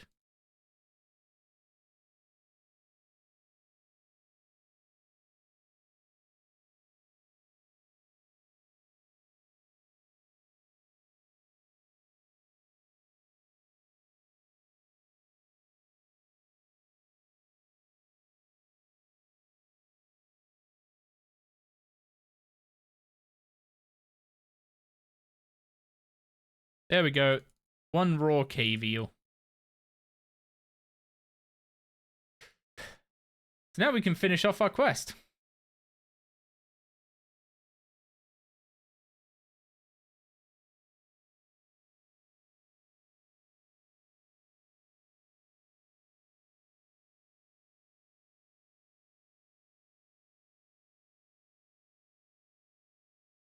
How do you do a palm grip?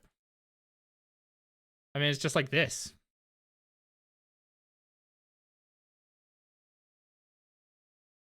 It just the mouse fits into my palm.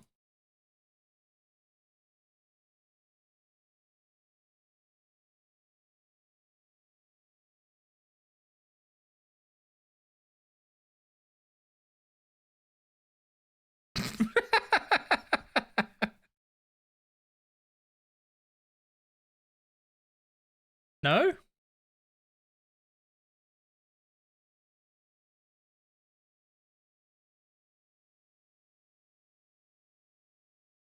There's a ring finger rest on this mouse.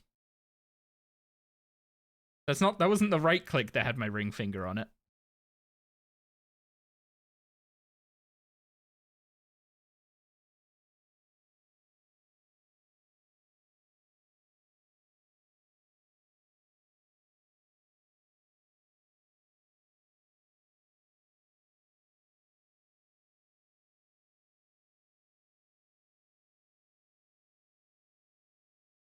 But yeah, this mouse, I find my pinky gets kind of squished because it like gets squished under my ring finger on the side of the mouse. There's nowhere really for my ring finger to sit if I hold it the way I hold the other mouse. So I kind of like the ring finger rest.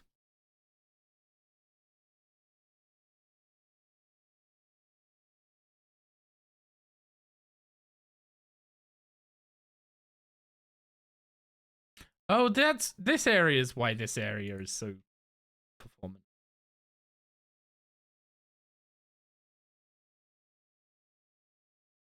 Oh, wait, I need to take it to the nature spirit.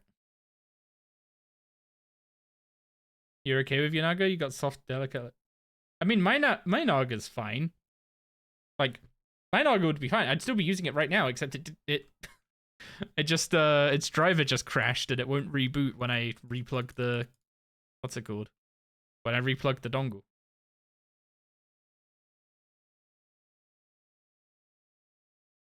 Techie's an electrician that doesn't do the electrician bit. Is what I've gathered.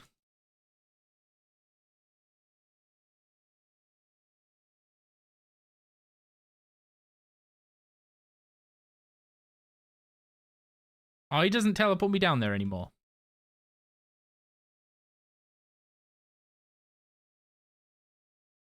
You're an electrical engineer. So you're an electrician that doesn't do that doesn't do the electricianing bit, right? Is that accurate or is it not accurate?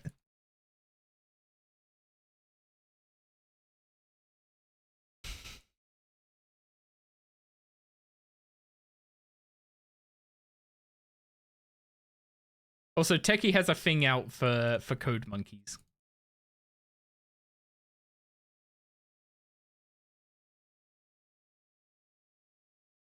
He absolutely disdains us code monkeys.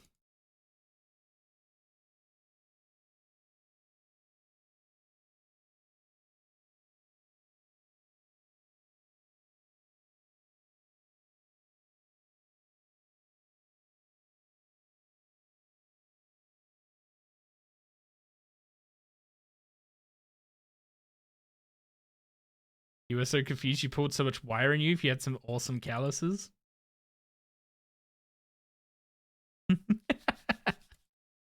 Sparkies usually show up, flip a switch, and drive away with 6 figures in a Tesla. Hey, but they know which switch. They know what switch to flip without setting your house on fire. Which, under certain scenarios, is a very valuable thing that you're willing to pay a lot of money for.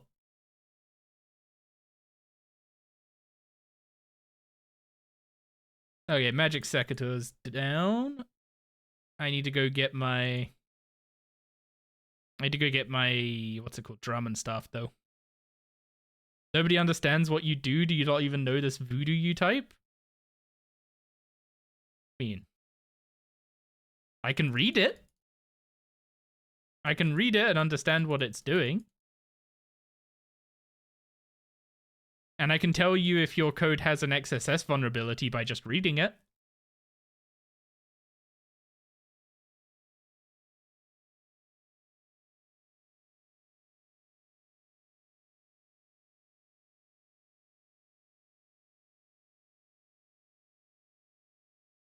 You're not paid for what you do, you're paid for what you know? I'd say that's kind of true with software engineers as well. Like, people keep saying, oh, software engineers are going to be out of a job because of AI and stuff. And then meanwhile, we see all these people who are like, hey, look at the thing I vibe coded. And then they send you a localhost 5000 link. Or they have their passwords up in a GitHub repository because they don't know how to deal with environment variables.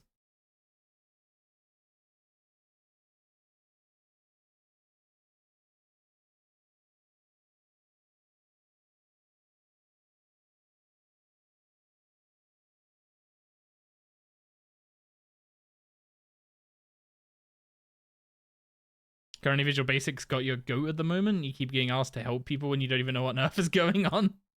See, the problem is you're using Visual Basic. You've already lost.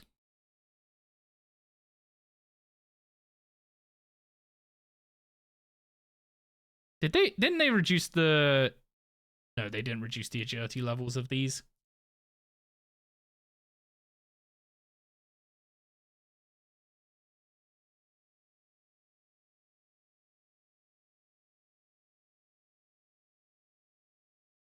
You thought coding was all done in Python these days? It depends on who you talk to.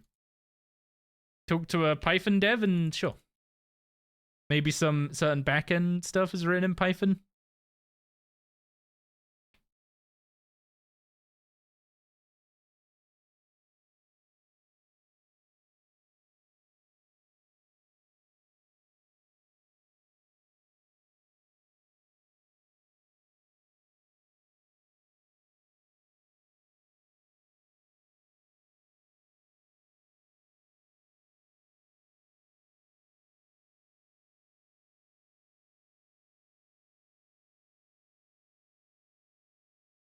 Am I gonna...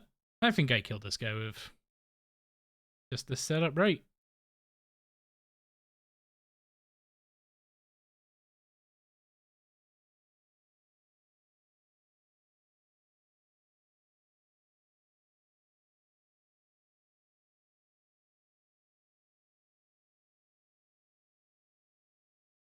I have like no thresholds for melee though.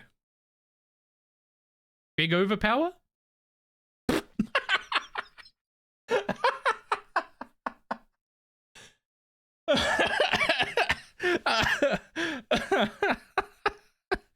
Oh god, why overpower? Why?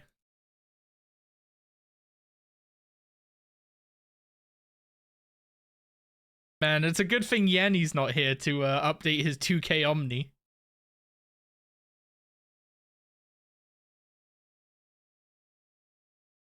Just dealt a 57 with overpower. Surely it does. Surely 52. What the heck? How is overpower hitting so bad?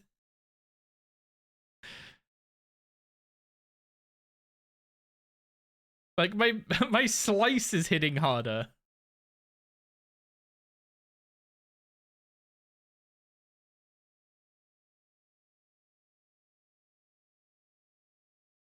Oh, that's priceless. Isn't Tanglefoot damage locked to farming level? Yeah, but I was hitting 80s with basics. And then I hit a 50 with an ult.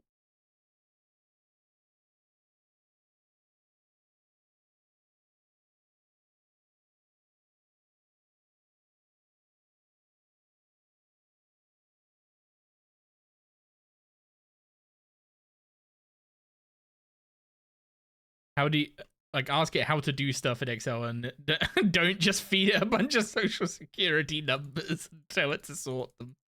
Oh, God. Yeah, we're so screwed when it comes to private information with this whole AI thing. It's just gonna be a complete mess.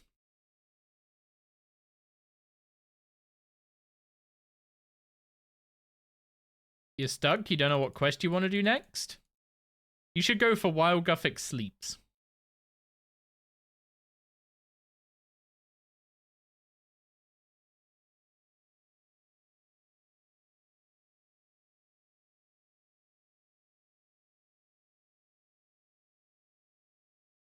There we go. Fairy Tale Part 1, finally done. 3.5k farming, 2k attack, 1k magic. So that puts us to 20 farming, which is a few requirements for some things. But I want to see if I can go start the player-owned farm now.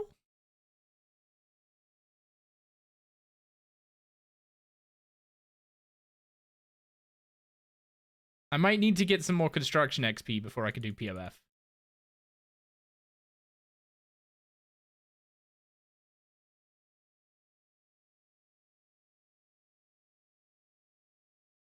You need 20 construction.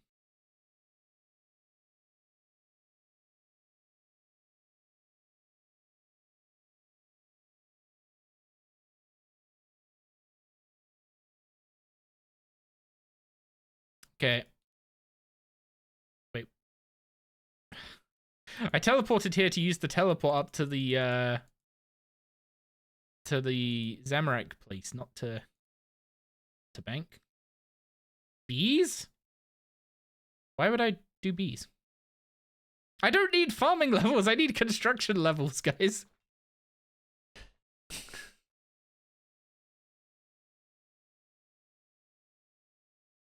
I need to get 20 construction.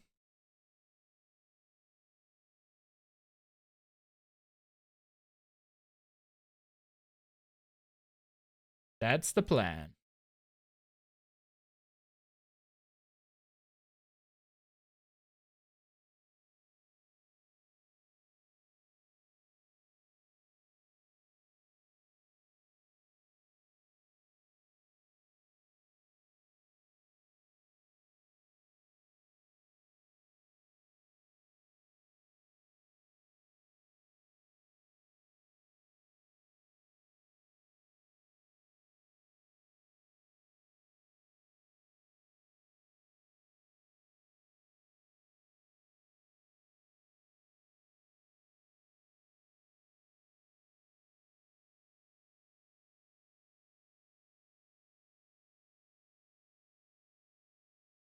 Okay, that's 17, just off of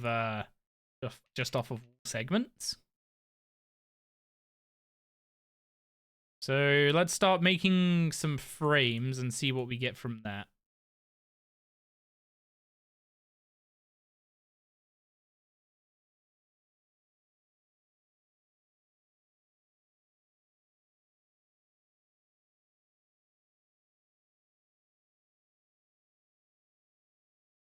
Free XP a plank. Okay, I guess this is just turning them into planks, so it's kind of fine. We'll see what we actually get from the frames. Unfortunately, I don't have enough, I don't think I have enough planks to actually make enough frames to start the workshop, but if I do, then I will start it.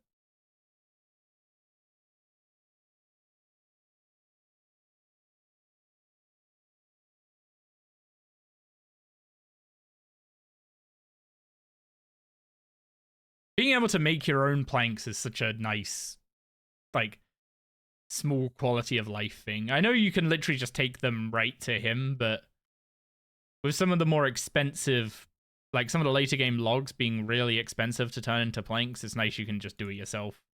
Save a bit of cash. Okay, I have 100 planks now, so I actually do have enough.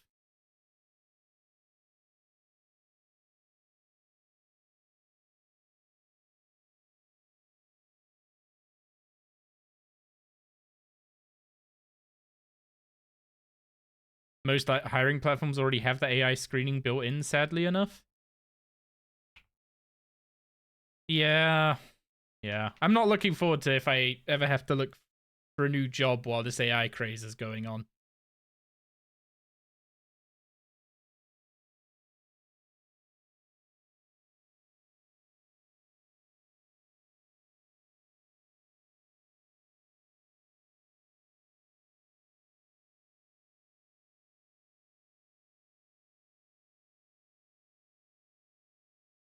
Okay, how many refined planks do I need? I need 8. I need 8 frames, which is 3 refined planks per. So I need 24 refined planks. And I now have 21, so I need 12 more planks. You won't be hired to anything close to your current position? It depends on what they're filtering by. If they're just filtering by years of experience, I'll be fine. If they're filtering by what my final grades were at uni, then I'll be fine. But if they're like filtering for a specific library or something they use, then I might be screwed because I work in a lot of niches. Like a lot of the languages, well, not languages, but like frameworks and stuff we use at work are stuff that only we use or very few people use. So it doesn't translate very well. So when I do look for another job, it's like a case of spinning it as I was working in an environment with working with niche languages that don't have a lot of training materials. So I had to, show initiative and figure it out myself on the job. And, all the spiel you come up with when you're trying desperately to get a job before you don't have money for rent.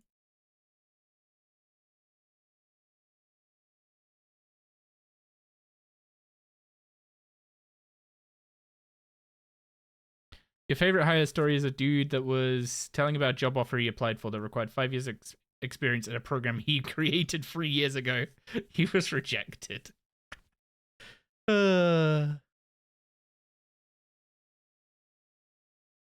Yeah, it's pretty bad, isn't it?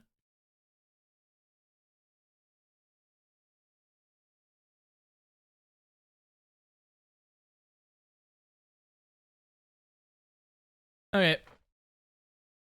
We'll get the workshop built, and then we'll go check out the POF, see what we can do. See if it's actually worth using the POF for farming. To be honest, like, it might not be worth it with the early animals. What are the common languages and frameworks these days? You haven't touched programming since mid-2000s. I mean, I do a lot of, like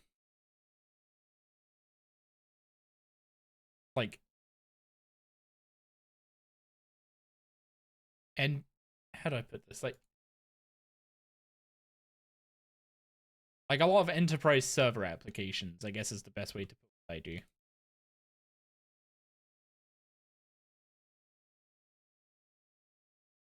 And most server-side stuff now is done in like Node or Python, stuff like that, which I have used myself, but I've not needed to use at work because we use stronger languages.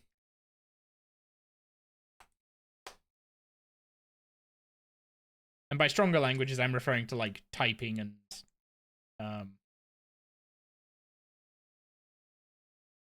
basically being compiled languages instead of transpiled languages, or interpreted languages in the case of Python.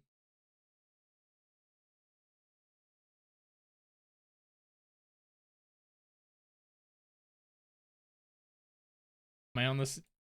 No, I'm developing user products. I end up with a lot of the the security related work that comes from that. But I don't specifically work in security.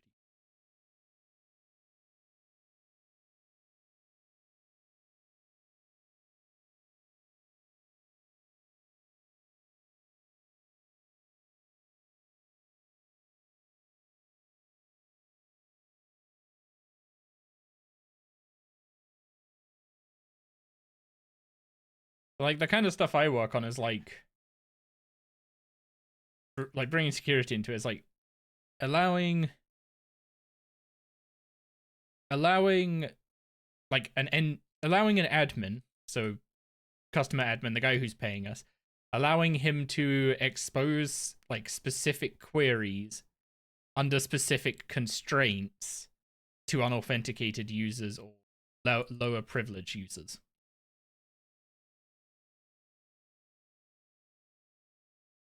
The other one that gets blamed for email/account information links. We don't directly like store user emails and passwords and stuff. We typically use like either domain accounts if they're running it on-prem, or you have like Azure B2C and stuff. So we're not restoring any of their personal identifiable information. Another penguin. Hello. Wait, what do you mean I've already spotted this one? I've spotted 2 this week, and apparently I've spotted 3 on this world. But I've only spotted 2. There we go, construction 24. POF, let's go! Isn't cybersecurity the new big thing? It's been a big thing for like 10, 15 years.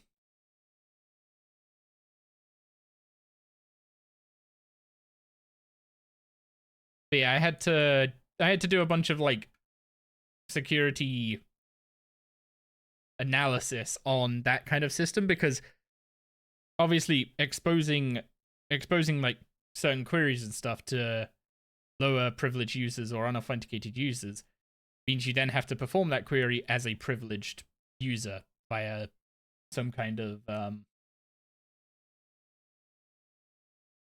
like network identity or something. So you really have to make sure that you're supposed to be making that query and that it hasn't been altered in a way that the original like admin who set it up doesn't want it altered by.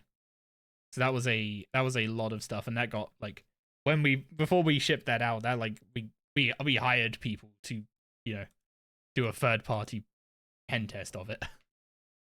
It passed, which is good. But kind of terrifying.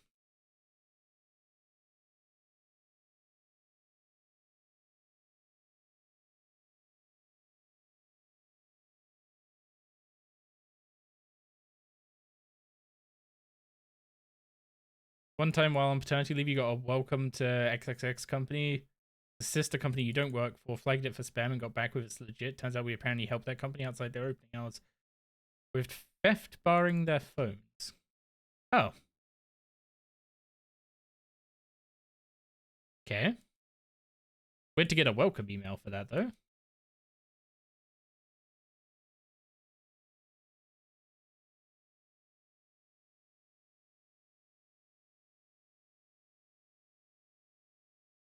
Beans in the currency pouch.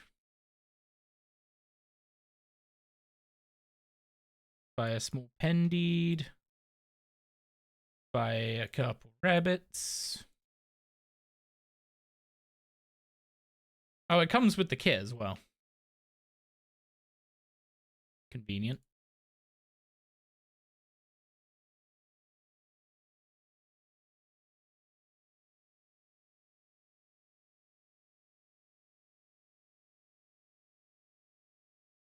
Oh, there's a way to see you're invited to the system they use. Okay.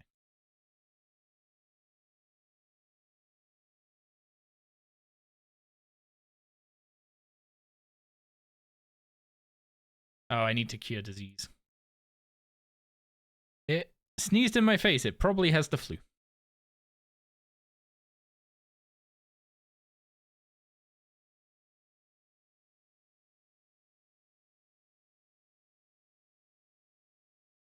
Oh, I see they still haven't fixed that UI to make it actually pick the correct... What's it called? Make it actually pick the correct food type for what you have in your inventory.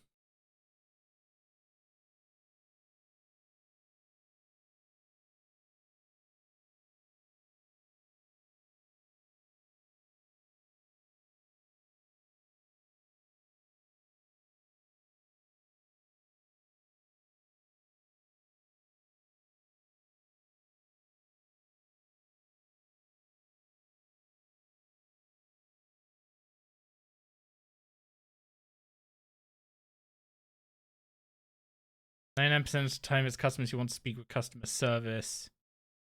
Whenever you get that kind of call, you just say, welcome to Theft Barring. What number can I choose?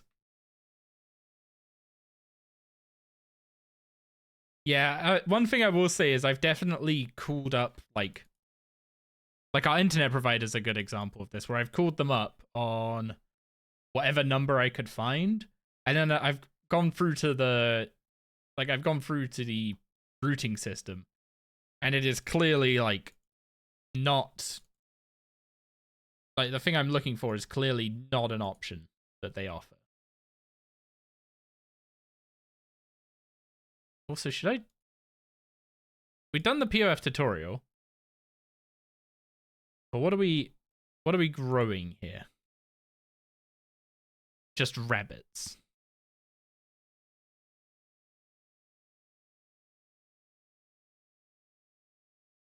Okay. I can't buy a small pen deed too. And I can't buy any more rabbits. So I basically just need to leave those rabbits in the breeding pen.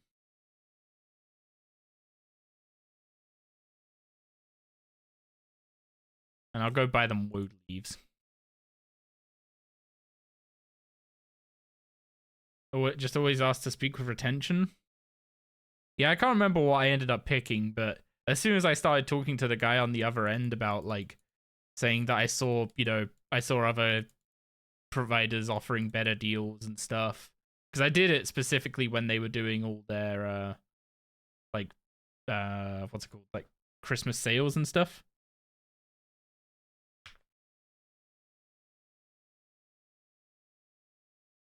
Just spent 50k on woad leaves. Whoops. Probably don't know if I needed that many. Yeah, as soon as I started mentioning that, and like I called them up, mentioned how, you know, how cheap it was going to be to go with someone else, and they were like, "Oh, well, normally if you upgrade to this, we'll offer you this price, but you know, since you know, we wanna keep you and make you feel like a valued customer and all that kind of stuff, we'll offer you this much off." And it's like, yep, because as soon as someone threatens to leave, you could literally keep them for a tenner a month and better off, because the service does not cost that much to provide. Maintaining all the hardware, on the other hand, that takes a load of work, but you're maintaining that whether or not someone's on the other end of it. Well, the only thing we can do with POF is rabbits for now. So we could get a bunch of rabbits to try and grow in the small pen. Well, what I think I'll do is if I just take the child one and put it in the other pen. Then in the morning, at least we'll have a couple more rabbits.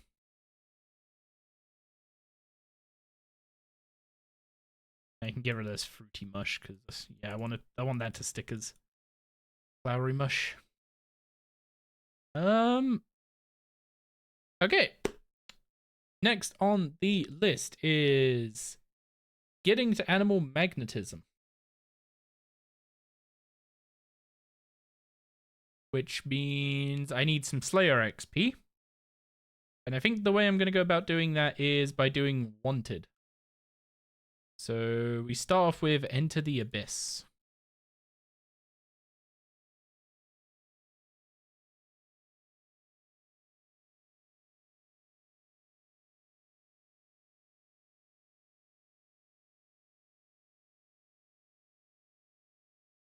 I mean, of course, like you're just making people like pay for more because that's how services work. But the physical item requires the same amount of production and maintenance and all that kind of stuff, regardless.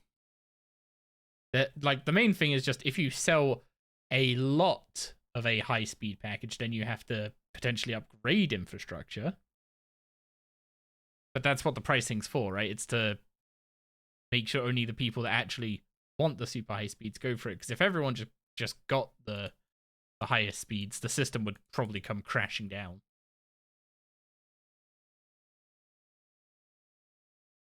Like how I think it was during COVID at peak times, your internet would basically be like nearly unusable for watching stuff like Netflix.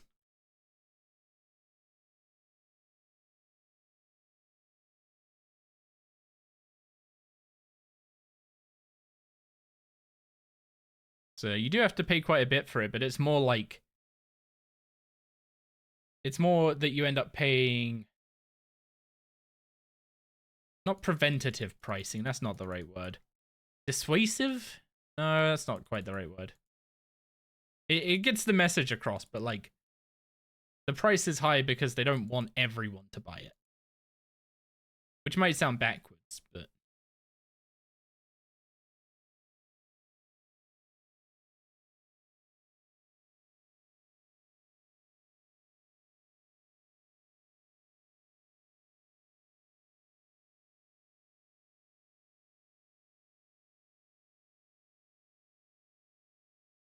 yeah, we're telling this Major Zamorak that we know how to get into the Rune Essence mine. So we're gonna help triangulate it for him so the Zamorak mages can get their own source of essence.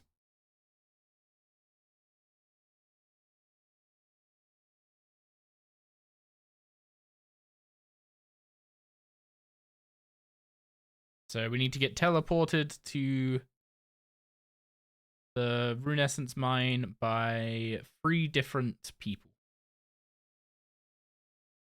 Your highest cost is unlimited data, 65 gigabyte roaming world data in supported countries, and it's like £27. Yeah, we don't get prices like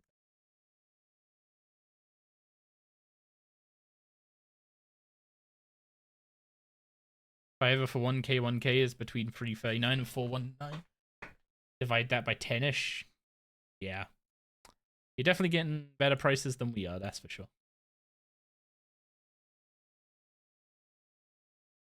I mean, it's probably not much of a surprise.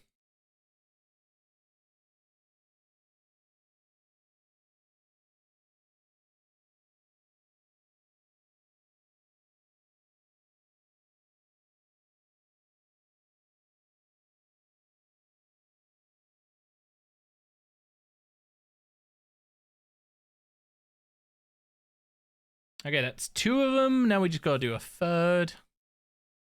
Also, for anyone who's still engaging with cheating content, there's a tree in 4 minutes.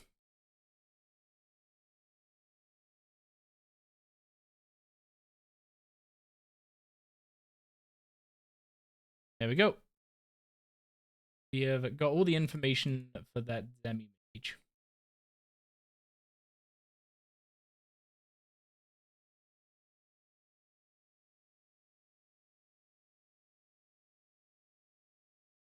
365 days support, almost guaranteed technician within 2 business days. I mean, I will say when we had issues with like when I was streaming the old school main, I had issues with my internet at one point, and they did send someone out pretty dang quick to sort that out.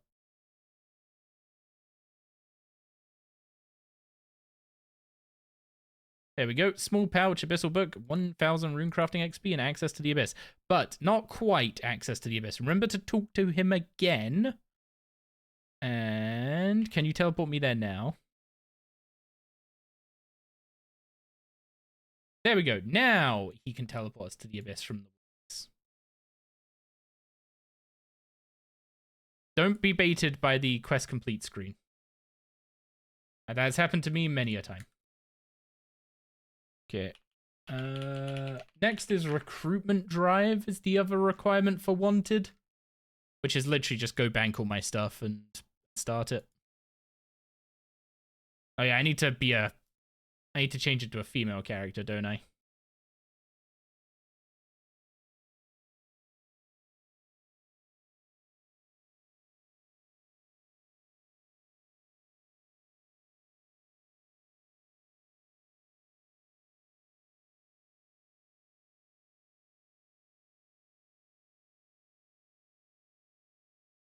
Yep, you still need to be female in RS3.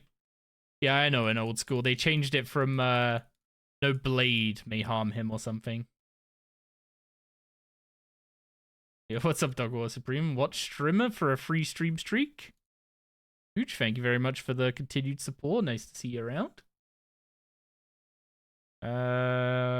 Customization tab. That's how I'm doing this.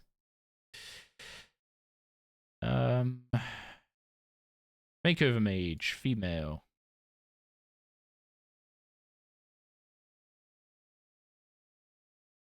I don't know which one's selected, but I'm assuming that worked.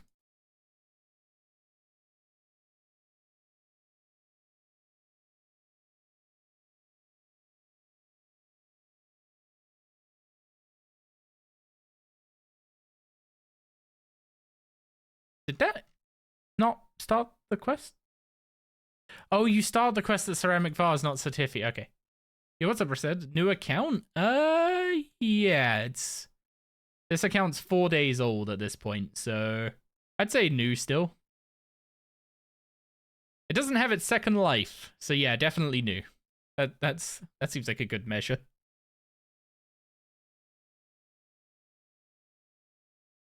Although I will say, like, with how quick you could get a 99 on a new account now, with how good thieving is, kind of sad I didn't just beeline for that. A secret quest. Thank you very much for the follower, Sid. Exciting, good timing for a new one. That was kind of the plan. I was hoping to have a little better timing, but then the dailyscape changes didn't happen with the early game rebalance, and the combat changes got delayed a little bit, so we're starting a little early, I guess. But Sir, tree is starting. Better hurry up. I don't know what tree is. To give context, I'm basically playing as if the D&D changes as outlined in the blog were already live. So no Viswax, no Evil Tree, no Guffix caches. What's the other? No Merchant. Basically, all the D&Ds, like all the daily stuff is gone for me. The stuff that they're changing in a beneficial way doesn't come till later anyway, so we should be good on that front. And then obviously the combat changes aren't going live for like another week and a half, but by the time we actually start doing some real combat, it'll be live. Optionally, sit on the bench next to Certification to complete the achievement Tiffy time. Apparently you just sit in his lap instead.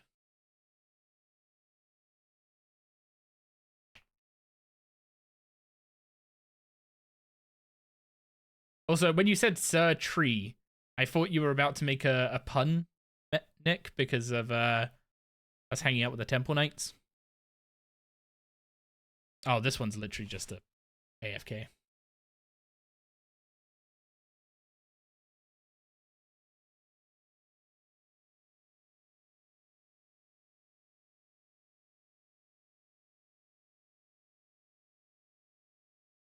So how are you guys doing today?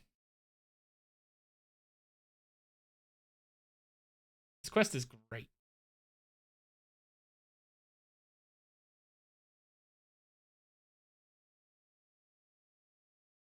You're probably all busy with Tree.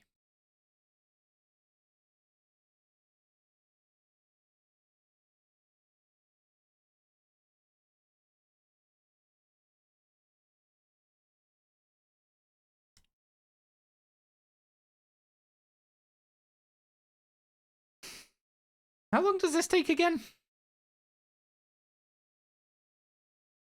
Didn't finish work until 4:30. Was supposed to finish at 2. Big rip. Big rip.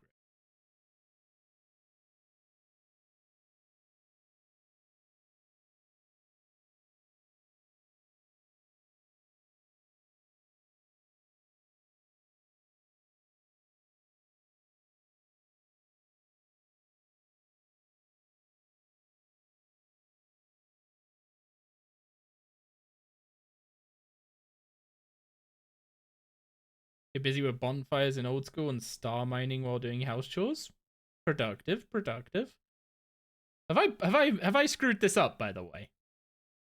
I'm pretty sure you don't need to wait this long.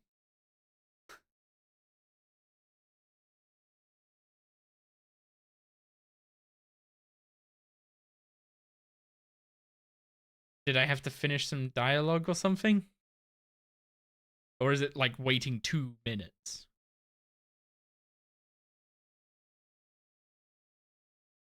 Oh, no, I guess I just needed to talk to him first.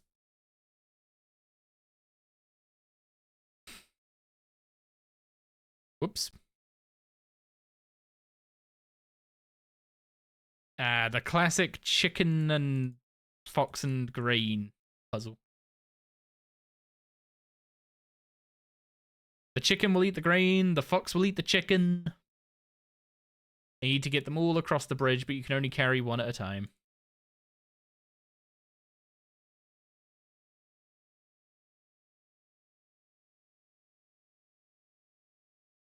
Doing good. Just started dipping your toes back in RS3 Iron. You've been playing old school for the past 6 months and starting to get burnt, so looking to get back into RS3. Fair.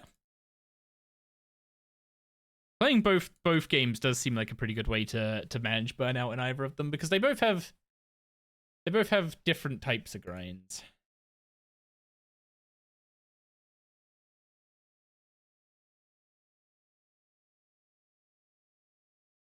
Although I will say one of the early grinds we're going to be doing on this account is going to be Gate of Elidness. So I apologize in advance if I get real pissed off at that one. The drop rates there aren't nice, but it is very accessible.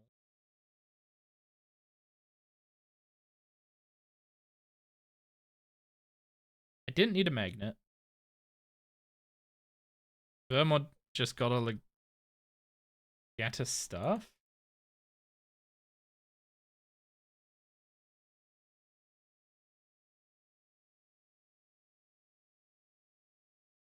I just realized I'm not in the clan on this character.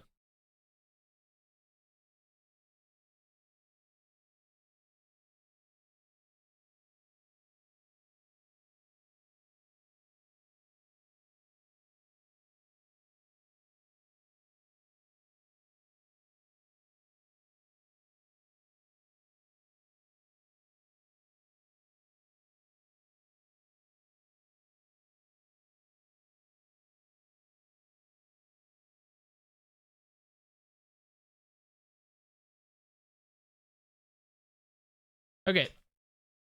Got all the stuff to do this with. Use the metal spade on the Bunsen burner.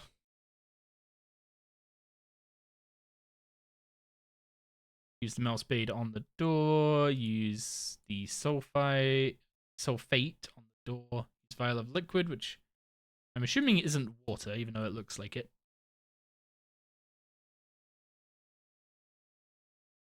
Now open the door. Use gypsum on the tin. Use the vial of liquid on the tin. Use the tin on the key.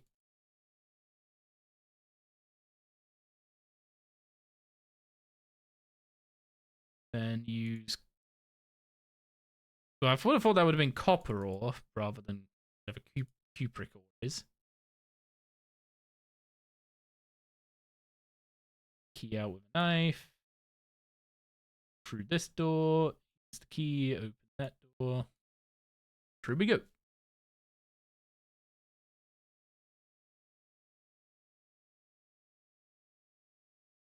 Man, he even gets to use a weapon. This is cheating.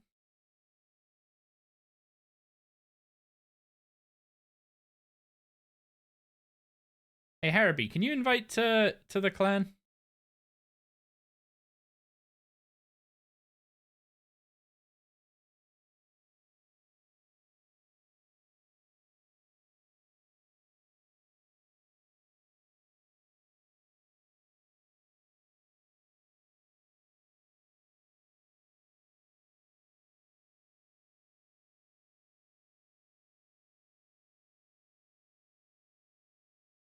Okay, what is missing? Why are 3 of them not loaded? I feel like that might be a problem.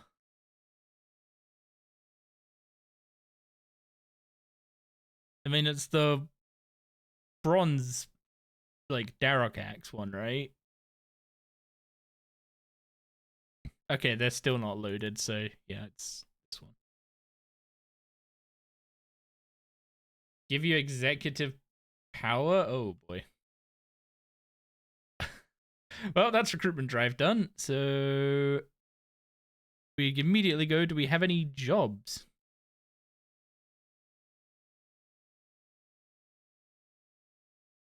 Because we're a white knight, we can't join the temple knights.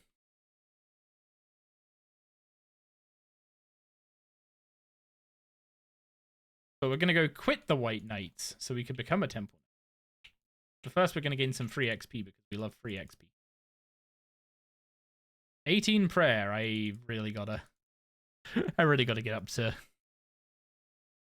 what's it called?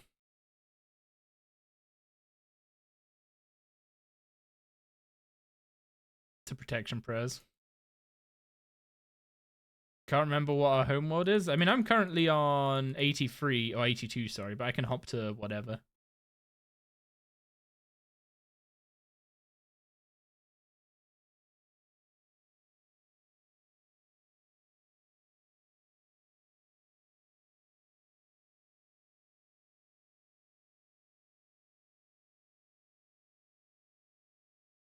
Why not?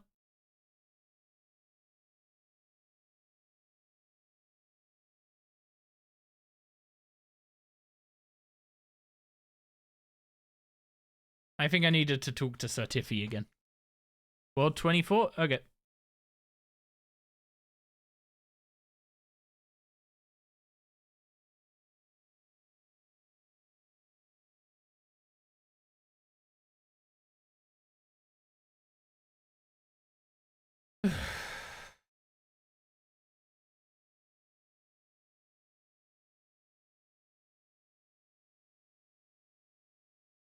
$89 quest points. I still have 61 to go for Vanquish. Ugh. This never gets easier, does it? I mean, it definitely does get easier. Actually, there's some quests I've not done yet that would give a load of quest points, like Merlin's Crystal.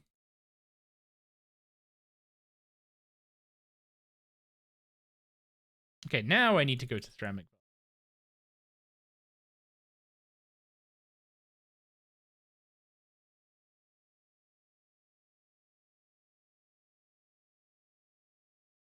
I should be on... Yeah, I'm on World 24 now.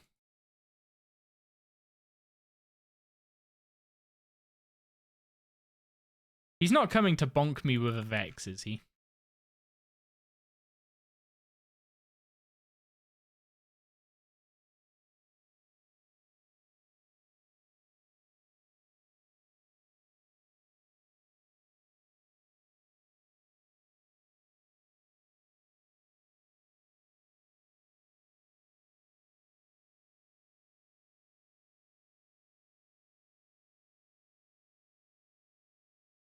Okay, I'm now Ceramic Vase's squire.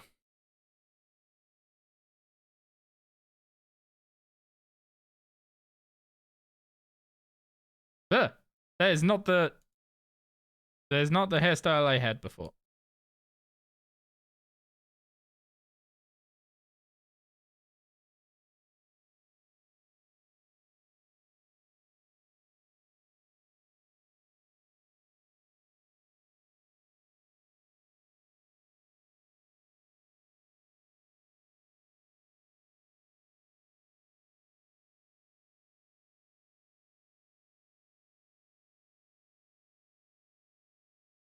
I'm pretty sure those aren't the trousers I was wearing either.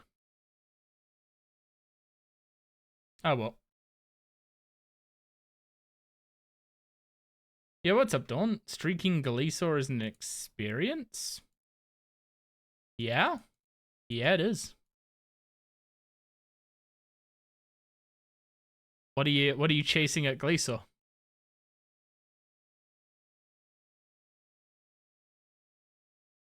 There's Haraby.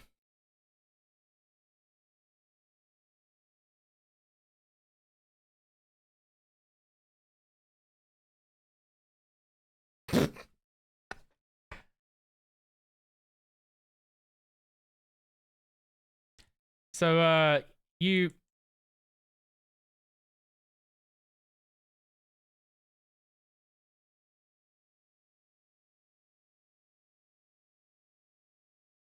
You know you don't need to be in melee range of me to invite me to the clan in RS3, right?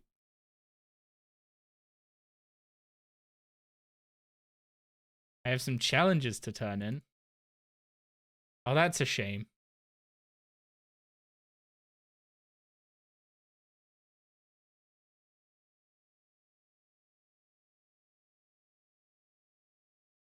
There we go. Thank you, Haraby.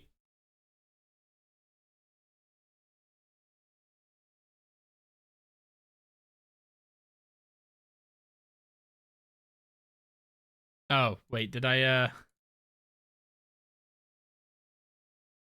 Oh, I was supposed to decline his offer. Whoops.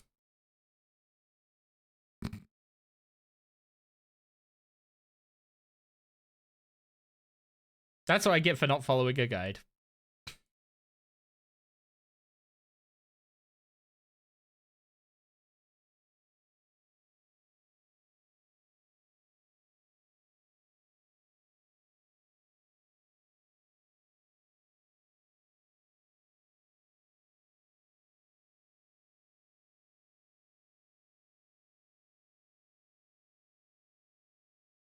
There we go.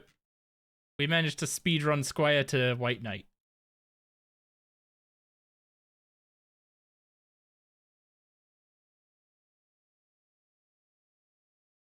Also, the stuttering in Varrock, or Falador, sorry, is so...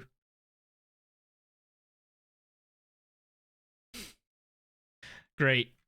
Clan is devolving into pirate talk.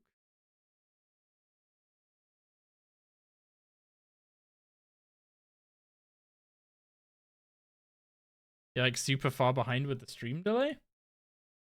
I don't have any like dropped frames or any warnings from Twitch about it.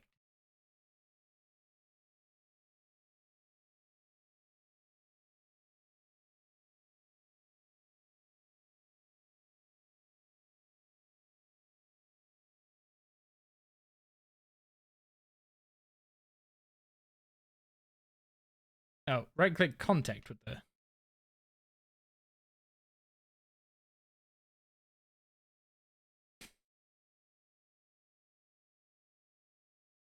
Okay, we're chasing Solus Dega. Also, I've noticed that the font, like, seems to change ever so slightly when it changes size. It doesn't look like it's the same exact font.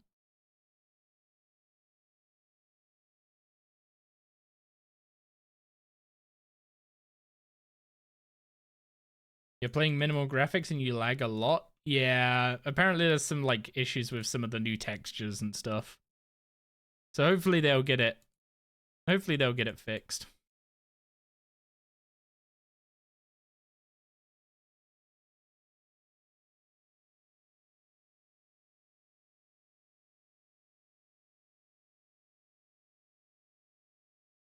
I should just take the teleport items I have access to for now.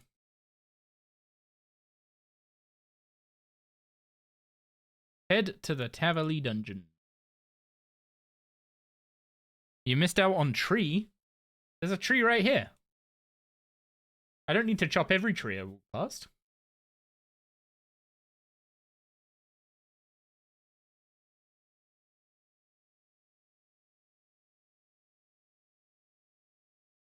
Wait, no, wrong way. I should probably carry food around with me as a consistency thing.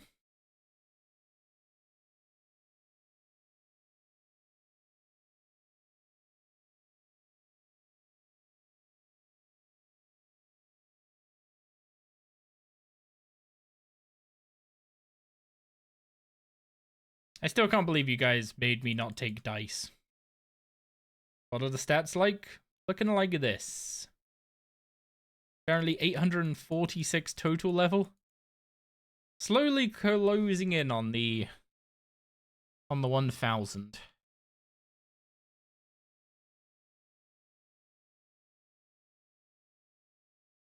How did I get that seed? Where'd you think the thieving level came from?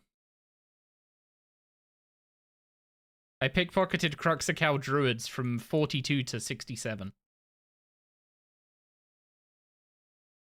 And I got 2 hoods in the process.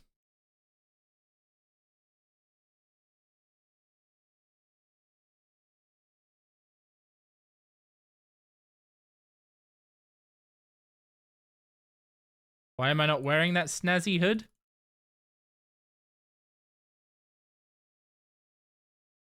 Because it's not that snazzy. Yeah. I don't know if I trust the wiki rates on the Sandseed, by the way, Pateau. Because apparently I got 2 1 in 50Ks before I got a 1 in 800. And I also got 4 Supreme Growth Potions as well. So I don't know, I don't think these rates are correct.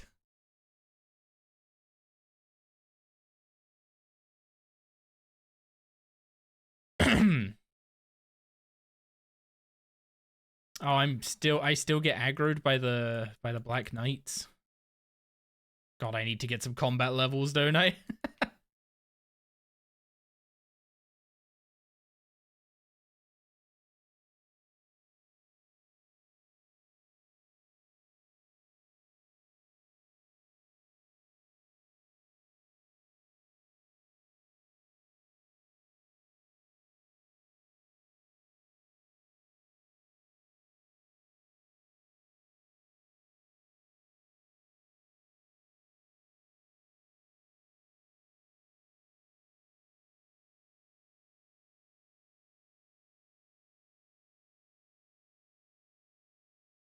Take 20 unnoted essence to the Mage of Zamorak. Oh. I thought we needed that later in the quest. Are you sure, Nick? I've seen quite a few people get the hood before they get the seed. Like, you'd think it would be way more of an outlier thing.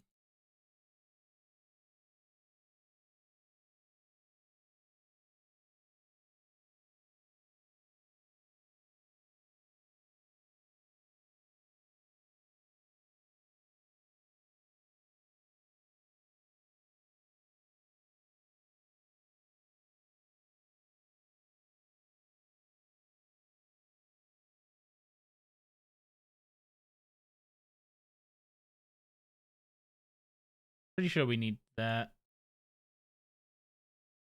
I need 20 essence. Then I'm gonna need to go mine it.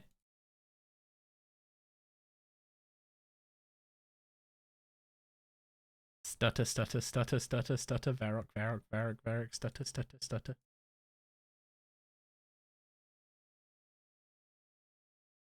I know they are gonna fix it. It's just I've been running around these areas a lot the past few days, so it's starting to like really get on my nerves. Even though it's like that thing of like, I know why it's happening. I know that it's gonna get fixed, and that there's no point complaining about it. But it's just like that figure that because it's still happening, it's still bugging me. You know.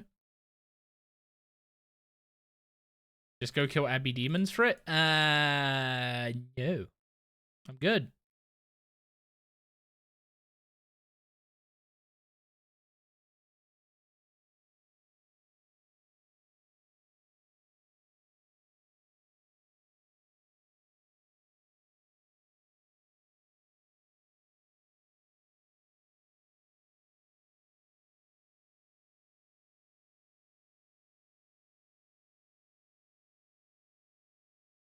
Okay, we're off to Canifis.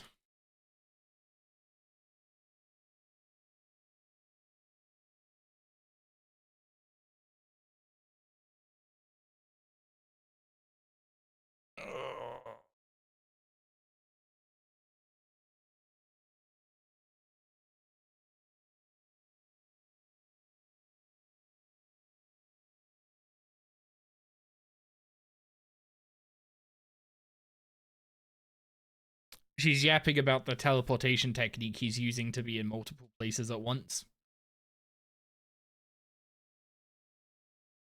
And apparently it's like something that's so dangerous that they stopped experimenting with it. And I mean, honestly, for an organization like the Temple Knights, that doesn't sound really realistic, but make sure you don't spam click when you're running around here.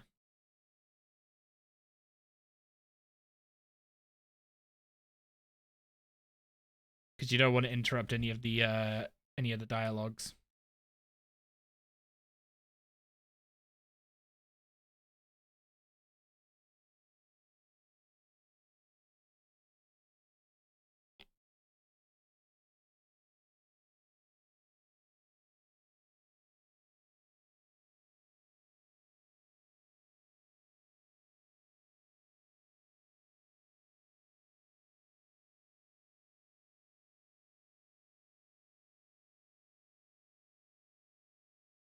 I forgot how long the dialogue is in this quest because you can't just spacebar it. A toy horse? Oh, Draenor Village.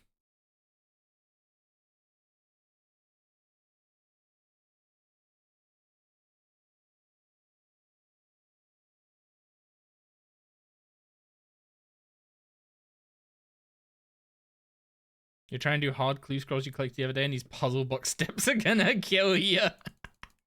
I feel like there's some people that would agree with you. Also, I need to take a Ring of Life, but I don't. I'm taking a Ring of Life, but I don't want to equip it until later in the quest. There's a certain step of this where if you have the Ring of Life, you break a step of the quest.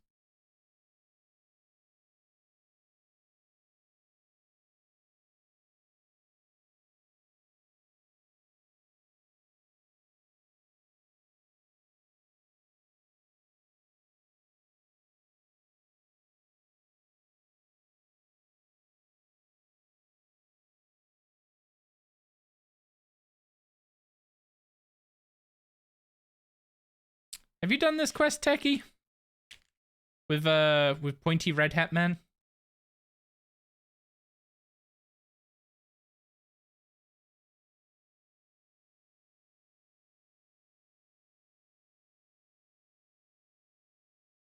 You don't recall? Ah, you've already done so many quests that they've blurred.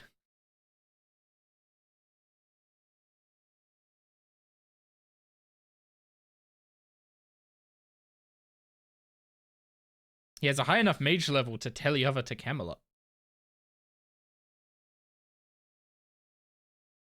You remember? You remember the crystal ball lady more than the dude you chase.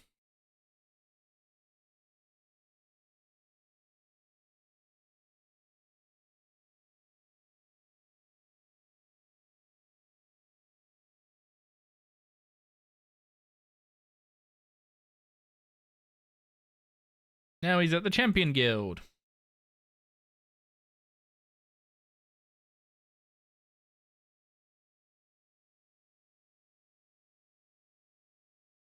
We basically just need to keep chasing him around until he runs out of locations. You need to concentrate the puzzle boxes BTU so far. Chat, do we be nice to Techie and tell him about the clue trainer?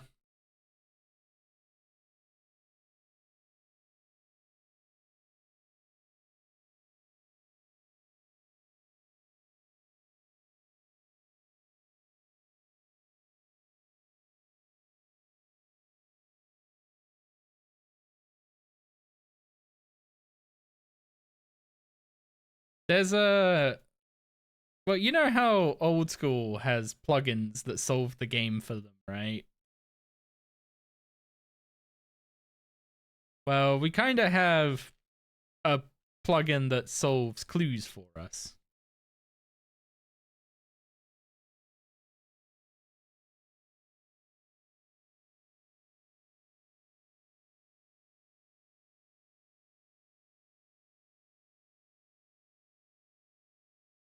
I knew it was worth grabbing the Wicked Hood.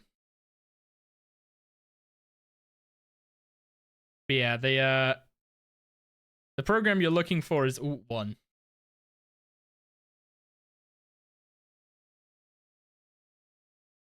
And then I don't think Clue Trainer is built into it. I think you need to find the URL for it and add it. But it is absolutely insane for cluing.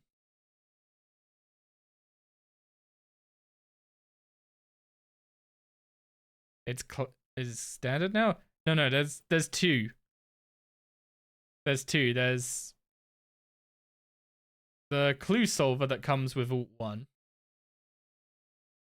And then there's Clue Trainer, which is a better one.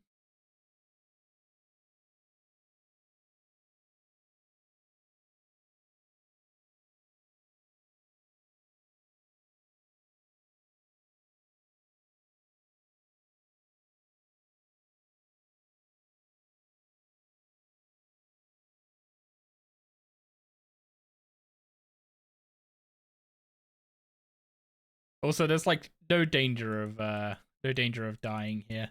Unless somehow you aggro like a white knight or something when you get teleported here, but I'm just gonna eat a piece of food, put the ring of life back on, and walk to a bank to heal up. So there's no danger of dying.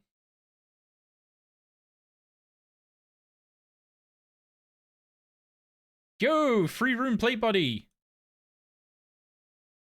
Huge.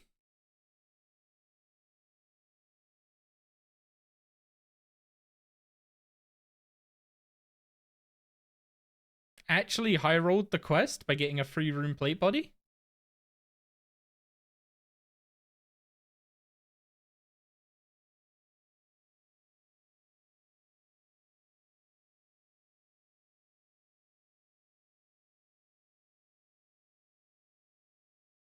Oh yeah, he's in Edgeville, so I can just use the Edgeville bank to heal.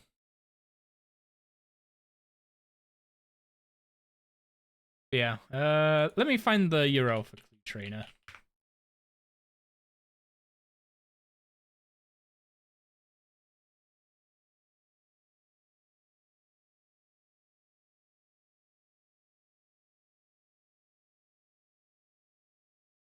Oh, it's literally just cluetrainer.app. That thing is absolutely cracked.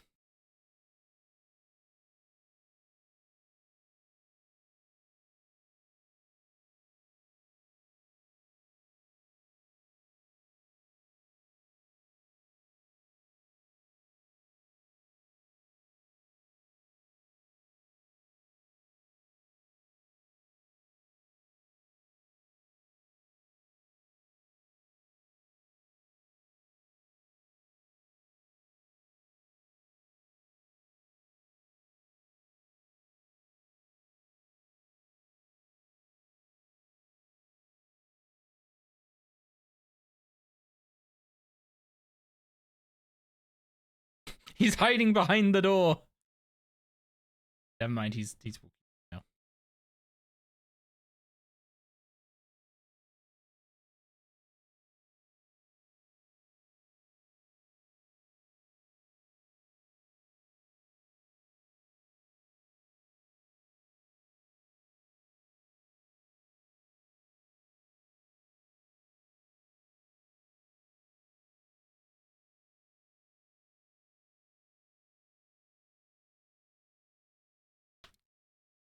Please, please update this quest to be spacebarable.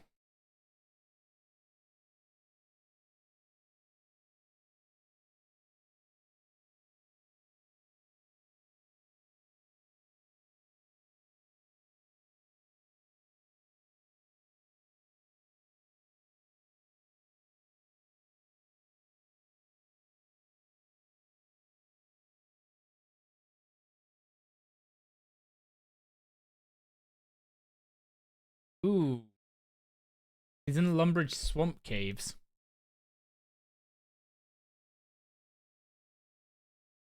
He's in the Lumbridge Swamp Caves, and I don't know if it's a part you can get to with an exposed light source.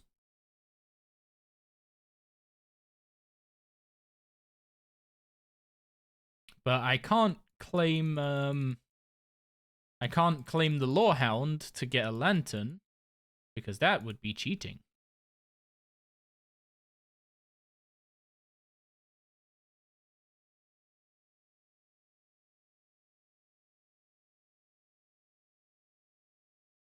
I guess I could make a...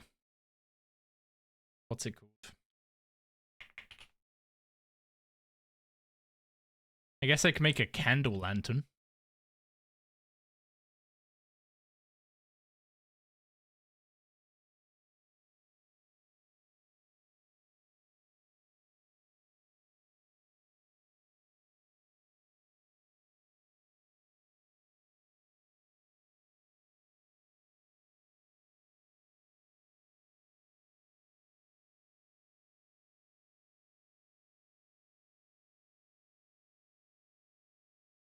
Okay, I don't need to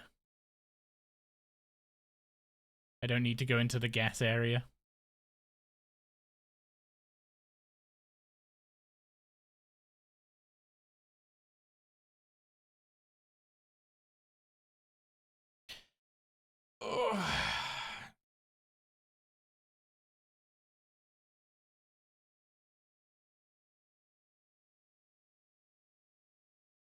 Oh no, a Black Knight. Whatever will I do?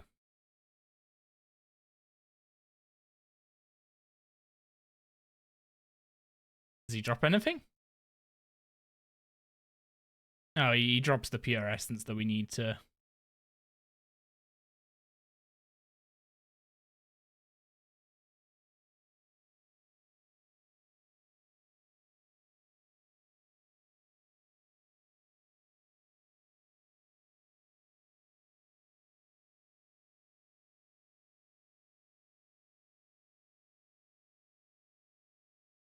She said that we needed 2 or 3 more tracks before this one.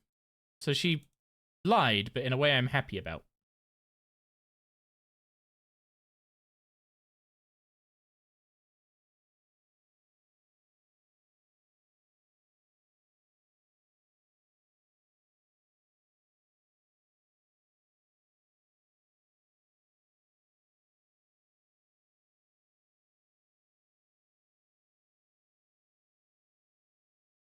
Why would you go so close?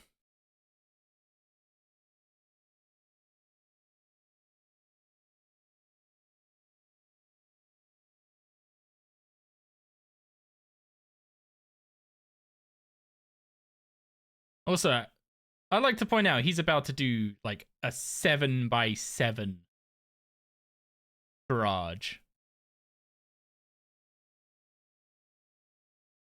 Absolute, like, goated mage.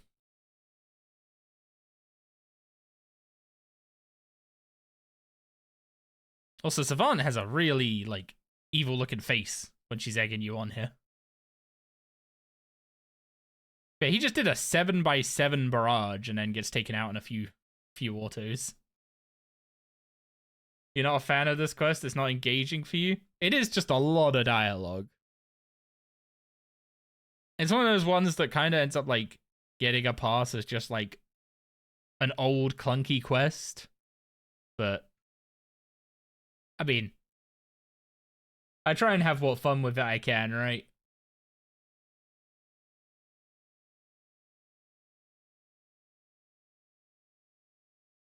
Yeah, there's just a lot of quests that are very dated at this point. It's like you could go through and patch them all up, but is there that much value in it? Like realistically, you spend 10-15 minutes of your game time on that quest. And then you probably forget about it. So like and bringing it up to like a modern standard would probably take, well, I mean, in the early game rebalance, they changed 2 quests. And it was just changing what the hand-in items were. So, you know, changing quests is not trivial. Anyway, wanted Dunzo.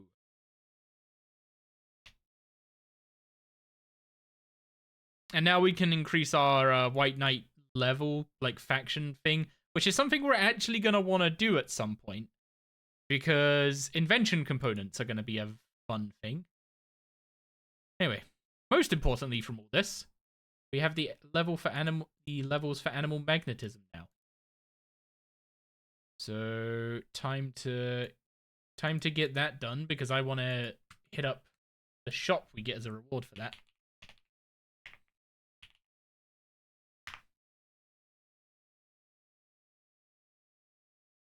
White Knight chests. Wait, chests? There are chests you can rob from the... Oh, over there.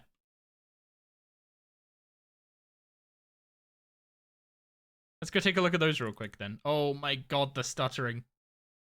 Okay, Falador was bad before, but it seems to have gotten worse.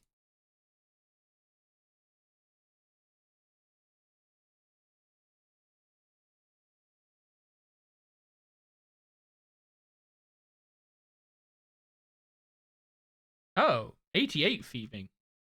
Guess I'm not doing those.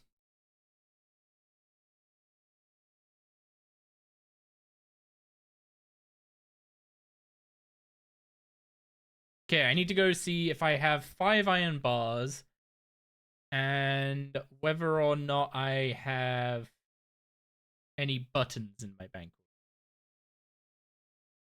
As for this random garbage, don't need that, don't need that, don't need that, don't need that. I will keep the room plate body. That one's quite nice.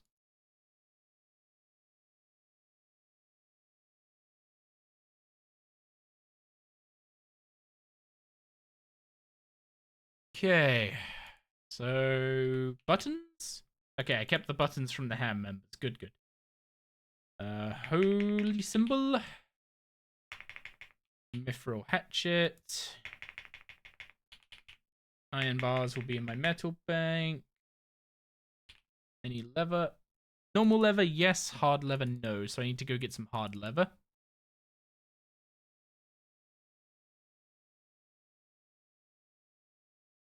I'm 1 iron bar short.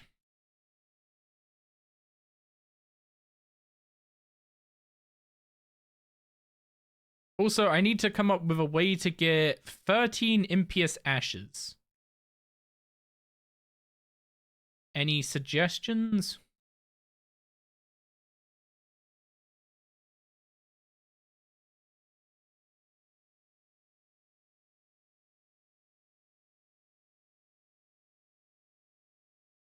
Kill him. Yes, that I was about to say that part's a given, but I guess phrasing is important in this scenario. Any suggestion of where we go to kill imps? Because I don't have access to the lesser demon resource dungeon to go kill them there.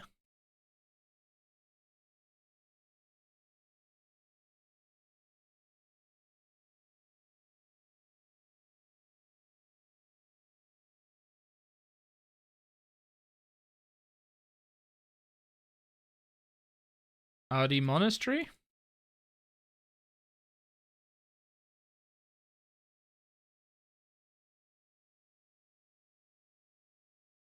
Kill the mini bosses in Zami. That is Inferno Ashes, which would be better because they would give us more prayer XP.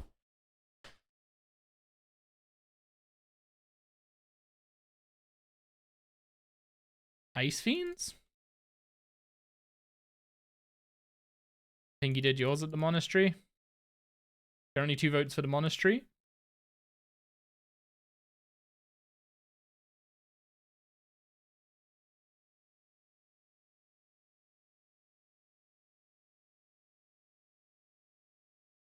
Also, what actually is our plan for training prayer, do we think? Like, are we getting 75 construction and sticking a gilded altar in our POH?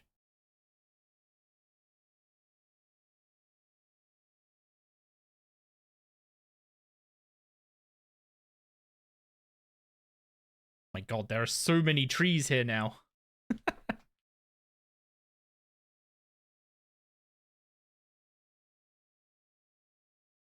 Definitely use Skull and Chaos Altar.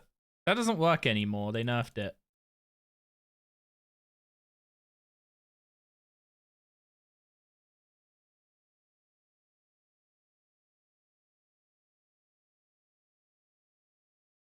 Probably worth doing Ecto for the outfit first. Yeah, I would agree. It's just if you want to do Ecto Funtus, you should use ashes instead of bones, because you don't need to grind up ashes. So you need to have a decent source of infernal ashes.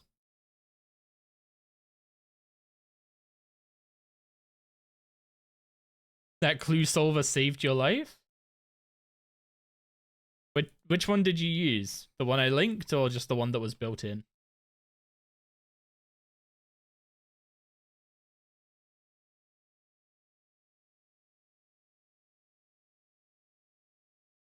Flash events for ashes? It would be great, but flash events don't exist in my RuneScape.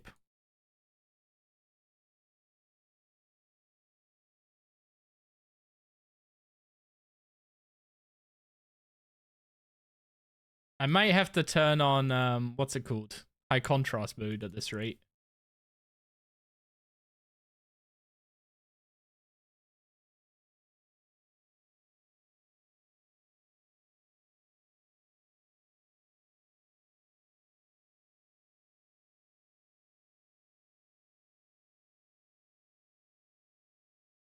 Yeah, that clue trainer is insane. Like, especially once you start doing like elite clues. Elite clues have these scan steps, and the clue trainer just absolutely carries.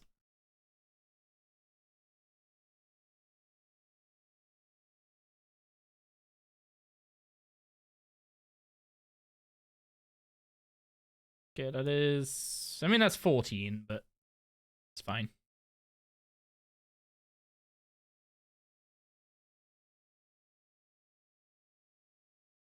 Okay. Let's go get started. Ugh.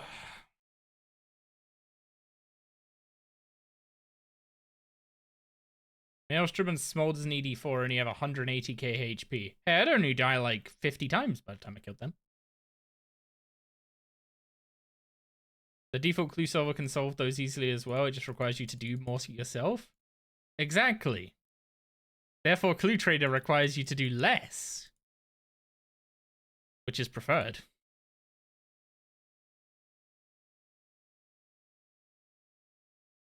Am I wearing the Ghost Speak? I am not. Speak amulet.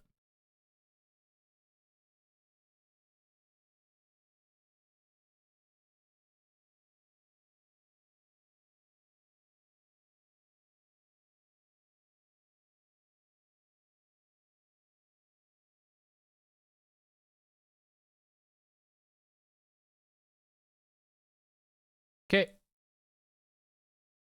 Are we already sent after chickens? Like, we said 2 things to her. Yeah, we need undead chickens. Let's go.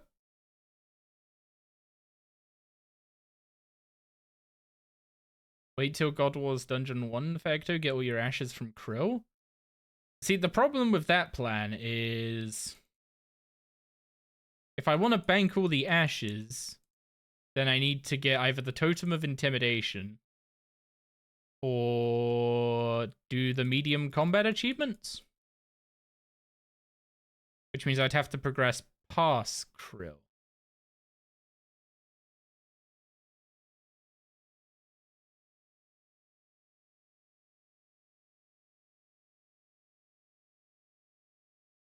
Where did I put the Ghost Peak Amulet?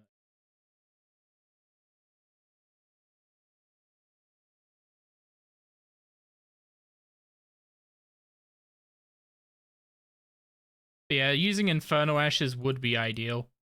I mean, you could use Searing Ashes if you wanted to be insane about it. But I feel like if you're farming Lava Strike Worms without Soul Split, you're having a bad time.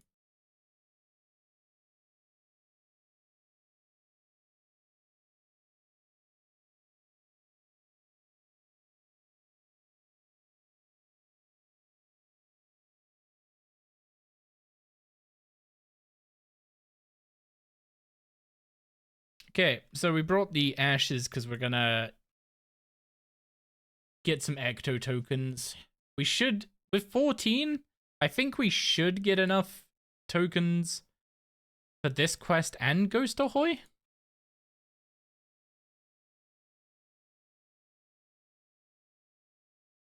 And then once we've done Ghost Ahoy, we get the Ecto File, which makes gathering this stuff way quicker.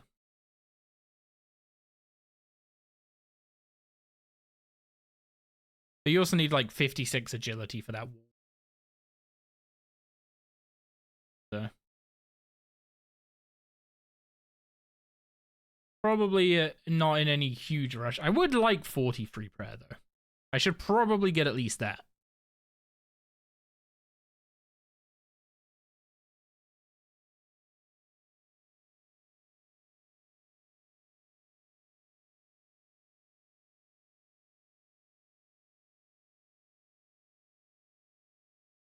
And back up we go.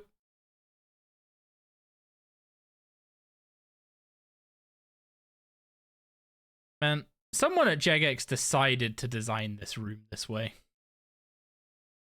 Just let that sink in. They decided you had to do like 5 laps of the room to go down.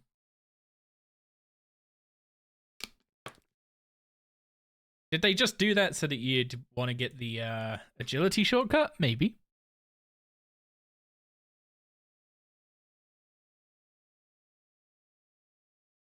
$16 XP and Ash. Oh god. Impious Ashes are definitely not the way to go. But we got 70 Ecto tokens out of it. Which is enough to get this quest done.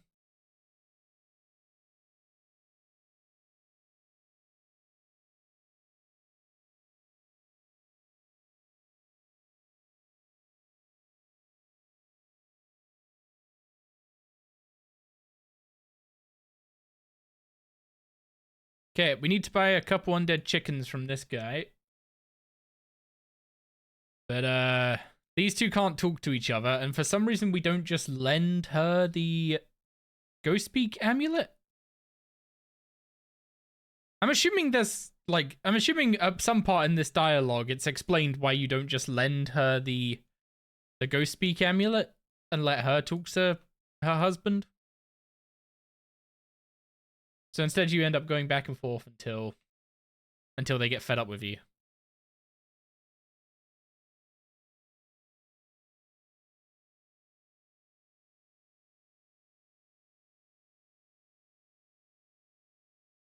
And then he gives you an account security piece of advice telling you not to give away your bank pin.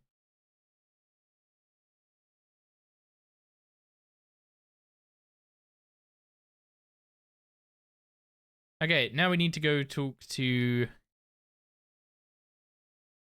Nettie. And ask her for another Ghost Speak amulet.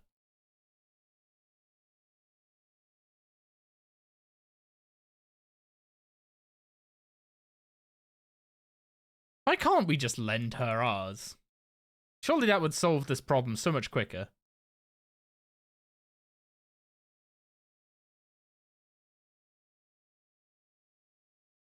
You can't expect people to talk to each other. But that's exactly what we're doing now, except we're getting her a ghost speak amulet made.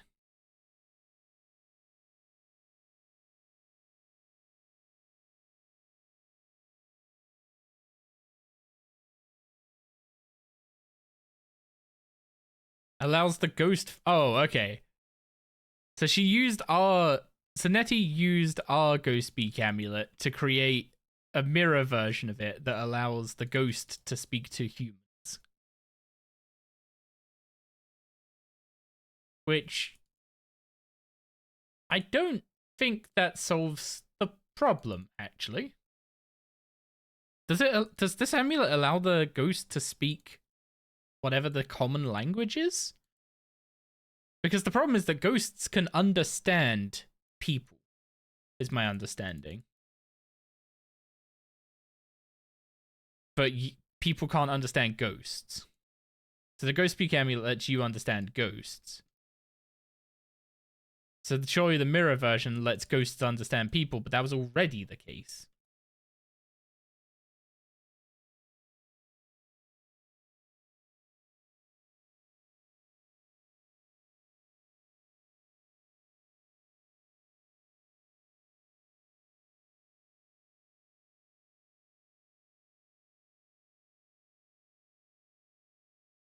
I'm pretty sure there is a quest where a ghost, where you're talking to a ghost, and there's someone else there who can't understand the ghost, and they say something, and the ghost hears them. So how does this reverse ghost amulet even work? Is he now speaking common tongue, so he can literally speak to anyone? That has to be how it works, right? Also, enjoy the chicken pulling solid snake moves.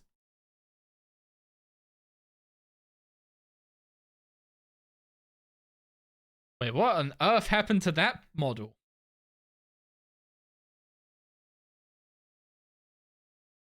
Is that supposed to be rune armor?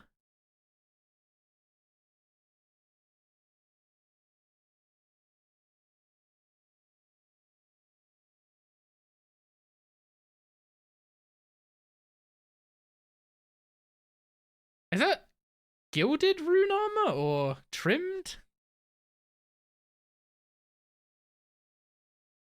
What the heck happened to that model?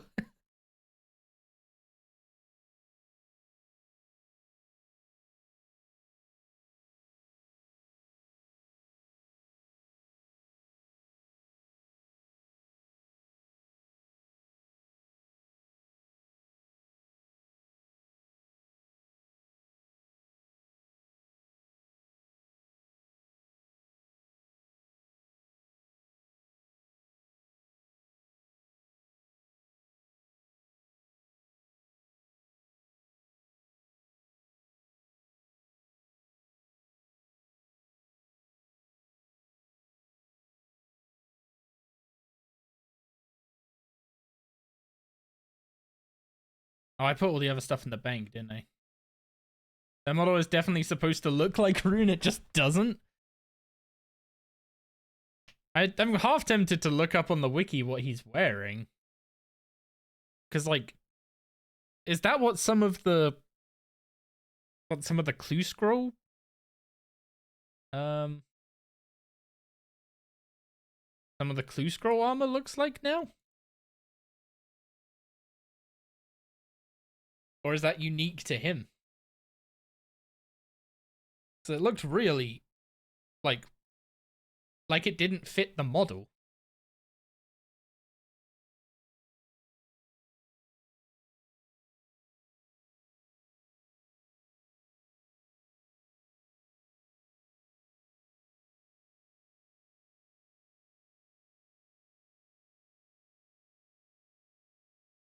Okay, hard leather, iron bars, buttons. Mithril hatchet. And holy symbol.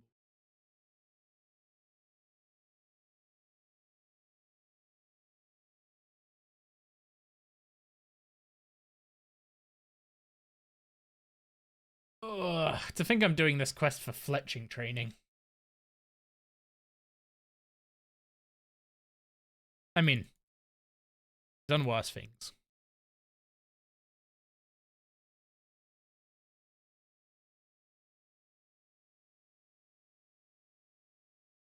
Oh, wait, hang on. I was supposed to talk to the witch, right? I was that's wakey wakey. I was supposed to talk to a witch inside the manor first. And then I get the magnet, and for some reason I thought I was going to a witch over in Remington. Make it. This is why I don't do these guideless, even though I've done them so many times, because I forget details or I skip sections in my mind.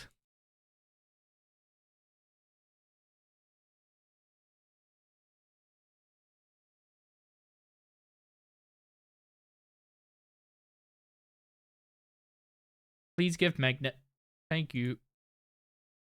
Now I need to go to Remington and whack it with a hammer.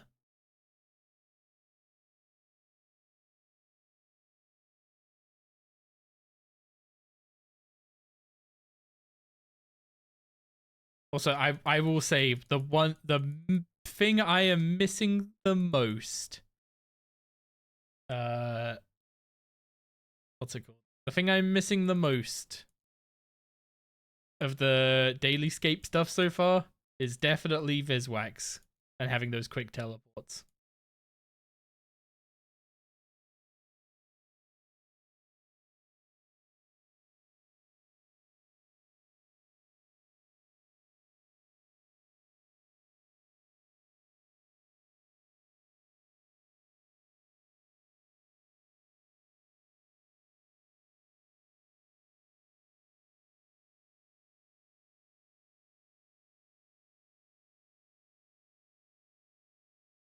Okay, we've made a magnet, so we go give this to Ava.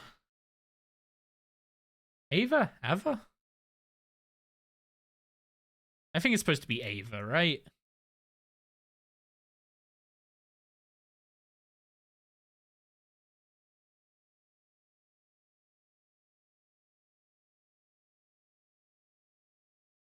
Okay, so she's got the...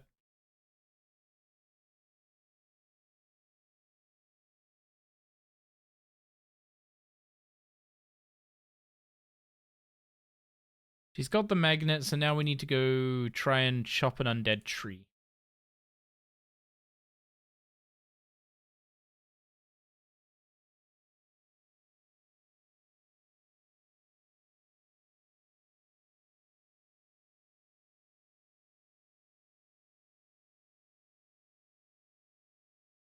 And then we have to tell her that we couldn't chop it.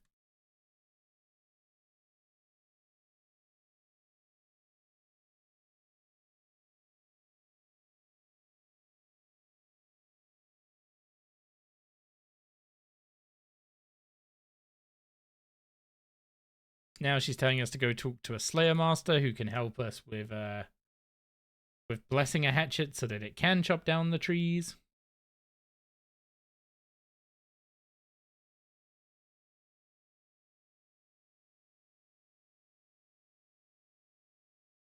So we talked to Turio and hope we skipped the tutorial.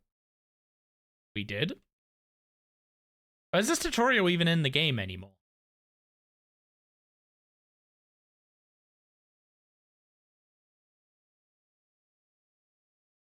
Okay, we get a blessed mithril hatchet.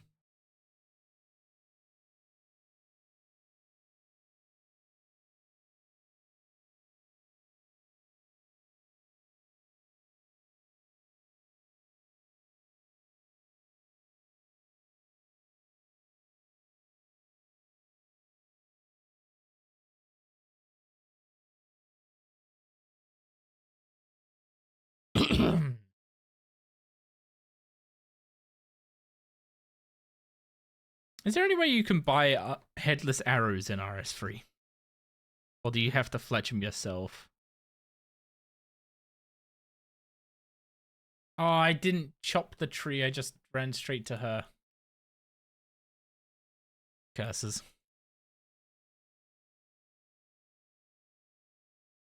Rangers Guild? Because it would be convenient if I could just buy them instead of.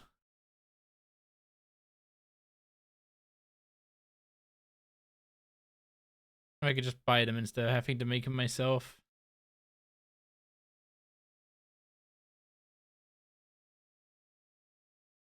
It's no great loss if I have to fletch them myself.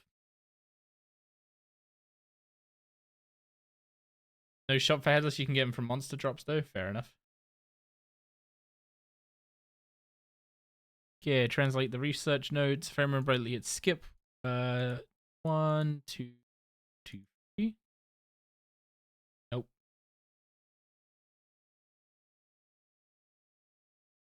That's 1, 2, 2, 3. I just remember it's like an order of 1, 2, 3. Just remembering exactly where that order starts. So we make a container, and she stuffs everything in it, and boom, animal magnetism is done. So we get Ava's tractor. We didn't get the better version, the accumulator, because we don't have 50 range, so we have to make that ourselves. But the reason I did this is because she has a shop that sells iron and steel arrowheads. And also feathers.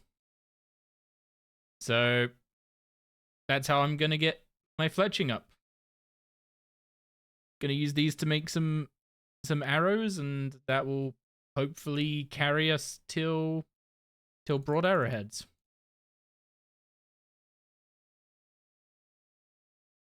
So that's fletching training kind of sorted. I say kind of sorted because money is still a problem. Very much still a problem.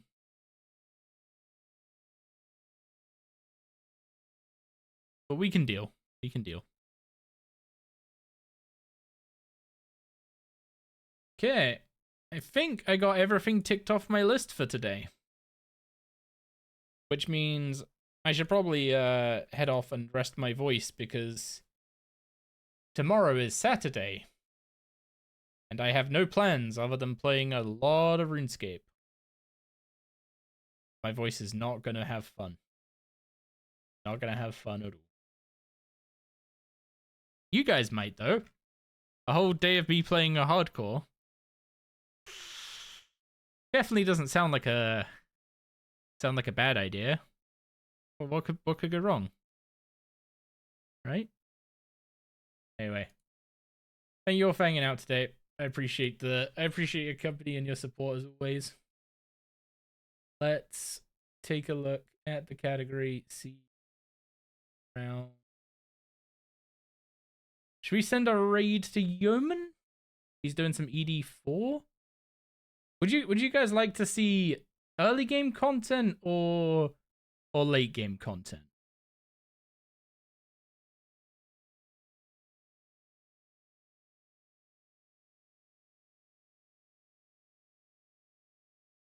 Early game? Okay.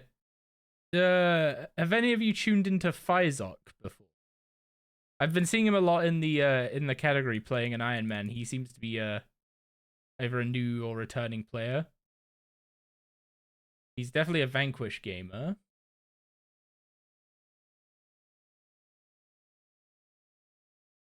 Yeah, let's go say hi to Fizok.